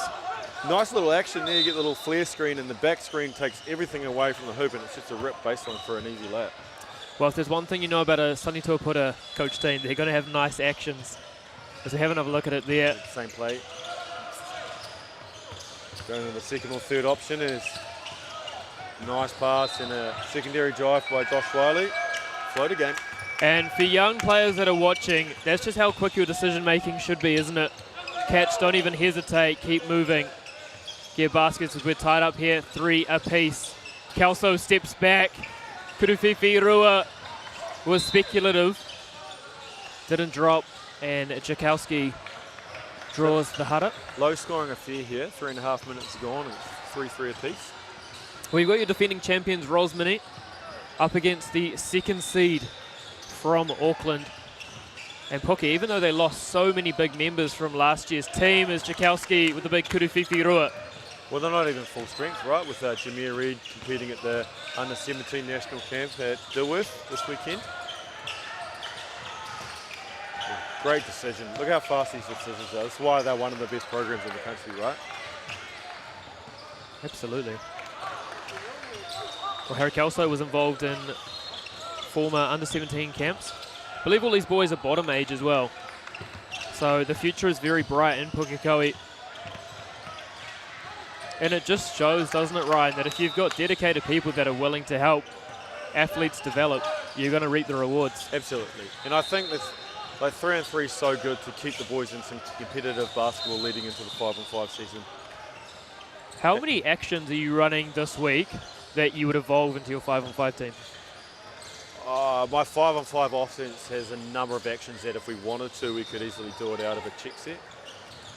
We haven't chosen to do it yet. We've kind of got a set 3-on-3 sets that we've been running. And actually, Aquinus defended it really well this morning, so made us a few adjustments. It's Puko are starting to get sped up. It's a 7-0 run here by Rosmini as they let the ball trickle out of bounds to get a sub in and another check set. Well, they look the brighter to start, Puko and Rosmini. As you said, once they get that rhythm, they can just peel off points and they so quickly. As Doesn't a whole, look rushed. Yeah, as a whole, they never speed up, right? They just, we'll take our time, we'll get into a rhythm, and all of a sudden it's an 8-0 run, and they're playing with a 5-point advantage with 5 minutes to go. That was Chris Wiley. Here is Zeke finding Kelso operating out of that mid post. Well defended here from Josh Wiley. Pushes him off the ball to his brother Chris, and one. Tough finish. Nice little pass. He got the steal. He's already cleared the ball, so he goes take the hoop straight away. As he goes to the line to convert the and one. As we've got Otago boys and St. John's playing on court 2, while Napia and Hibs, Putt International boys, are competing out the back. We're wondering who Hibs was. Thank you. Yeah, they did well. They got third at the Zone 3 regionals from up the valley, up in Upper Hutt. It's a great block by Chris Wiley, but he stood out of bounds. That should stay Puki ball. Should be no reset though. Puko get an extra 3 seconds to work with. Horns set, horns flared. There is Kelso up against Josh Wiley. I'm quite enjoying watching this matchup. Neither player is giving an inch, are they? And the smaller Wiley in for the fight. Commits the foul though, only 2-2 apiece, so plenty of fouls to give in the latter stages of this game. Short was long on the quarter Fifi Rua. Here is Josh Wiley. Go screen, he does not stop moving. Bates go screen to the top of the arc and cuts for almost an alley-oop. As we have another foul called, it will be defense ball there for Puko. That's going to be the third Hada on Puko. No, sorry, that was on Rosmini. Puko, I don't think have scored since first 90 odd seconds. So Rosmini doing really well defensively as we get a travel called on Tarkowski. Well, it's hard because you can't, like Puki, when they're getting good shots, they're taking good shots. They're just getting pushed out of the positions that they probably want to get into. Yeah. And that's what I guess makes 3-on-3 quite different to 5-on-5 is that physicality, particularly on the body, is you get away with much more. So therefore you've got to be a better finisher, better body control, and when you get the clean looks, you can easily 21 the team. But if you got a physical team, it's much harder to get into a rhythm, which we Palmy boys found out against Rolliston a couple of rounds ago, where they were super physical against us. They got in the passing lanes and made it, and essentially we never got a rhythm, and they came out deserved winners. As we get back underway, just casting a bigger eye over this tournament, Ryan, who has stood out to you in terms of teams that you think will be there at the business end tomorrow? There's Kelso with the beautiful finish in the left hand. Look, Rosmini, you know, defending champions, they have their pedigree. We played Aquinus this morning. They were very good, and I know they've been playing together for years, who also just upset Roto boys, who would have been my top pick of the pool. So I think between Rosmini, Roto and Aquinus, you're looking at, you know, some semi-finalists right there. Kelso draws the Hada. And so we'll see if any Zone 3 or 4 teams can make their way into the conversation against the top of the country. over this afternoon in tomorrow's action. I've really enjoyed the diversity of the teams that are here this week. I mean, usually this tournament's been held in Auckland. It does make it a logistical struggle for teams to get up there. So it's been awesome to see us get into qualifiers, develop the 3x3 scene at secondary schools. As Josh Wiley there with a delicious touch on that little floater. Yeah, I certainly thought regionals was a good idea. You know, you can enter one team per grade and get 10 kids per school out there competing and building the program. And then for the teams that qualify, you know, a chance to go away together and compete for a national championship. Were there any schools that you thought would be here that aren't here? Yeah, I think, this week? Unfortunately, the timing of the under-17 camp, a few schools decided not to enter a Fielding High School, maybe a Waimea, knowing that even if they qualified, they're going to lose whether it be key players or a number of players, that it just wasn't worth the cost. So hopefully we have, you know, next year there's no scheduling conflicts, that we can get the best high school athletes here competing. Nathaniel Short. I like that little screen into a post-up. So tough, though, to go over Josh Wiley. They're just smart, hey? They're just like, they let their contact come, they get their hands on the ball at the right time, and I'd use the word disciplined. They're very disciplined in the way that they defend. Can you draw a foul on your own player? He stayed with it. He got an extra offensive rebound out of it, Moses Malone. As the ball just rolls onto another court. Still plenty of games to go after this. This is game 3 after lunch. We still have 5 to go before we can all take a breather before tomorrow and just debrief on the day's action. Matty Dalton finds Chris Wiley. Good finish there over Harry Kelso. Short into the off ball again. I'd like to see that screen straight into the post-up that they had a possession or two ago. I feel they're going to get really good actions, or Nathaniel Short can just hit that. With down 8 with a minute 40, they're going to have to shoot a lot of twos if they want a chance to get back in this. Dalton with the finish. Giving up backdoor cuts won't help the cause.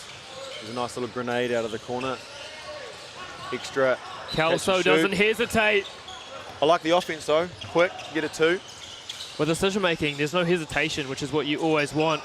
As Chris Wiley there with the Kuruwhiwhi Rua. Steal from Dalton. Straight back to Chris, who just hit a 2. Good to hear from his older brother Charlie today after their first game. We'll be back with the Tuatara shortly in the Sales NBL. Got a 19-8 ball game with 1 minute to go, and it's probably about all she wrote. It's just whether Rosmini can score the last 2 points before the time expires. Here's Short up top. Little horns action into a flare. There we go. That's that little screen into a post-up, but Rosmini doing such a good job defending it. Short steps through the Zara Gillings. But can't convert. Bates up the top. Finds a cutting Josh Wiley. Just so quick on that release. Tough finish as well. He wasn't going slow. Need to kiss it off the glass and get the friendly roll. Comes in for the big rebound. 1 point to go for Rosmini. Here's Bates into Jakowski. Little handoff. Runner. There's Short. Here's Short. Kelso off the on ball. Rosmini's certainly just really happy to switch and give up any kind of slip to the basket and just trade 2s for 1s. Let the math work out. 14 seconds to play. Trying to find Bates. Does so. Pulls up for the mid-range shot. No good again. Rebound Kelso. Last 5 seconds here is... Try and get a good shot. Here's Short. Are they going to get it up in time? No, they're not. So that's going to do it here. Rosmini College 20, Pukekohe High 8. Andrew Horrocks alongside Ryan at Double Dam. We're going to take a quick break, and we'll be back after this one with Hamilton Girls up against Aquinas College.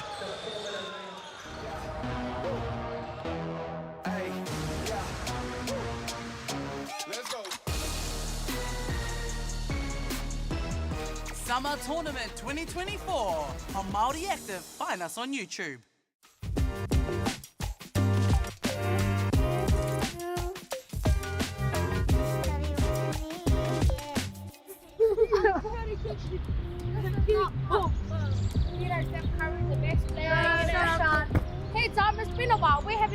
Sorry man, I've been busy. Come and see what we have been doing.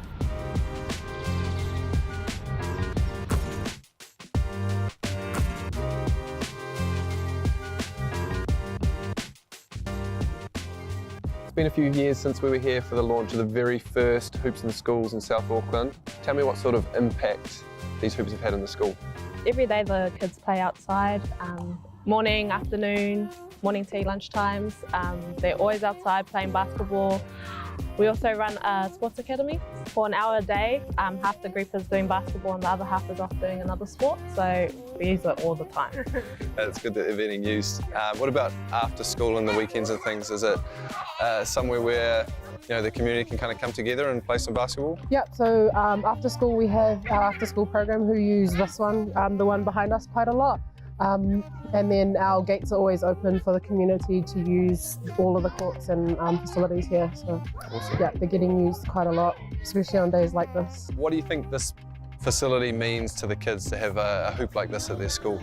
I think it's awesome. Like you said, the accessibility. Sometimes if they're playing in like the community courts, there's the older kids or the adults that are kind of taking up the court. So to have it here at school, they're always using it. They don't feel pressured to be moving off anytime soon. And yeah, it's nice to see them using a lot of it. I've seen massive numbers grow. We started in the beginning of the year, we started a holiday camp and our numbers were like 20 kids. And now we've got 70 kids in the last holiday camp we just had. The interest has grown heaps.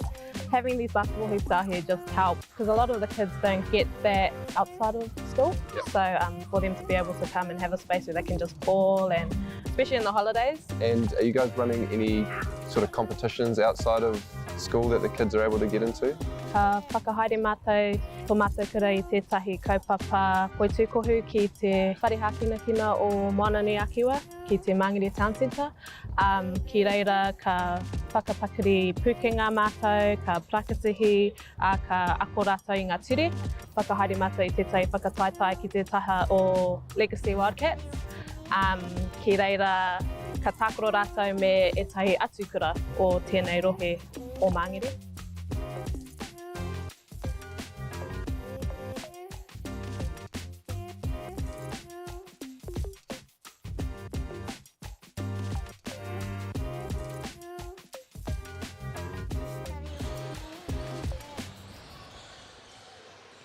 I'm Trevor Johnson and I'm a sheep and beef farmer from the Forgotten World Highway.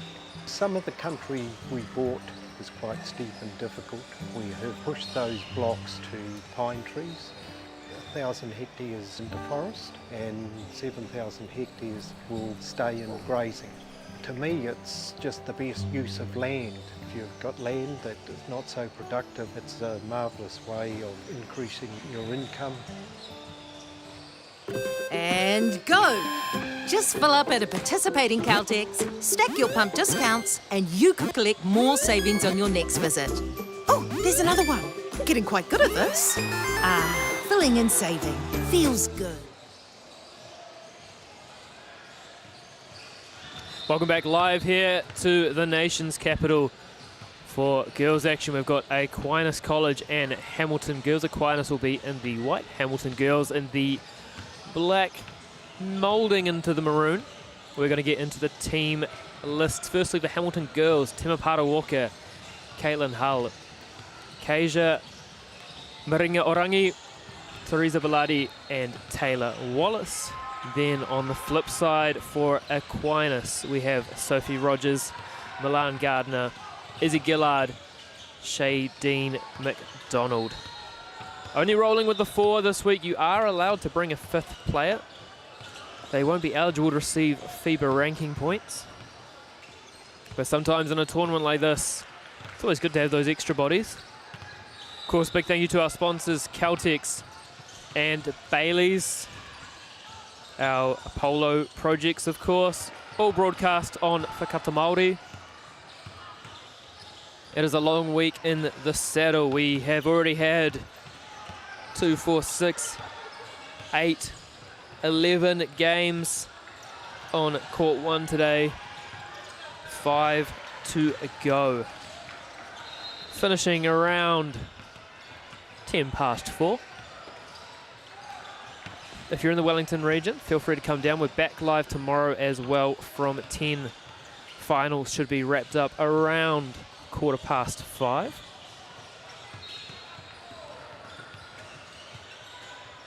Both teams getting ready to go underway. Of course, don't forget, if you want to listen to the great Maya Williamson, she's on court 2, which you can find on the YouTube stream. We've got 2 courts this year. Girls action.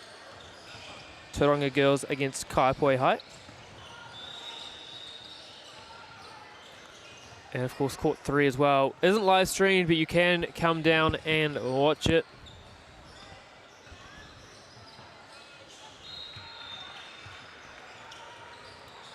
Both teams just in their final preparations. Not too sure what the hold-up is. Still TBC. Potentially waiting on a referee from a game that only just finished on court 3. As I can see Danielle Cooch making her way down. Is that going to be the case? As she meanders into a slow jog.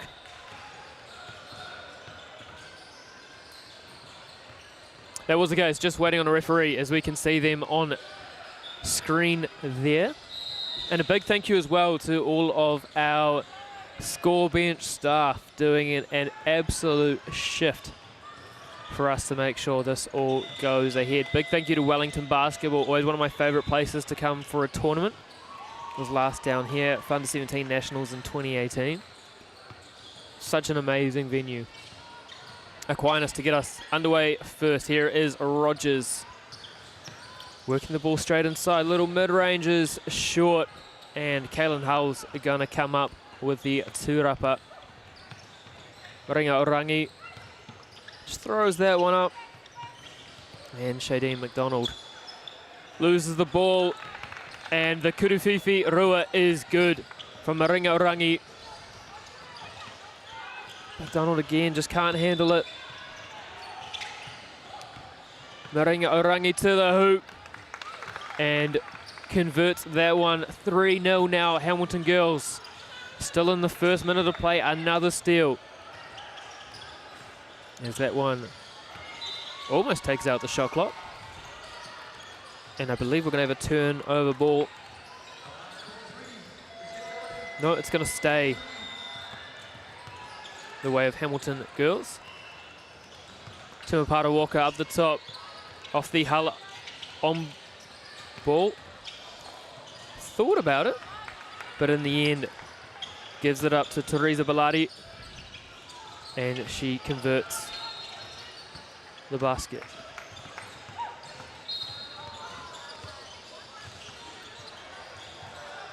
Turnover ball just standing out of bounds, of course. The red volleyball line is the out of bounds up the top in this tournament. Here is Rogers. They flipped the on ball. Gets stripped there from Bellardi. Straight to Caitlin Hull. Leaves it short there on the Kuruwhakau. And Teresa is going to tip that one out of bounds. It'll stay Aquinus ball. Fresh 12 seconds on the shot clock for them.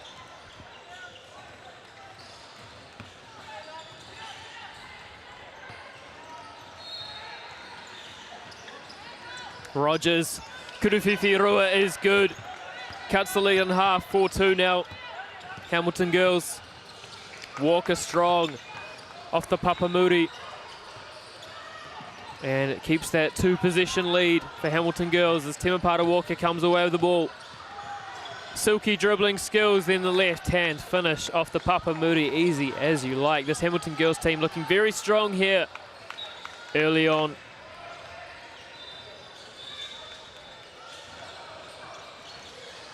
As subs in for both teams.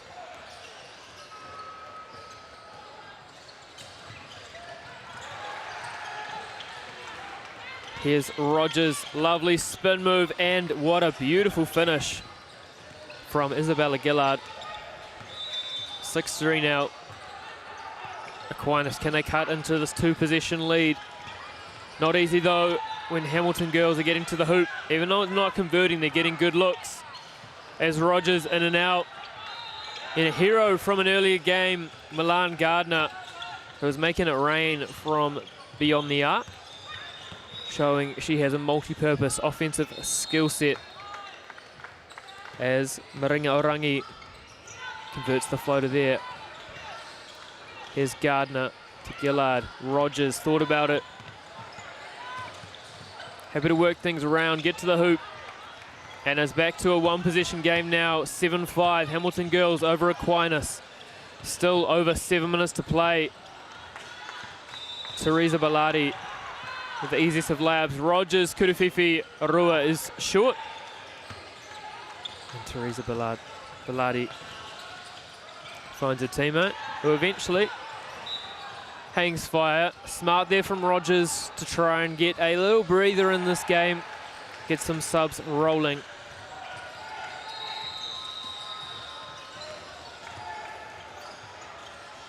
Rogers up top. Good defense there, just switching everything from Hamilton girls. Rogers going at Hull. Spins back around off glass. And superb finish. And then Walker. The shot was almost too easy. Just a little bit too strong. And it remains a one-possession, two-point game. Gillard is blocked. And so it's going to stay Aquinus ball, 4.2 seconds to play.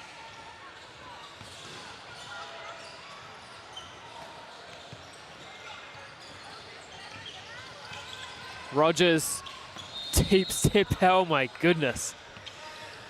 Tie ball game here on court one, Hamilton girls and Aquinus College. Hull leaves that one short. Offensive tūrapa, Maringa Orangi. Thought there was a call there, doesn't get it. Gillard, little hook shot is good, and Aquinus get their first lead of the game, 9-8. 6 minutes to play. That is taken away straight away from Temapara Walker with a huge Kurufifi Rua. Gillard leaves that one short.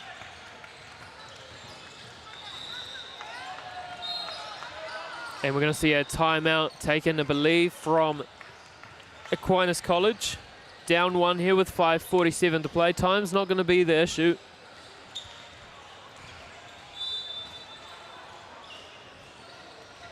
Just having a little conversation is one of the masterminds of New Zealand basketball in the background there, Alex Stojkovic. Been around this game a very long time and done a wonderful job as well.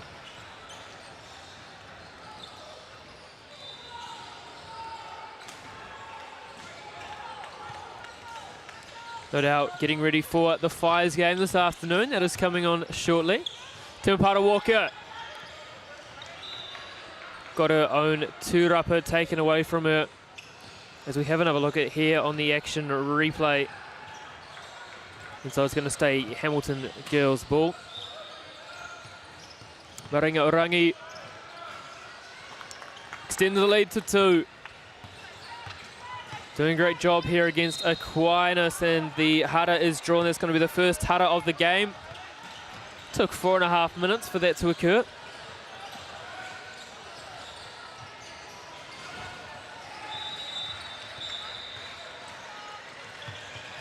Aquinus looking at Gillard. Little spin move, the left hand is short. Maringa Orangi. The rebound, Temapara Walker hesitated, let it fly anyway. And leaves that one short. Here is Rogers looking to step back. Gardner up against Hull. So well defended. And a shot clock violation called here.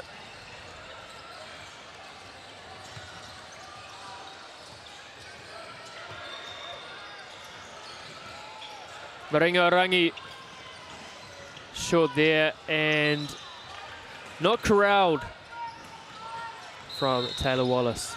So it's going to be Aquinus ball down to under half the game gone. or 2 go. Rogers finds Gillard, who draws the Hara. It's going to be Hara number 2 on Hamilton girls. I don't want to curse this game, but I feel like neither team is going to get to the point where the bonus is going to come into play.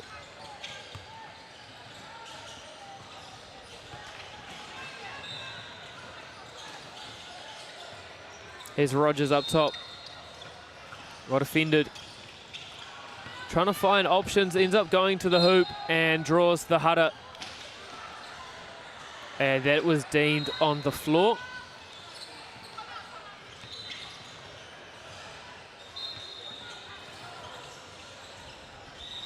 And we're going to see a timeout taken, I believe this time by Hamilton girls. So both teams would have used their timeout for the game.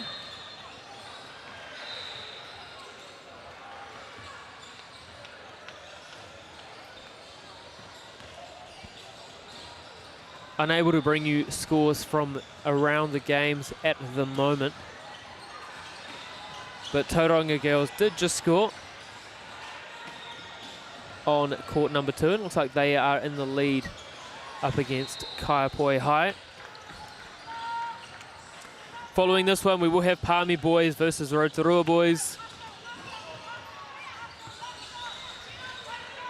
which should be an exciting game. Right, Aquinus down to Rogers, spinning both ways and converts off the Papamuri to cut it to 1.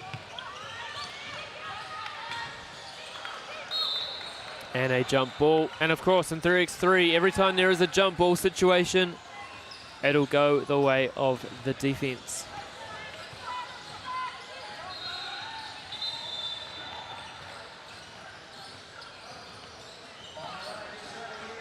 Just trying to, with the bodies on the floor, try and just clean that up a little bit. Don't want anyone slipping on that.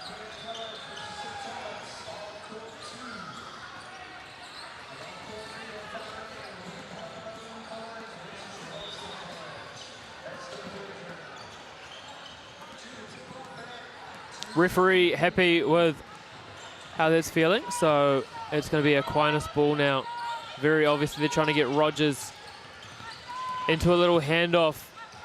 Lovely find, but McDonald couldn't corral the pass from Gardner.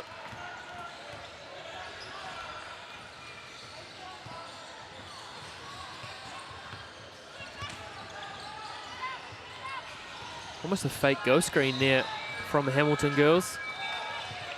To ball, Hull comes up with a lovely find into Walker, and it's back to a 2-point game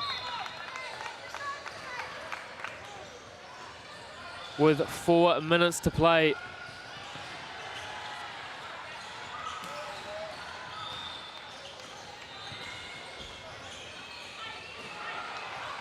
can see Liam Collins in the background there doing all of our social media work over this week, as Teresa Balangi there with the easy jump shot. 3-point game now.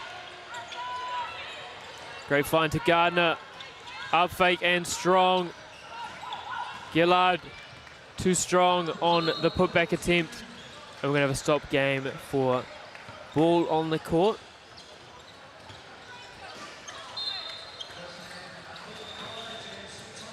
And we're going to redo that there. Teresa Walker all the way to the hoop. And a 4-point game now. Hamilton in the ascendancy. Chance to really stamp their authority on this one. Gardner just behind Rogers.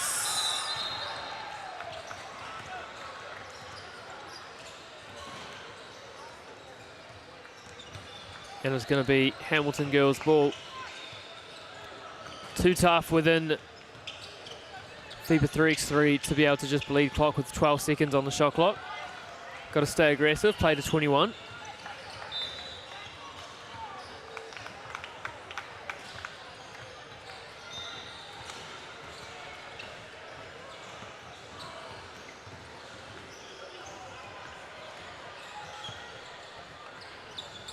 Ringa Orangi, little Euro step and the floater 5-point lead now, Hamilton girls. Aquinus need to get something moving if they're going to come back here in this one. Great switch there from Hamilton girls. We talk so much about how you switch and the different coverages you can use. A very aggressive switch there, forcing Rogers to give that ball up. As Maringarangi with the dagger, Kuruwhiwhirua. And you have to think things become very difficult now for Aquinas College.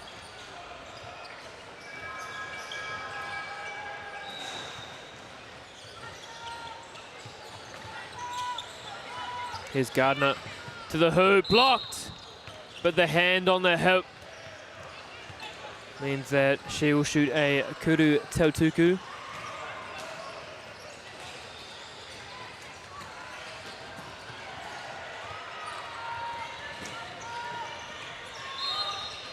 Ball on the floor. From the warm-up on court 2 between Aquinas and St. Thomas's. That's the boys, of course. Here's Gardner. Looking to create space. Rogers steps back and blocked very well from Maringarangi. Timpara Walker, almost the N1, draws the hara. And we'll go to the line. Hara number 1 on Aquinas. 2:09 to play. Getting to the point where you feel Hamilton girls could finish this one off in regulation.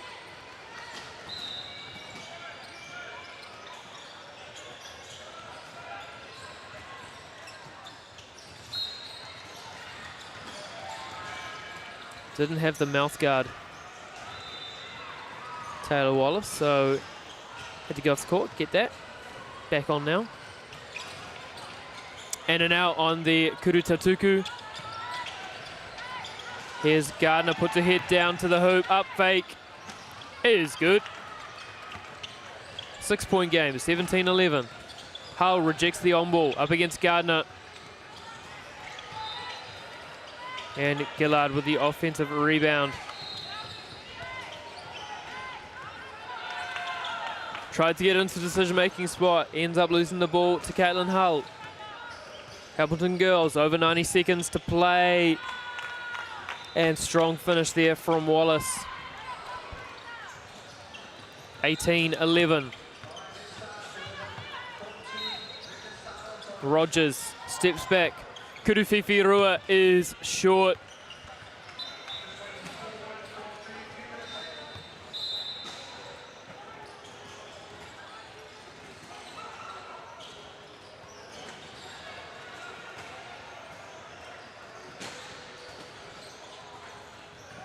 It's going to be Hamilton girls' ball up top. Hull just conducting her teammates. Goes straight to the hoop herself and draws the hara. Hara number 2 there on Aquinas. Chance to get some uncontested easy shots here for Hamilton girls as they try to close this game up.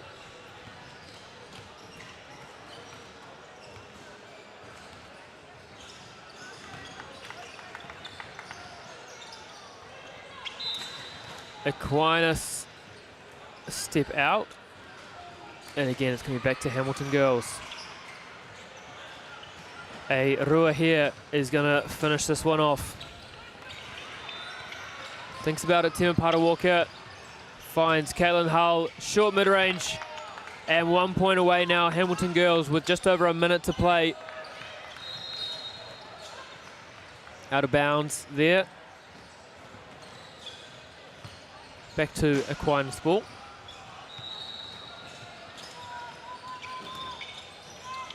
Oh, it all just opened up there for Gillard. And it converts over her left shoulder. 20-11. Timpara Walker to win it. Can't do so. And Aquinus need to put up a lot of shots very quickly. They'll stay their ball with 7.9 to play. As we have another look here on the action replay. And it just came off the knee of Caitlin Hull.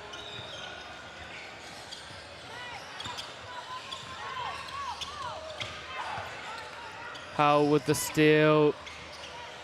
And that is going to do it. Hamilton girls are going to take down Aquinas College 21-12. We're going to take a quick break and be back with Palmy boys up against Rotorua boys.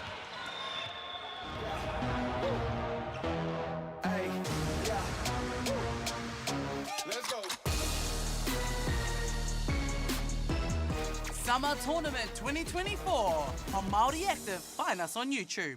Global warming is incredibly serious. We need to cut emissions, but we need to also absorb carbon out of the atmosphere. Growing trees is the only tool we have in the toolbox for taking carbon out of the atmosphere that we can do at scale. Pinus radiata takes carbon out of the atmosphere at about 5 to 10 times the rate of native planting. And so what New Zealand Carbon Farming are doing is planting the Pinus radiata to absorb the carbon, and then they're transitioning that forest into native forest so that we get the biodiversity benefit.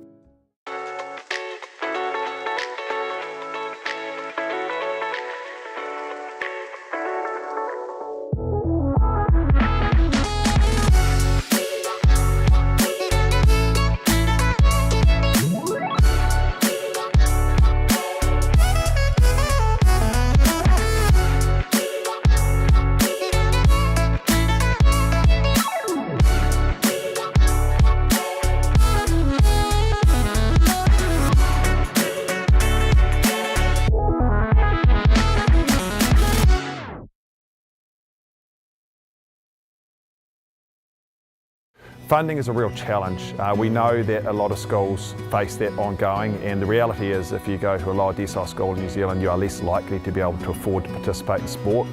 Obviously, having come through it myself with kids and being one of those kids myself who played sport, I know how much it defined who I was. And now being able to go, I can't fix it all, but we can help and try and give to those people who are going through a really tough time. It's a real privilege, but you know, for us, we want to see others get involved in this. This is not a selfish thing for Apollo. This is about how can we get, whether it's construction or other businesses, to get involved in this. There's a lot of things that kids miss out on, and so to have businesses step up and want to be involved and to help is a game changer for schools. It really is. Okay. Yes. Okay. Yeah. This isn't about long-distance calling, technology, or living overseas. Do I have one more bid? Thank you. We're going to go once. We're going twice. And we are sold to the Kiwi phone bidder from Manchester. It's about Bailey's finding buyers that others can't.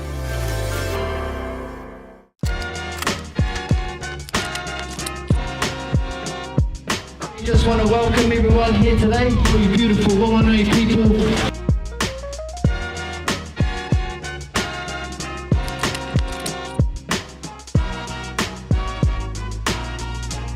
These hoops are pretty mean, eh?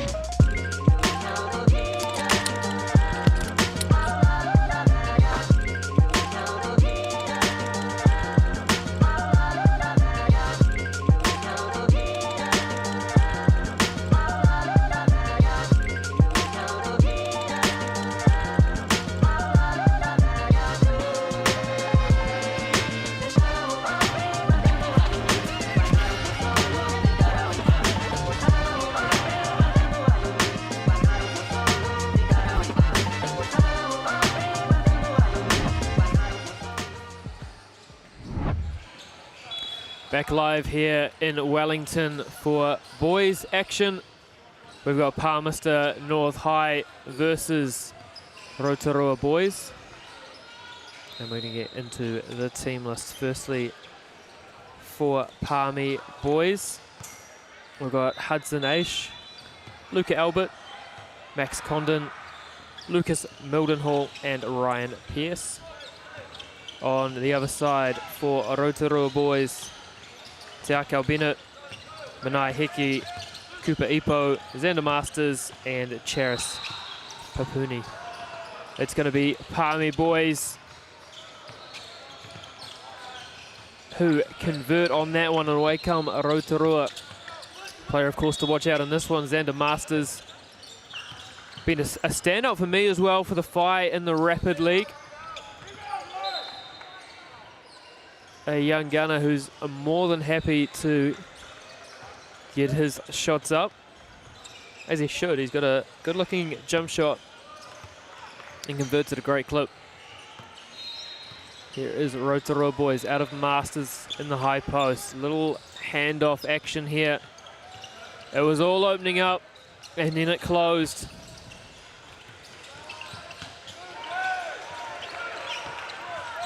Here is Masters up top. Step back into a Kuruwhiwhi. Rua is long off the iron.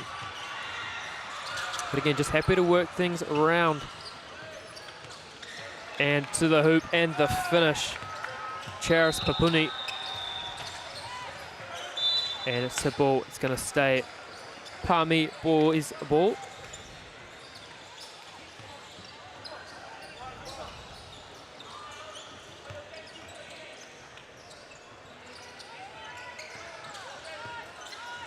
Palmy again out of that little high post decision-making area to the hoop, and the little bunny is short.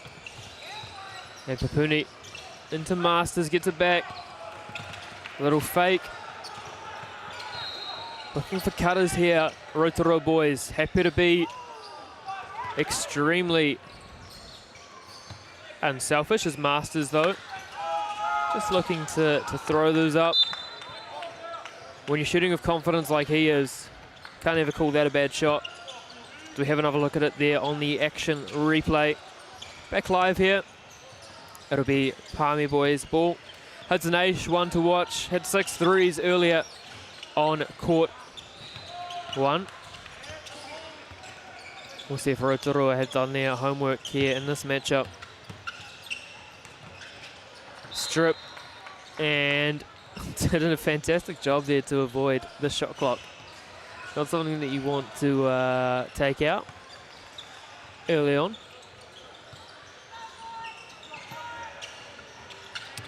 Palmy boys. Here's Aish, just gets bummed off his spot by Bennett. Throws it up with the left hand, can't convert. Ball on the floor, but tied it up from Rotorua. Ipo with the Kuruwhiwhi. Rua. And again short, and we're going to see a foul called here from canoe polo enthusiast Marchi Pang. Hudson Aish, it was intriguing not to see him hit anything on that last shot as he sits it back down. For Palmy again, long, Xander Masters with the tūrapa.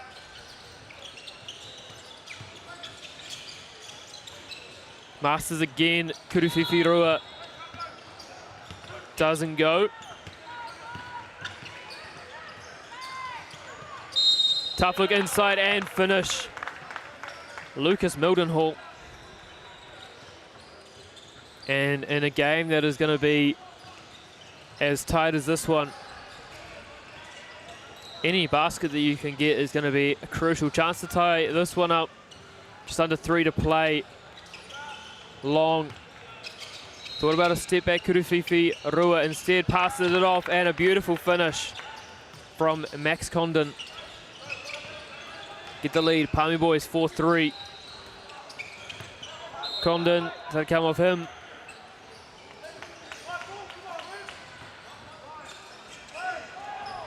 As we have a look here in the action replay, just trying to figure this one out. And correctly called off Condon. Rotorua ball. Masters, nice little action there on the strong side to get him the ball wide open, and he brings the lead back for Rotorua boys 5-4. Palmy in and out. Both teams not afraid at all to let the ball fly. Get it up early and often.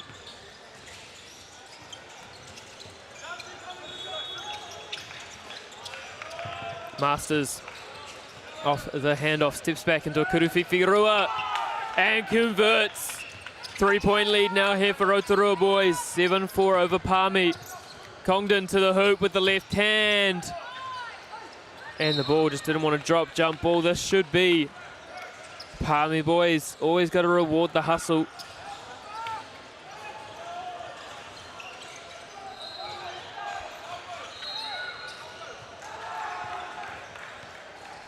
Here's Rotorua.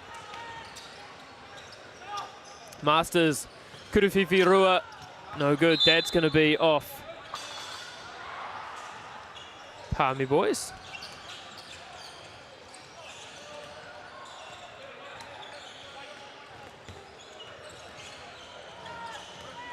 No, that's off Rotorua. Out of that little high post set. Love this action here from Ryan, double dam. Rolled around the rim, threatened to go in, but didn't. Congdon on the weak side. Gets stripped, gets it back. Perfect situation here for Rotorua, ball already checked. Well defended here from Palmy. Can they get to the hoop? They can. Rotorua, and an easy finish from Cooper Ipo. But again, we talked about Aish before. He's not a man you can let shoot with that much ease. 8-6, Rotorua boys, just over 4.5 gone. And another Kuruwhiwhi Rua.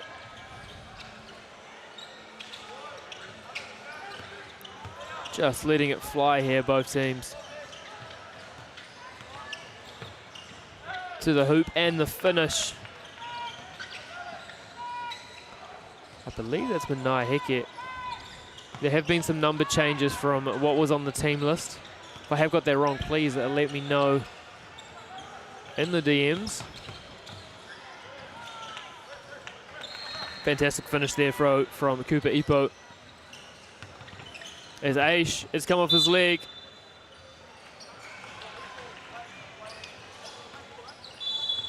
And we're going to see a timeout taken here from Palmy boys. Down 12-6. Started the brighter of the two, but Rotorua, once they got in a rhythm and got going, such a tough team to slow down. Still 3 games to come after this one.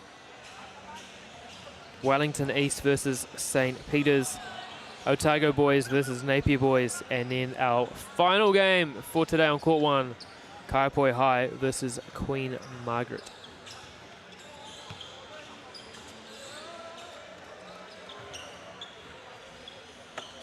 Back underway here, Rotorua boys with the ball. Just happy to work things around before they get back into an on ball. A nice little off ball screen there from Masters, trying to free him up. And that was off the left iron to Rapa to Aish. And now looking for the back cut, don't get it, and that's going to be out of bounds. A little bit tougher when that out of bounds line isn't clearly defined with the same colour as the rest of the court.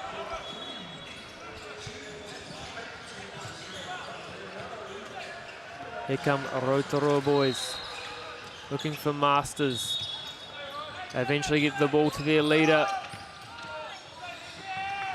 Oh, what a beautiful little wraparound finish. Up 7 now, 4.5 to play. And Palmy, that's what went right for them this morning. They're going right at the moment again, just trying to get those open Kuruwhiwhi Ruas. But you can always score the old-fashioned way. And that's exactly what Luca Albert did. Oh, Masters did everything he needed to possibly do, except put the ball in the hoop. But they got a 6-point lead, so it's okay. It's not going to cost them anything, and now that is 8 with a big Kuruwhiwhi Rua.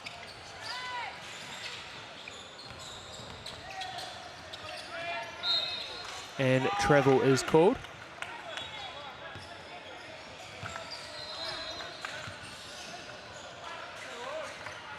Rotorua boys ball.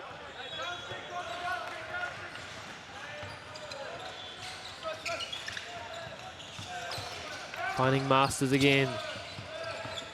Twist the defender into the on-ball screen, and that was probably 20 times harder than the last opportunity he had at the hoop, but he made that one look that much easier with the finish. 16-7.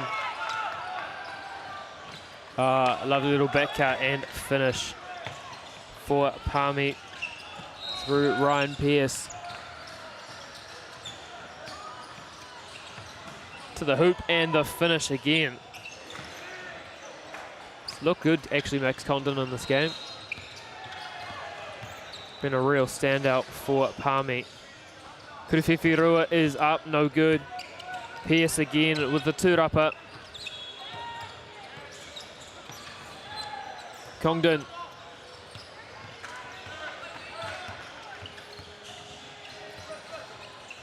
Roto boys, what are they going to try and do? Masters in a one-on-one situation. Oh, step back. Kurififirua is good. Gonna need a replay of that one because that's one of the toughest baskets I've seen all of today. As we're gonna see out of bounds from Palmy. Rotorua boys up 18-9. We have another look there. It's a step back. The balance, the control, the finish. That's why he's getting minutes for the Phi, both in the Rapid League and the Sal's NBL. Into an on-ball screen here, step back, Kurififirua is good. And Rotorua now just 1 point away as Palmy leave that one short. They don't need a Roa. Either way is gonna do it, and that is gonna do it. Full time here in Wellington. Rotorua boys taking down Palmy 21-9. We're gonna take a quick break and be back with the next round's action.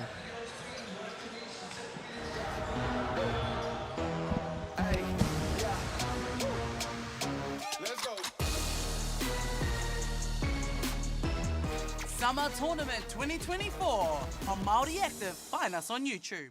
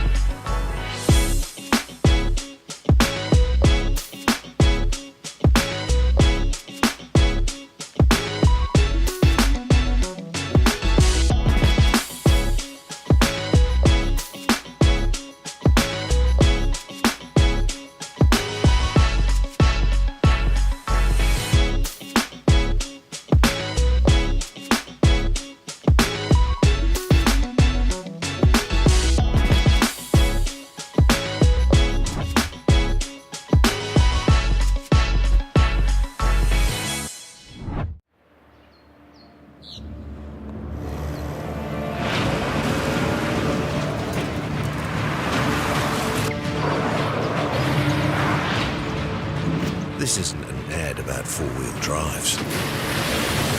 It's about knowing the place, as well as the locals. You found the place. That's a good start. Built by my great-grandfather 20 years ago. Funding is a real challenge. We know that a lot of schools face that ongoing, and the reality is if you go to a lower decile school in New Zealand, you are less likely to be able to afford to participate in sport. Obviously, having come through it myself with kids and being one of those kids myself who played sport, I know how much it defined who I was. And now being able to go, I can't fix it all, but we can help and try and give to those people who are going through really tough times. It's a real privilege, but you know, for us, we want to see others get involved in this. This is not a selfish thing for Apollo. This is about how can we get, whether it's construction or other businesses, to get involved in this. There's a lot of things that kids miss out on, and so to have businesses step up and want to be involved and to help is a game changer for schools. It really is.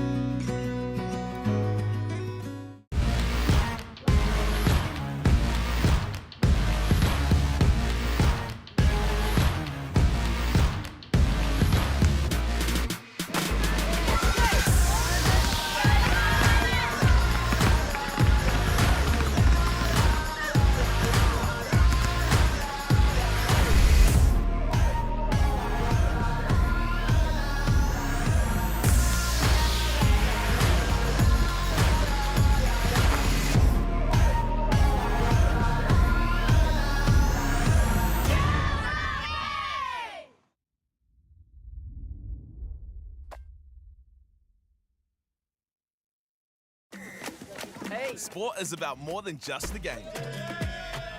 It's about going from teammates to best mates. It's the high fives and helping hands. It's learning when to back yourself or back your buddies.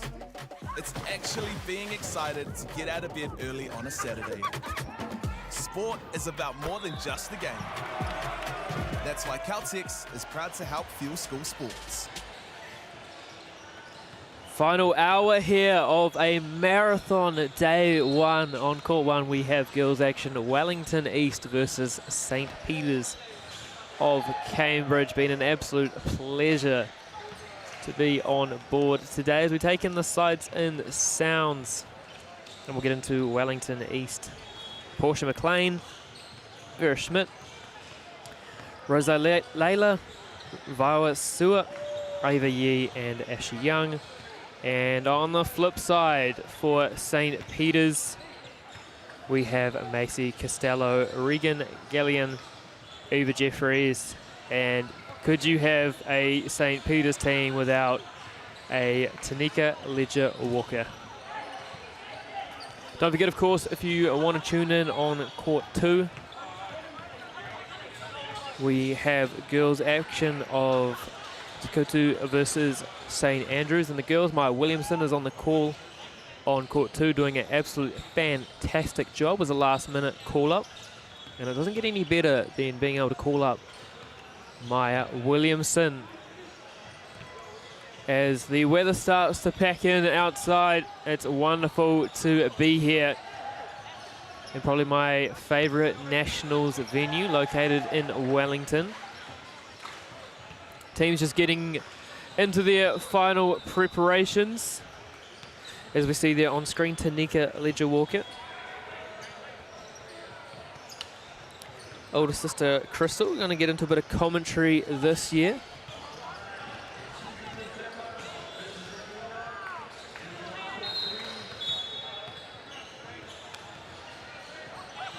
So referees just about ready to get underway. St. Peter's are going to be in the red. Wellington East will be in the yellow.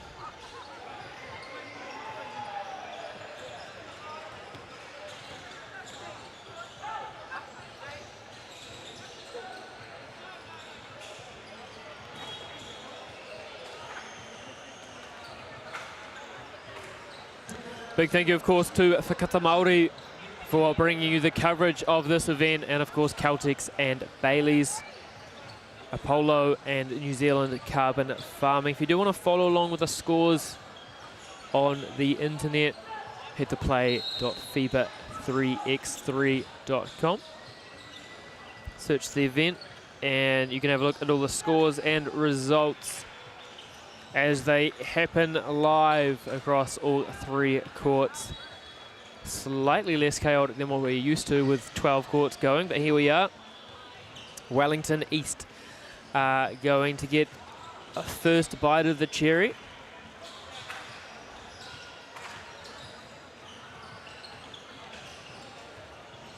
For St. Peter's, we've got Costello, Jeffries and Ledger-Walker on the floor.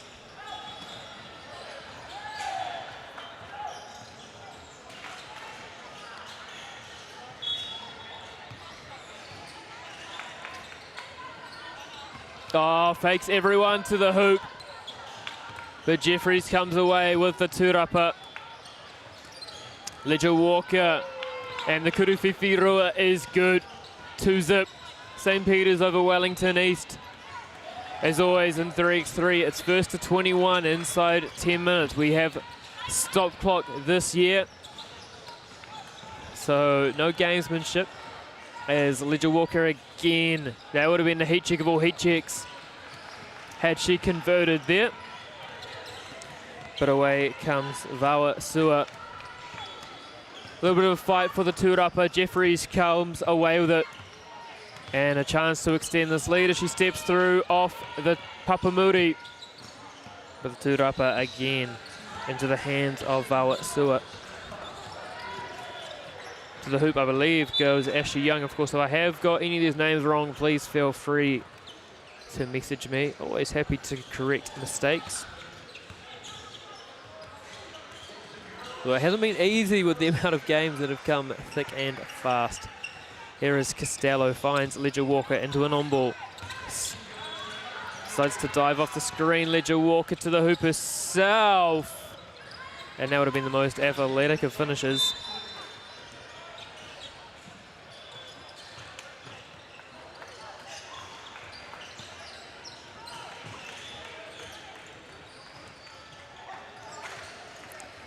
Asked for the shot clock to go to 6, surprisingly.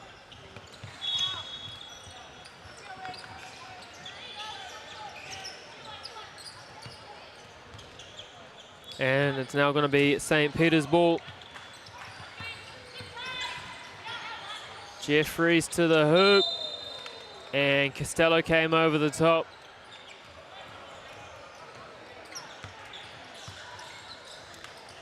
And she will draw the hara, so it's going to be Wellington East ball through Vawa Sua. As we have another look, yeah, just came over the top.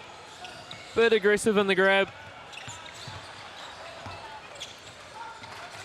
As away comes St. Peter's. Ledger Walker once again up top. Gets by Schmidt to the hoop with the left hand and the finish.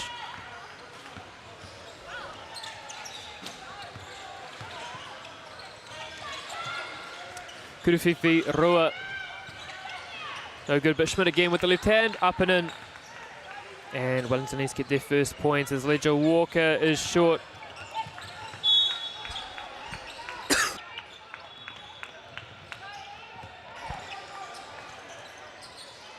Rowan Cosman is going to stay their ball with 6.7 on the clock. Pulls up for the Kurufifi Rua is good.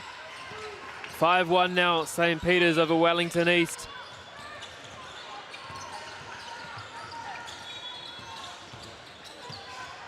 And a block there from Costello, stays with Wellington East. Got to get this one up quickly, blocked. And the hara is called, so there's going to be 2 shots for Wellington East.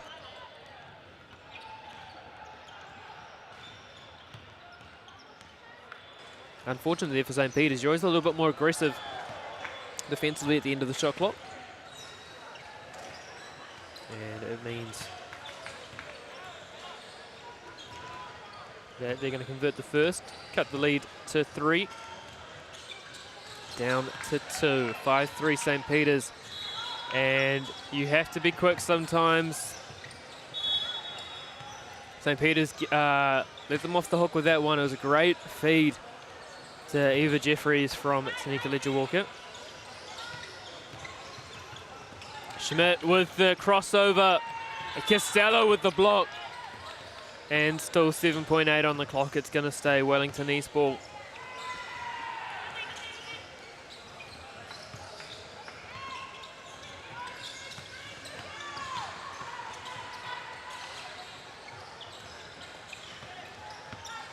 Away come St. Peter's. Tanika Ledger Walker. Happy to let those ones fly. Definitely has the range to shoot it as Schmidt turns it over. And Galen is the one who gives it up to Costello to the hoop. Too strong there off the Papamuri. And the two-upper ends up, as we see, a beautiful back cut and finishes executed to perfection there from Wellington East. And Ava Yee is the recipient. Ledger Walker. Kurufifi Rua is long. Schmidt fights for the ball. And the hara is called on Costello.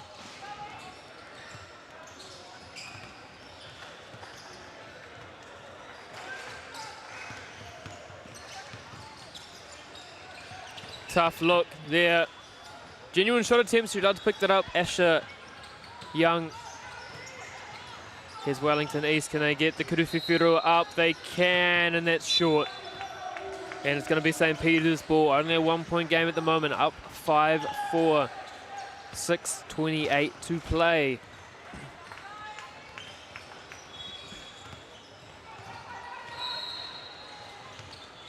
Jeffries around the Ledger Walker on ball. Kurufifi Rua is good. And 7-4 now, courtesy of Tanika Ledger Walker. Young. Again, that little back cut from Wellington East. They're always looking for it. And what a beautiful finish from Vawa Sua. One possession game. Jeffries, Kuruwhiwhi Rua is long. Ledger Walker tried to kick that one, couldn't get it. And again, that back cut from Ava Yee. As Ledger Walker just wants to finish this one in twos. 9-6 now. Bausua with the right hand down the left-hand side. Lovely finish out of the Papamuri. And not too sure what the call is here.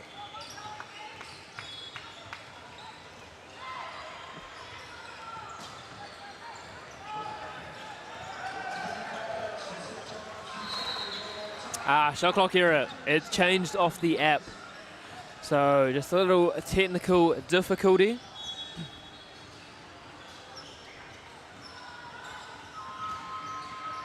As we zoom and take in all the sights and sounds of the action down here in Wellington. Don't forget, of course, we are live from 10 tomorrow across both courts with finals culminating on court 1. We should be done about 5:15.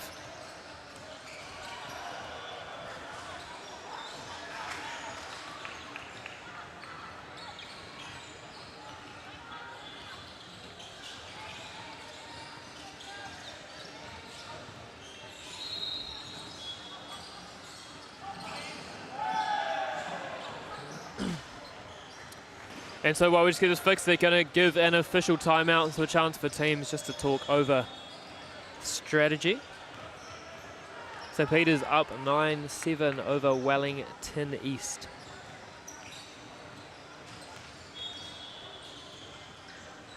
Five and a half to play. Good to see they're bringing in the big guns. Catherine Jealous trying to get this fixed. Liam Collins also on the job. Makes you ask the question, doesn't it, Rich? How many people does it take to fix the shot clock? Currently the answer is 4.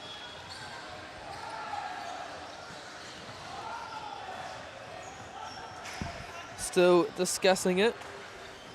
A big thank you once again, of course, to Celtics and Bailey's, New Zealand Carbon Farming. Let's watch court 2. I won't commentate it, I'll leave that to the expert who is Maya Williamson covering that game. Don't forget that's live on YouTube as well, but trying to get us back ready to go, not quite able to. You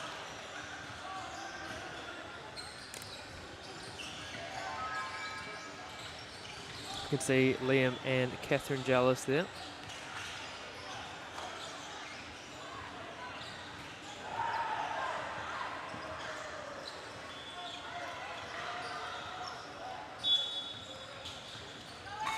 And looks like we're ready to get back underway, so back out come the athletes.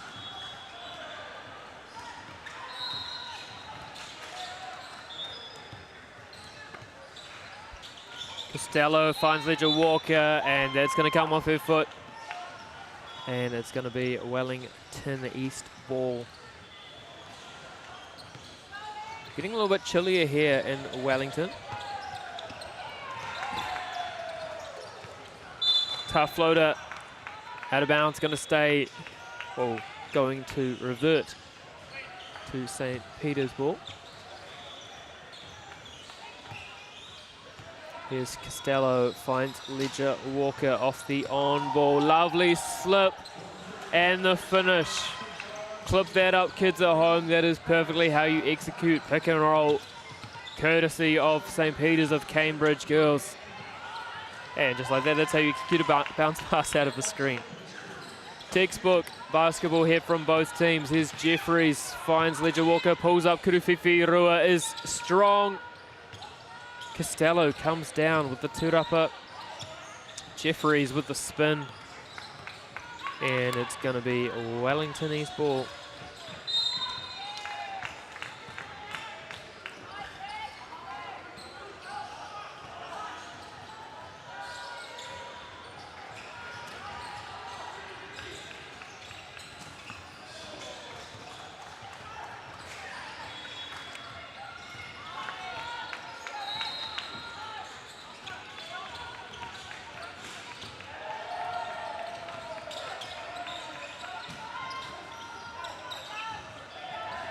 No good there. Big tūrapa there for Wellington East.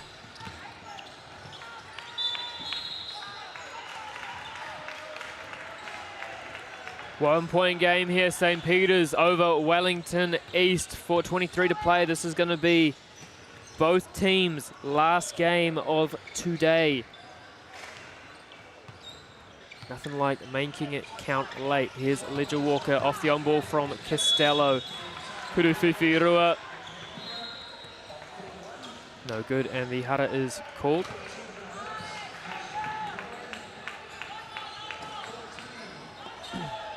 Five haras on St. Peter's. None on Wellington East. Watch that in the final 4 minutes. If we get to 7 fouls, as Ledger Walker no good. Jeffries somehow gets it out. Back to Ledger Walker. No good again. And the tūrapa, Wellington East. Here's Schmidt. Finds a teammate. And Wellington East take the lead, courtesy of Portia McLean. And a timeout is going to be taken from St. Peter's. Down 1, 3:52 go. Not deemed a timeout, actually. Here's Jeffries, little on ball. Leaves that one short. Fight for the tūrapa is going to stay St. Peter's ball. I think Schmidt was trying to space the floor there to think it was still hers. Jeffries off the on-ball from Costello, spins, steps through with the left hand, tie ball game, 11 apiece. Wasn't cleared. That's going to be a turnover. St. Peter's a chance to wrestle back the lead here as we have another look at it. Started attacking before the ball had cleared the three-point line.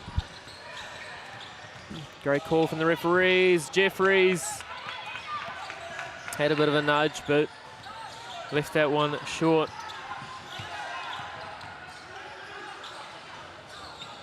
Scratchy here from both teams.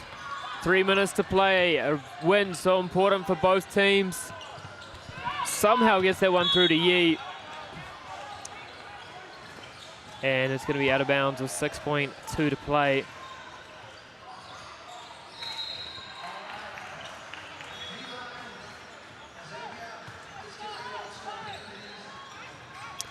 Wellington East put it up, and it is good. The Kuruwhiwhi Rua up 2 now, Wellington East over St. Peter's of Cambridge. Eva Jeffries draws the hara. And that is going to be called up top. We have another look at it there. Definite scratch across the top. Not deemed shooting. Thought she had a pretty good case, but that's why I'm up here, not down there. Here's Ledger Walker on the left-hand side. Gets the ball stripped. Spins to the hoop. Again, that is not deemed a shooting foul.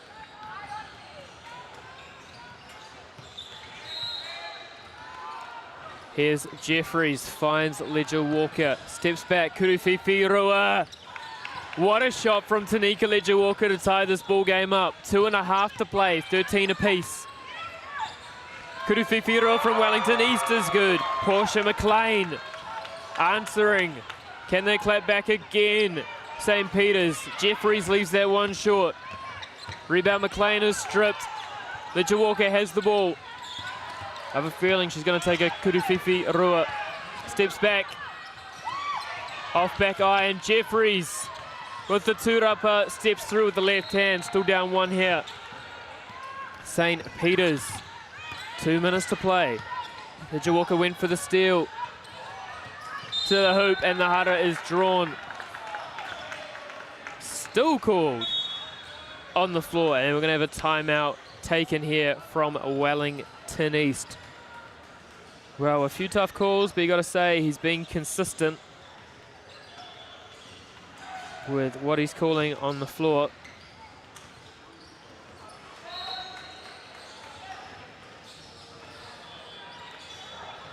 So both teams just discussing what they are going to do here. Ledger Walker the most vocal on the St. Peter's side. On the Wellington East side, it looks like there is a lot of Vera Schmidt announcing instructions.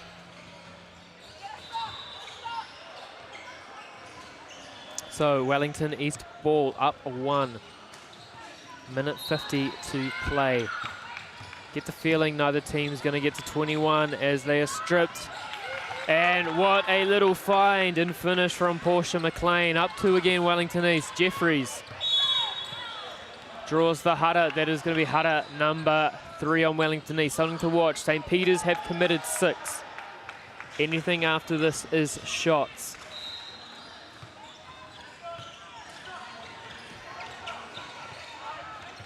Ledger Walker finds Jeffries. Travel called. So Wellington East a chance here if they score to make this a 2-possession game, which could be absolutely critical. Schmidt. Handoff to McLean. Happy to work things around here. Ava Yee. Schmidt again in the corner.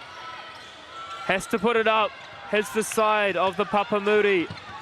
Ledger Walker saves the ball before it goes out of bounds off the Costello pass. Finds Costello, takes it to the hoop, finishes up and over. Back to a 1-point game, under a minute to play. And that is going to be Hutta number 7 on St. Peter's. That is going to be shooting for Wellington East.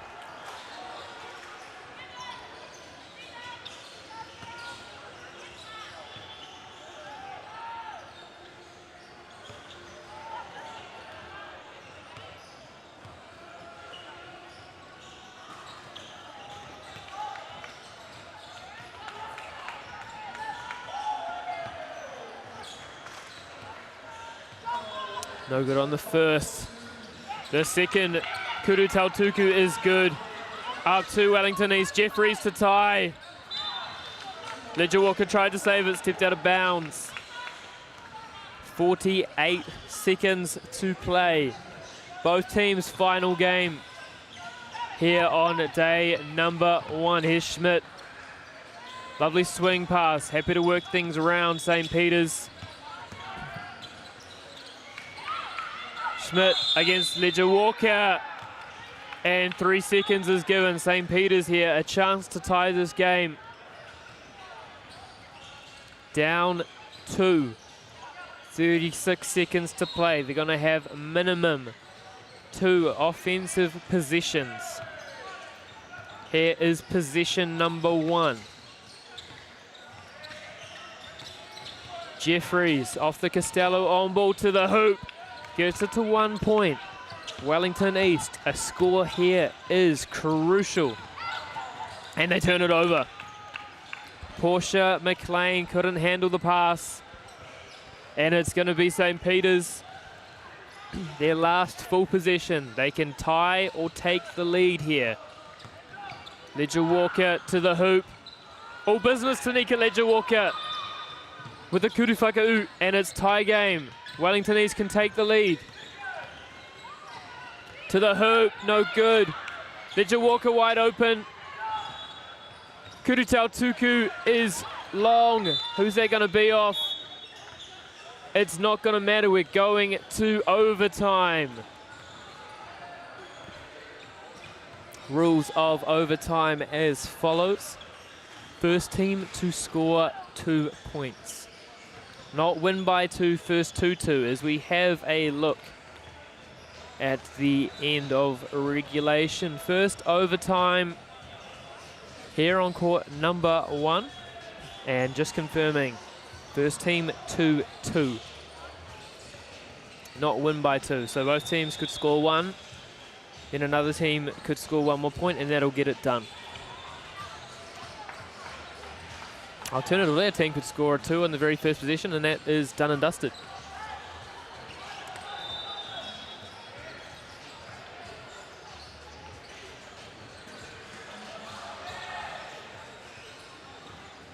It's going to be St. Peter's with the ball first. Here's Jeffries up the top. Going to go herself to the hoop. Oh, lovely pass to Costello. First points of overtime, St. Peter's. Wellington East. Schmidt gets stolen here from Ledger Walker. And what a pass that would have been to Eva Jeffries. As we have another look at it here on the action replay, Whip just couldn't quite wrap it around the corner to Jeffries, so it's going to stay Wellington East ball. 2 here, wins it. A1 keeps it a tie game. Kufiwirua is short, and it's going to be St. Peter's ball.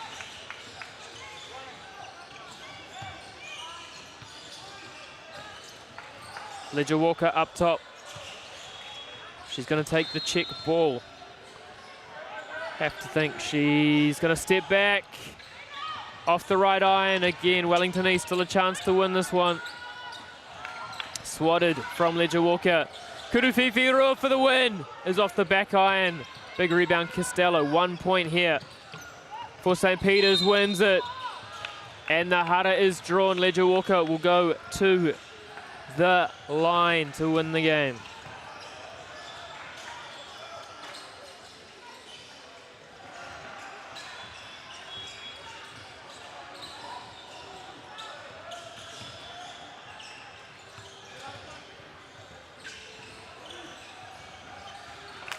And that's going to do it. Tanika Ledger Walker. St. Peter's win 19-17 over Wellington East. We're going to take a quick break and be back with Otago boys versus Napia boys. See you shortly.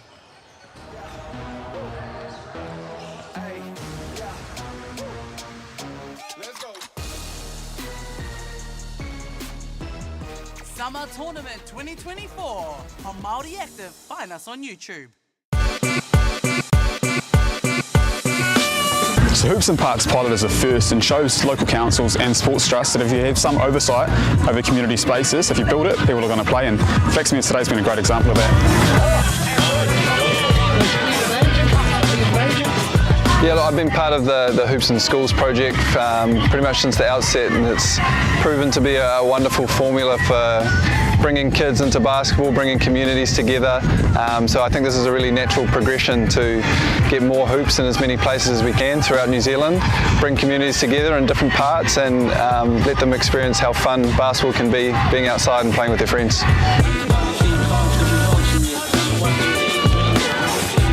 I mean, today's been awesome. It's so cool having this court set up, such awesome hoops, and you know, now for these Flaxmere residents, it's 10 minutes or less to get to their local court, and these kids can come after school, before school, hang out with their mates and get some shots up. I think it's definitely going to have a positive impact. I mean, as you can see right now, the turnout's been pretty good, so especially in Hawke's Bay, it's always pretty sunny out here, so I think there's going to be kids filling these courts up most days, so it's definitely going to be a positive impact.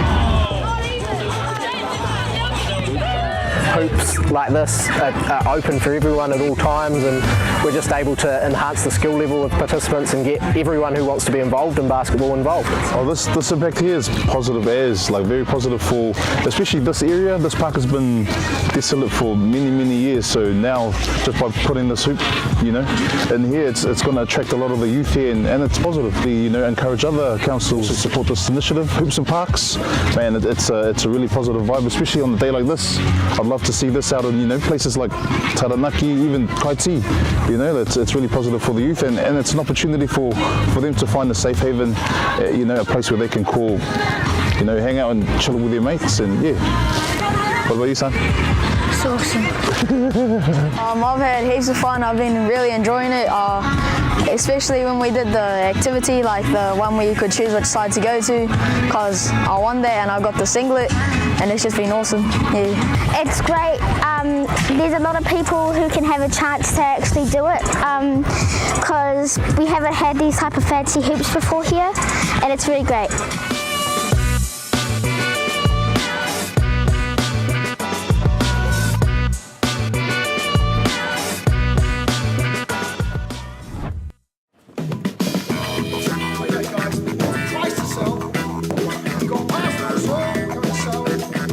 Ladies and gentlemen, This isn't about what we wore back in the day.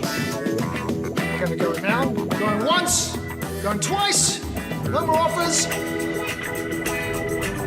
Sold! It's about being trusted to get a better result for our clients since 1973.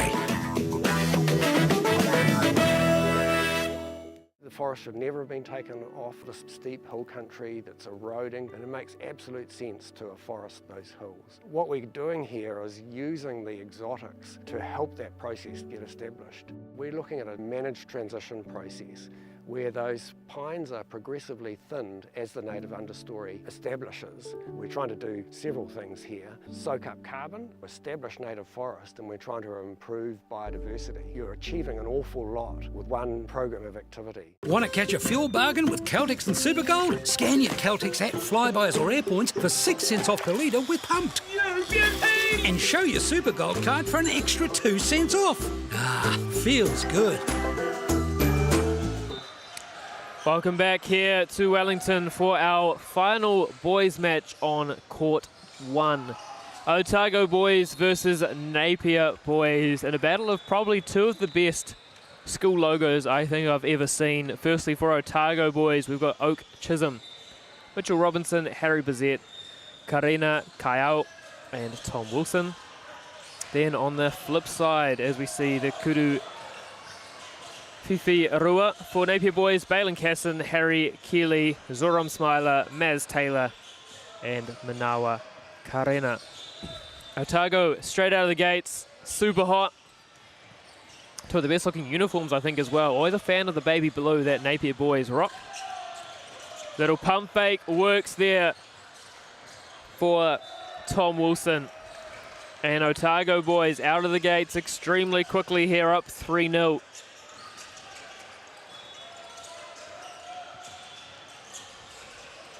Little horns action. Chisholm. Kurufifi Rua is good again, and it's 5-zip for Otago boys. Tell you what, it might not be very warm outside, but it is absolutely heating up as we see the M1 here for Napier, courtesy of Zoram Smiler. The perfect reply to try and get them back into this match.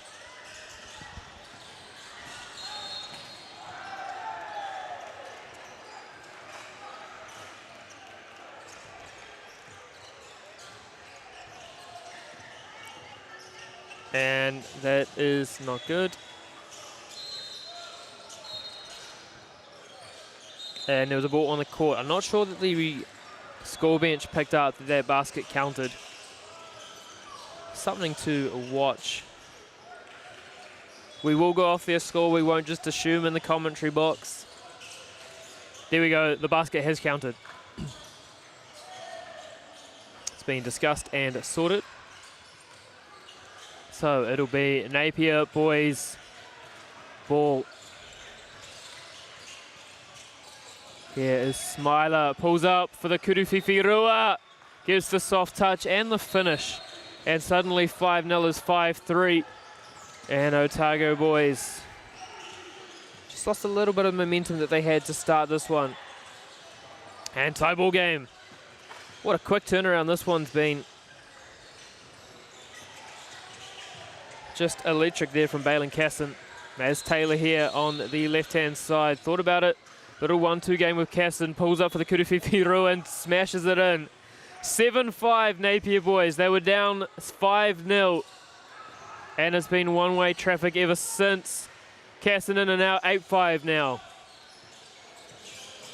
This game has just been one way each way as Taylor there picks up the loose ball, little give and go, finish with the right hand, can't, Turapa and puts it back in off the Papamuri, 9-5. An offensive foul called there on Tom Wilson. just lowered the shoulder a little bit too much into Maz Taylor.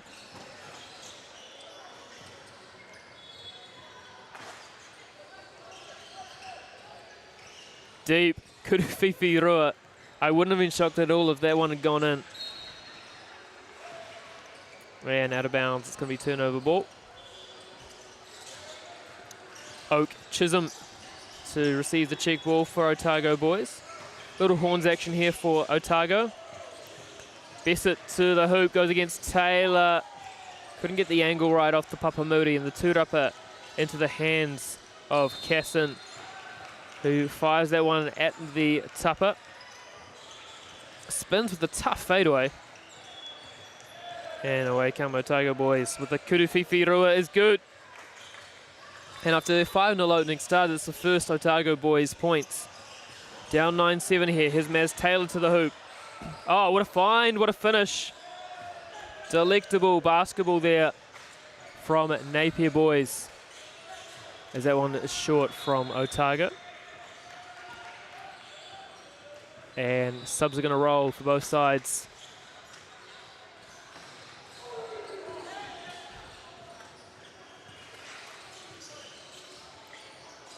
Here's Napia, a little go screen on the weekend side, tried to slip it, couldn't find anything out of it until an on ball.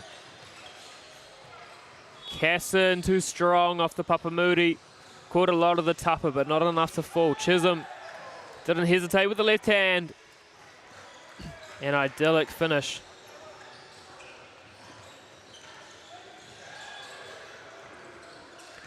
Napier boys, what can they create here? Blocked from Chisholm. Gets the ball in the end. Out of the short corner, blocked. Once again, huge from Harry Cayley. And if he got that, that could have been one of the great 1-2 punches seen today's Cayley. Happy to work things round. Is he going to spin back? Yes, he does. Just short. And Karena finds Chisholm, who doesn't even hesitate. Pulling up.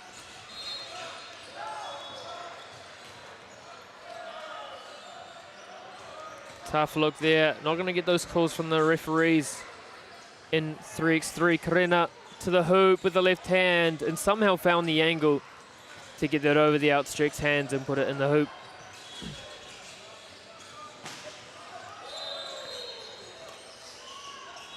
And Chisholm draws the harder. It's only the first one on Napier boys. Otago down 1-10-9. Here with just over 5 minutes to play. We are a little bit behind time.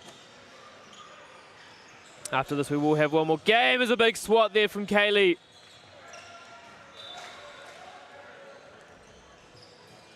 Would love another look at that one as he just soared into the rafters to pluck the ball out of the sky.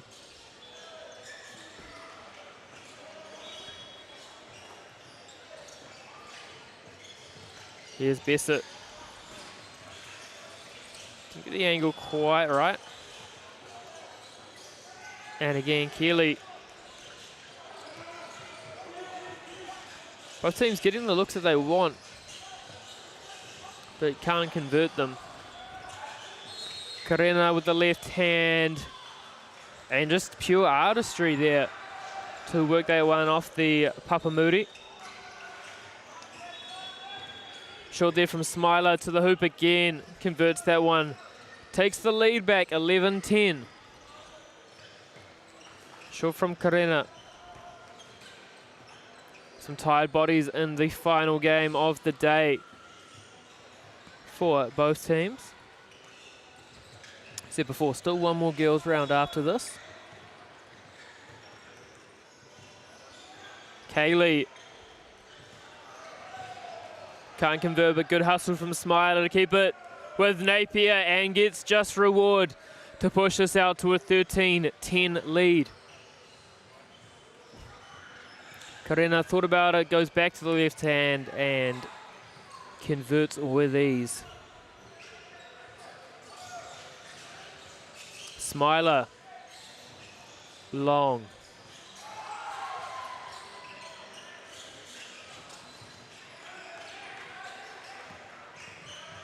Karena, lovely find there into his teammate, Harry Bizet.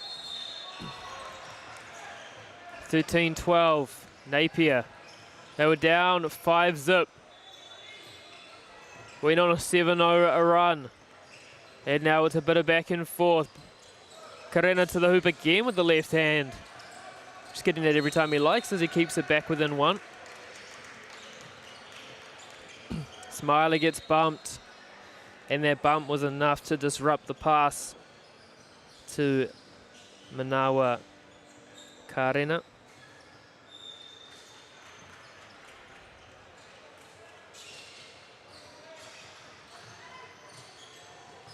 Ah, beautiful finish from Otago boys. Tie ball game here, 14 apiece. Maz Taylor showing off the wheels. Bit short as Oak Chisholm was keen for that one to drop, but it's not going to. Keeley again. Sorry. That was Balin Casson. And away comes Casson with the rebound. Here's Maz Taylor on the left wing. Goes to the hoop. Holds it up. Got a lot of room, but left it short. Wilson, Kurufifi Rua. Short again, just some tired legs on these deep attempts. It is their last game of the day. Smiler and one. And that's the easiest way to get 2 points.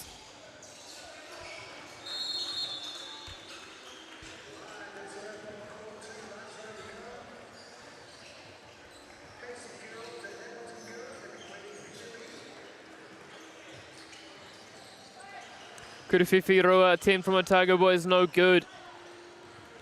Napia up 2. And now up 3 in that race to 21. Trying to beat the clock. Here's Wilson, goes at Taylor. Well defended, but fantastic finish from Tom Wilson. Into Balin Casson. Is he going to spin back? And called for backing down for 3 seconds.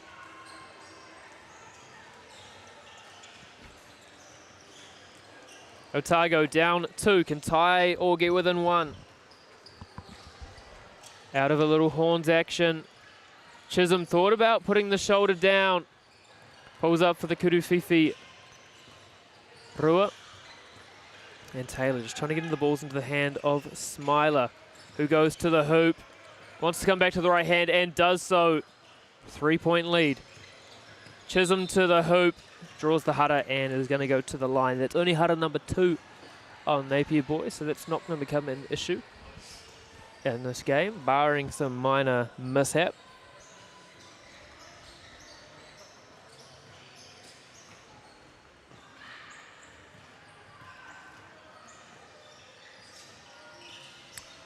Converts that one, up 3. Taylor to the hoop. And now Napier boys are 1 possession potentially away from closing this game out with 1:41 to play. Smiler, is he going to pull up for it? Opts not to the hoop. All the open space you need, and now it's a 1-point deficit that Napier boys need to overcome to win this game. Balin Casson with the ball, looking for Maz Taylor. Finds him, wants to finish it with style.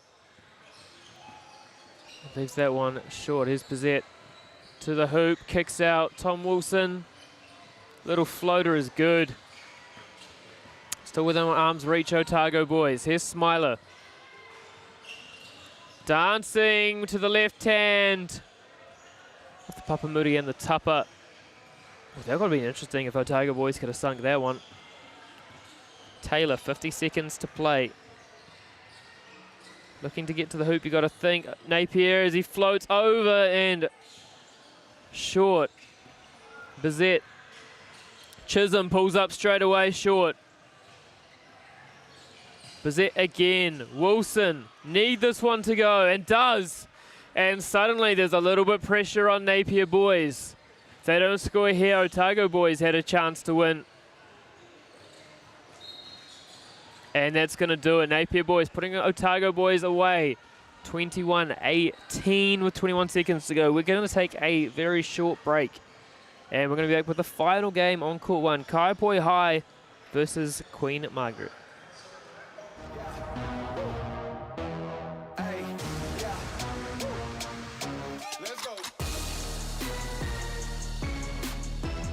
Summer Tournament 2024 on Māori Active. Find us on YouTube.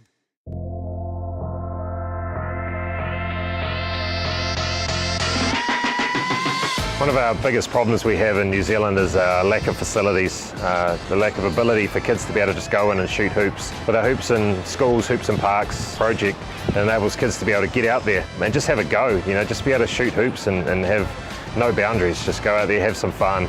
By not being able to get inside to a lot of facilities, this solves a lot of our problems. We're seeing the hoops that we've already installed just be so well utilised. Every time you drive past a school that's got these hoops in it, there's always kids using them. We know it's going to increase participation in our sport, which is a great thing. Yeah, Hoops in Schools means to me just a lot of opportunity that when I look back and reflect on my experience at home in Portland, Whangarei, and in the schools, and there wasn't a lot of hoops around, but there was the odd hoop, and we'd always meet there, all the locals, and would have a ball, have fun, and that was a game for all athletes that played all different sports.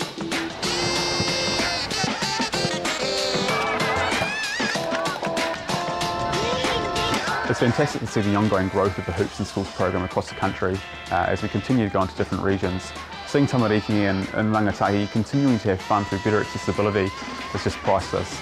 And the true value for us is seeing the positive impact it's having across communities here in New Zealand. It's been absolutely fantastic. We've been able to put 24 hoops into 12 schools right across the province. They were installed a month or so ago, and already we've seen the impact that it's had with kids getting out in there and playing them outside of school hours and the weekends. It's really had a huge impact on the game.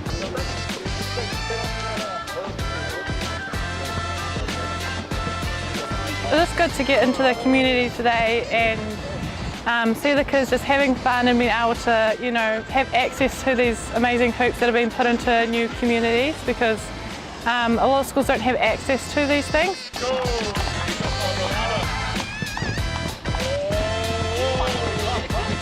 Now, looking at this initiative of putting a lot more hoops in schools is amazing. I've been to 3 or 4 schools today, and just seeing the faces of this young tamariki has been awesome. And you know, it makes you think about where we're headed and where we've been, and you know, it brings a smile to my face too.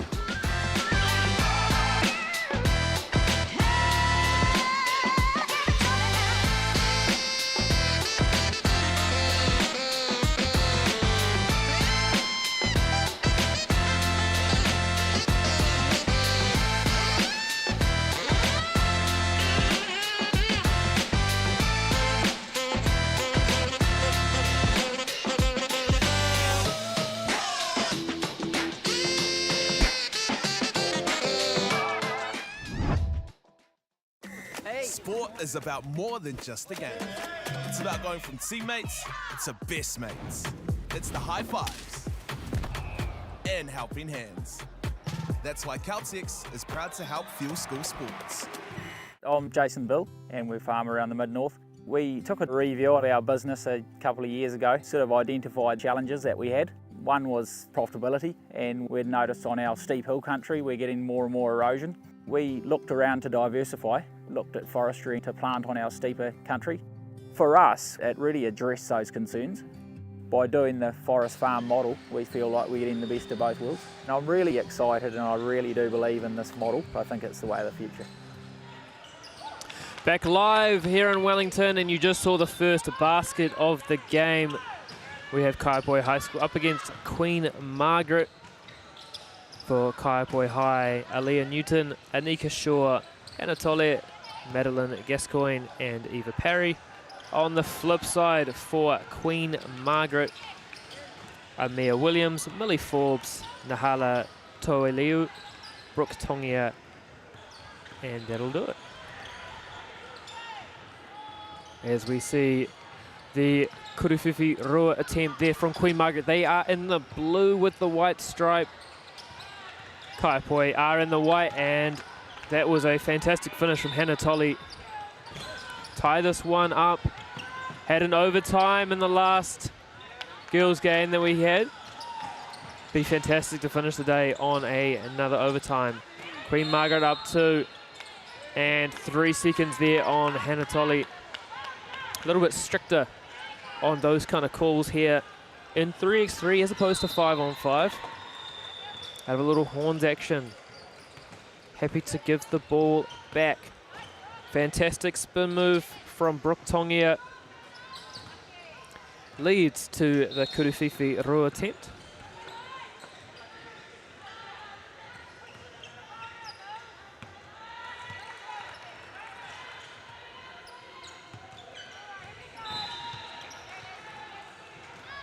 And big block there. Nahala Tolialu.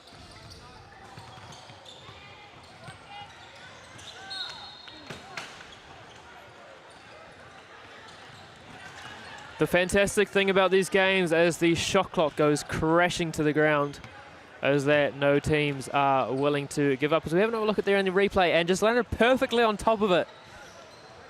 They couldn't do that again if they tried.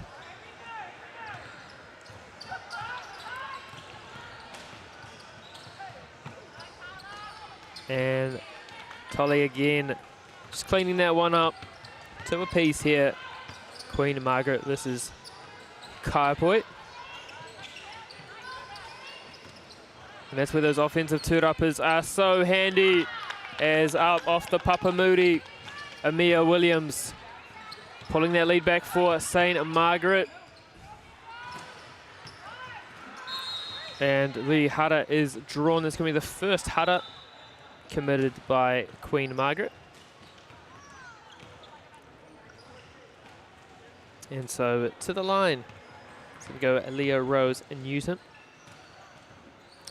Squares this one back up. Of course, a big thank you to our sponsors, Bailey's, Caltex, Apollo, and New Zealand Carbon Farming. Big thank you, of course, as well to Catherine Jealous and our entire production team. We'll brought you the sights and sounds here on day 1. I know they're more excited than anyone to do day 2 as well. Doing a fantastic job.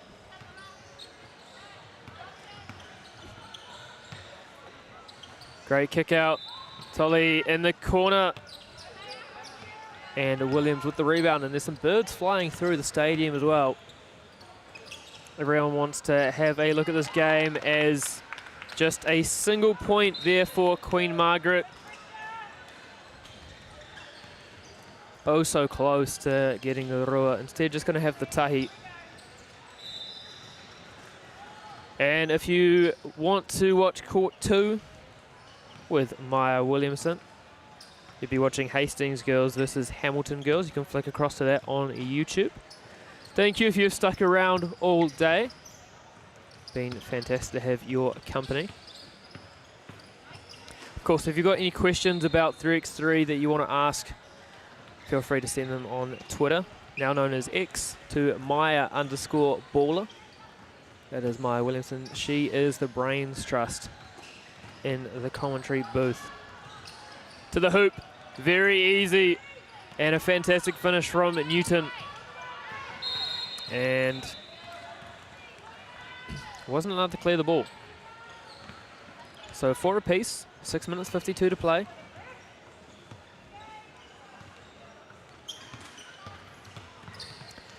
And straight to the hoop, leaves that one short. Nearly a miscommunication on the tūrapa opportunity. But Tongia had it cleaned up, put it up, left it right, and a travel is called. You can't turn over on the ground, as Anika Shaw just learnt. And so it's going to stay Queen Margaret ball.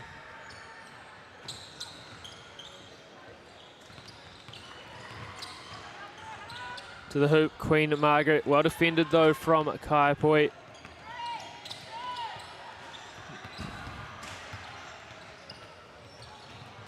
Little rip and go and finish. Aaliyah Rose Newton made that look so easy. As the Kuruwhiwhi Rua is long off the Papamuri, got a lot of tapa. Newton kicks it to the corner. And the up fake and go. Shaw finishes with ease. And suddenly a 6-4 Kaio high over Queen Margaret. And just as I say that, it's 6-5.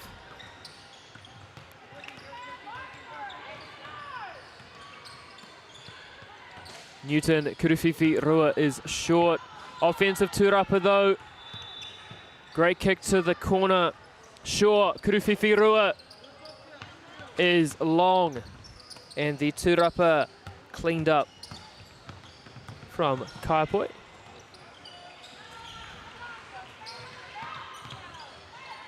Big block.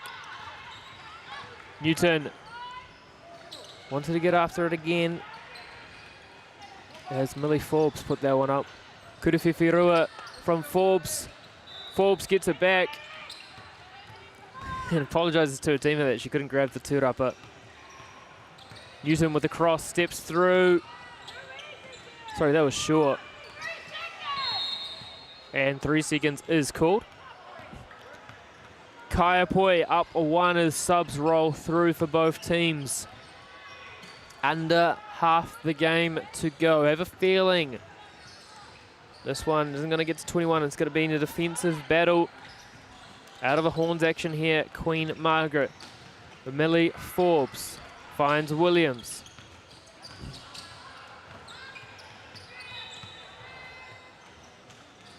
And good there to tie this game back out. To'oleu converts it as Tolly leaves that one short. Parry came out with the tūrapa. And Newton just a little bit tired there on that shot, and we're going to have a tie ball. Let's see which way they're going to give this one to.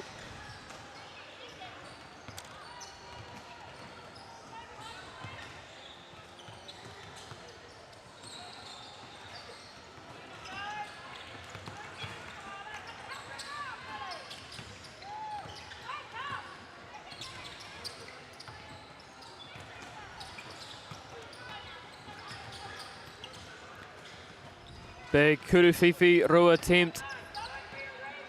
Can't be converted. Here is Newton, steps through with the little floater with the left hand. Left it short.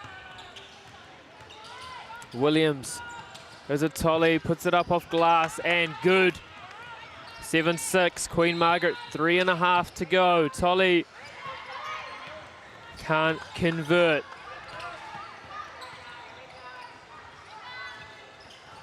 And the big tahi as Queen Margaret go up 2. Kaio just need to work the ball around a little bit more. Yes, they're getting good shots, but how can they turn those good shots into great shots? But again, it's on the players to work this out. Can't have input from coaches in these games. Here's Shaw. Has it stripped, and it's going to stay there ball. 9 seconds to go.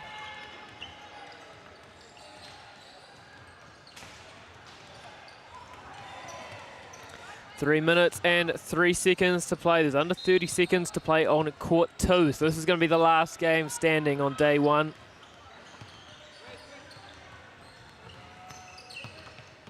Oh, what a find from Shaw. Happy though just to work things around as the block from Williams was deemed illegal. And so Kaio going to go to the line, courtesy of Amir Williams. No. Eva Parry converts, 1 point game.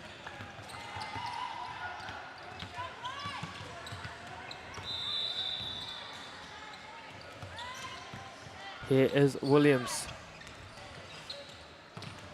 Happy to work things around though, Queen Margaret. 2 minutes and 40 seconds to play.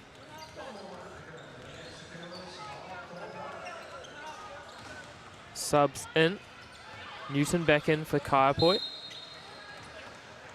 And shot clock violation from Queen Margaret. Good work there from Kaio. Perry's going to take the ball up top, finds Newton. In the corner to Shaw. Wasn't quite sure where her teammate was. That was not a pun, by the way.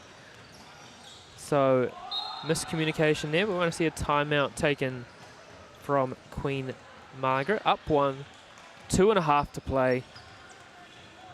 Day 1 here at secondary school. 3x3 Nationals for 2024. Maya Williamson's all smiles because she's off the hook. She's done for the day.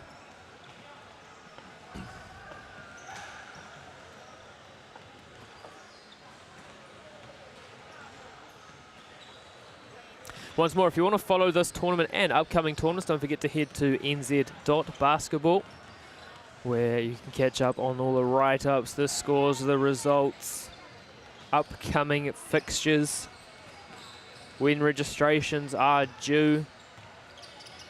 Can speak from experience, there's nothing better than having a registration entered early. Queen Margaret happy to work things around. Williams picks up her dribble, gets caught in the short corner. Tough look. Doesn't hit the Papamudi. Instead away comes Shaw into Newton. With the left hand and the finish. Tie ball game. 8 apiece, 2 minutes to play. Is overtime on the cards here on court 1. In and out.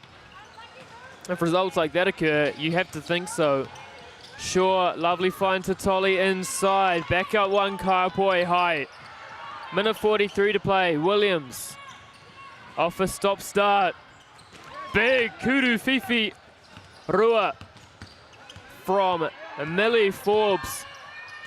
And Queen Margaret have pulled back the advantage as Shaw goes long there on the kudu fifi rua attempt. Williams thought she might pull up there from the mid-range. Decides against it. Has to go the dupe. Kudu fifi rua leaves it short. That's what happens when you've played 4 games in one day. The legs get a little bit tired. Those shots get a little bit harder. And Kaio high down 1 with a minute 14 to play, have a chance to either tie or take the lead. Newton draws in defenders. Great ball work. Newton again with the left hand, leaves it short. Well, I thought Tolly was going to take it once she ripped through. And sometimes, Maya Williamson, I can see you standing beside me, you get a little bit too unselfish, don't you? Forbes. Happy to work for a good shot here, Queen Margaret. That was one of the toughest shots of the day. 50 seconds to play. Kaio down 1. Shaw. Tolly. That's a good look for Kaio. Can she go again? She draws the hutta. Is that going to be shooting? Yes, it will be. A chance to tie the game up. That's the 3rd team foul on Queen Margaret. In and out, can you believe it? Queen Margaret given a reprieve.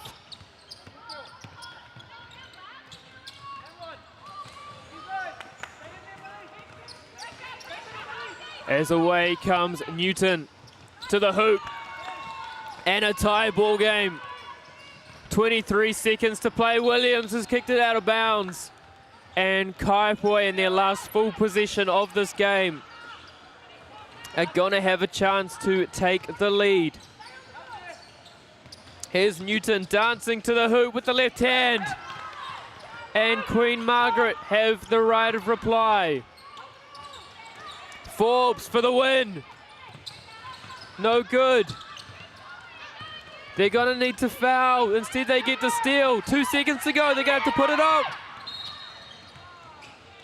And they can't do so. So in the final game of the day, Kaio High take down Queen Margaret 11-10. That is going to do us for day number 1. From myself, Andrew Horrocks, Maya Williamson, and our entire production team, thank you so much if you've stuck with us all day. We will be back from 9:55 tomorrow. with an extended day with finals kicking off just after 4. Have a great rest of your day, and we will see you tomorrow.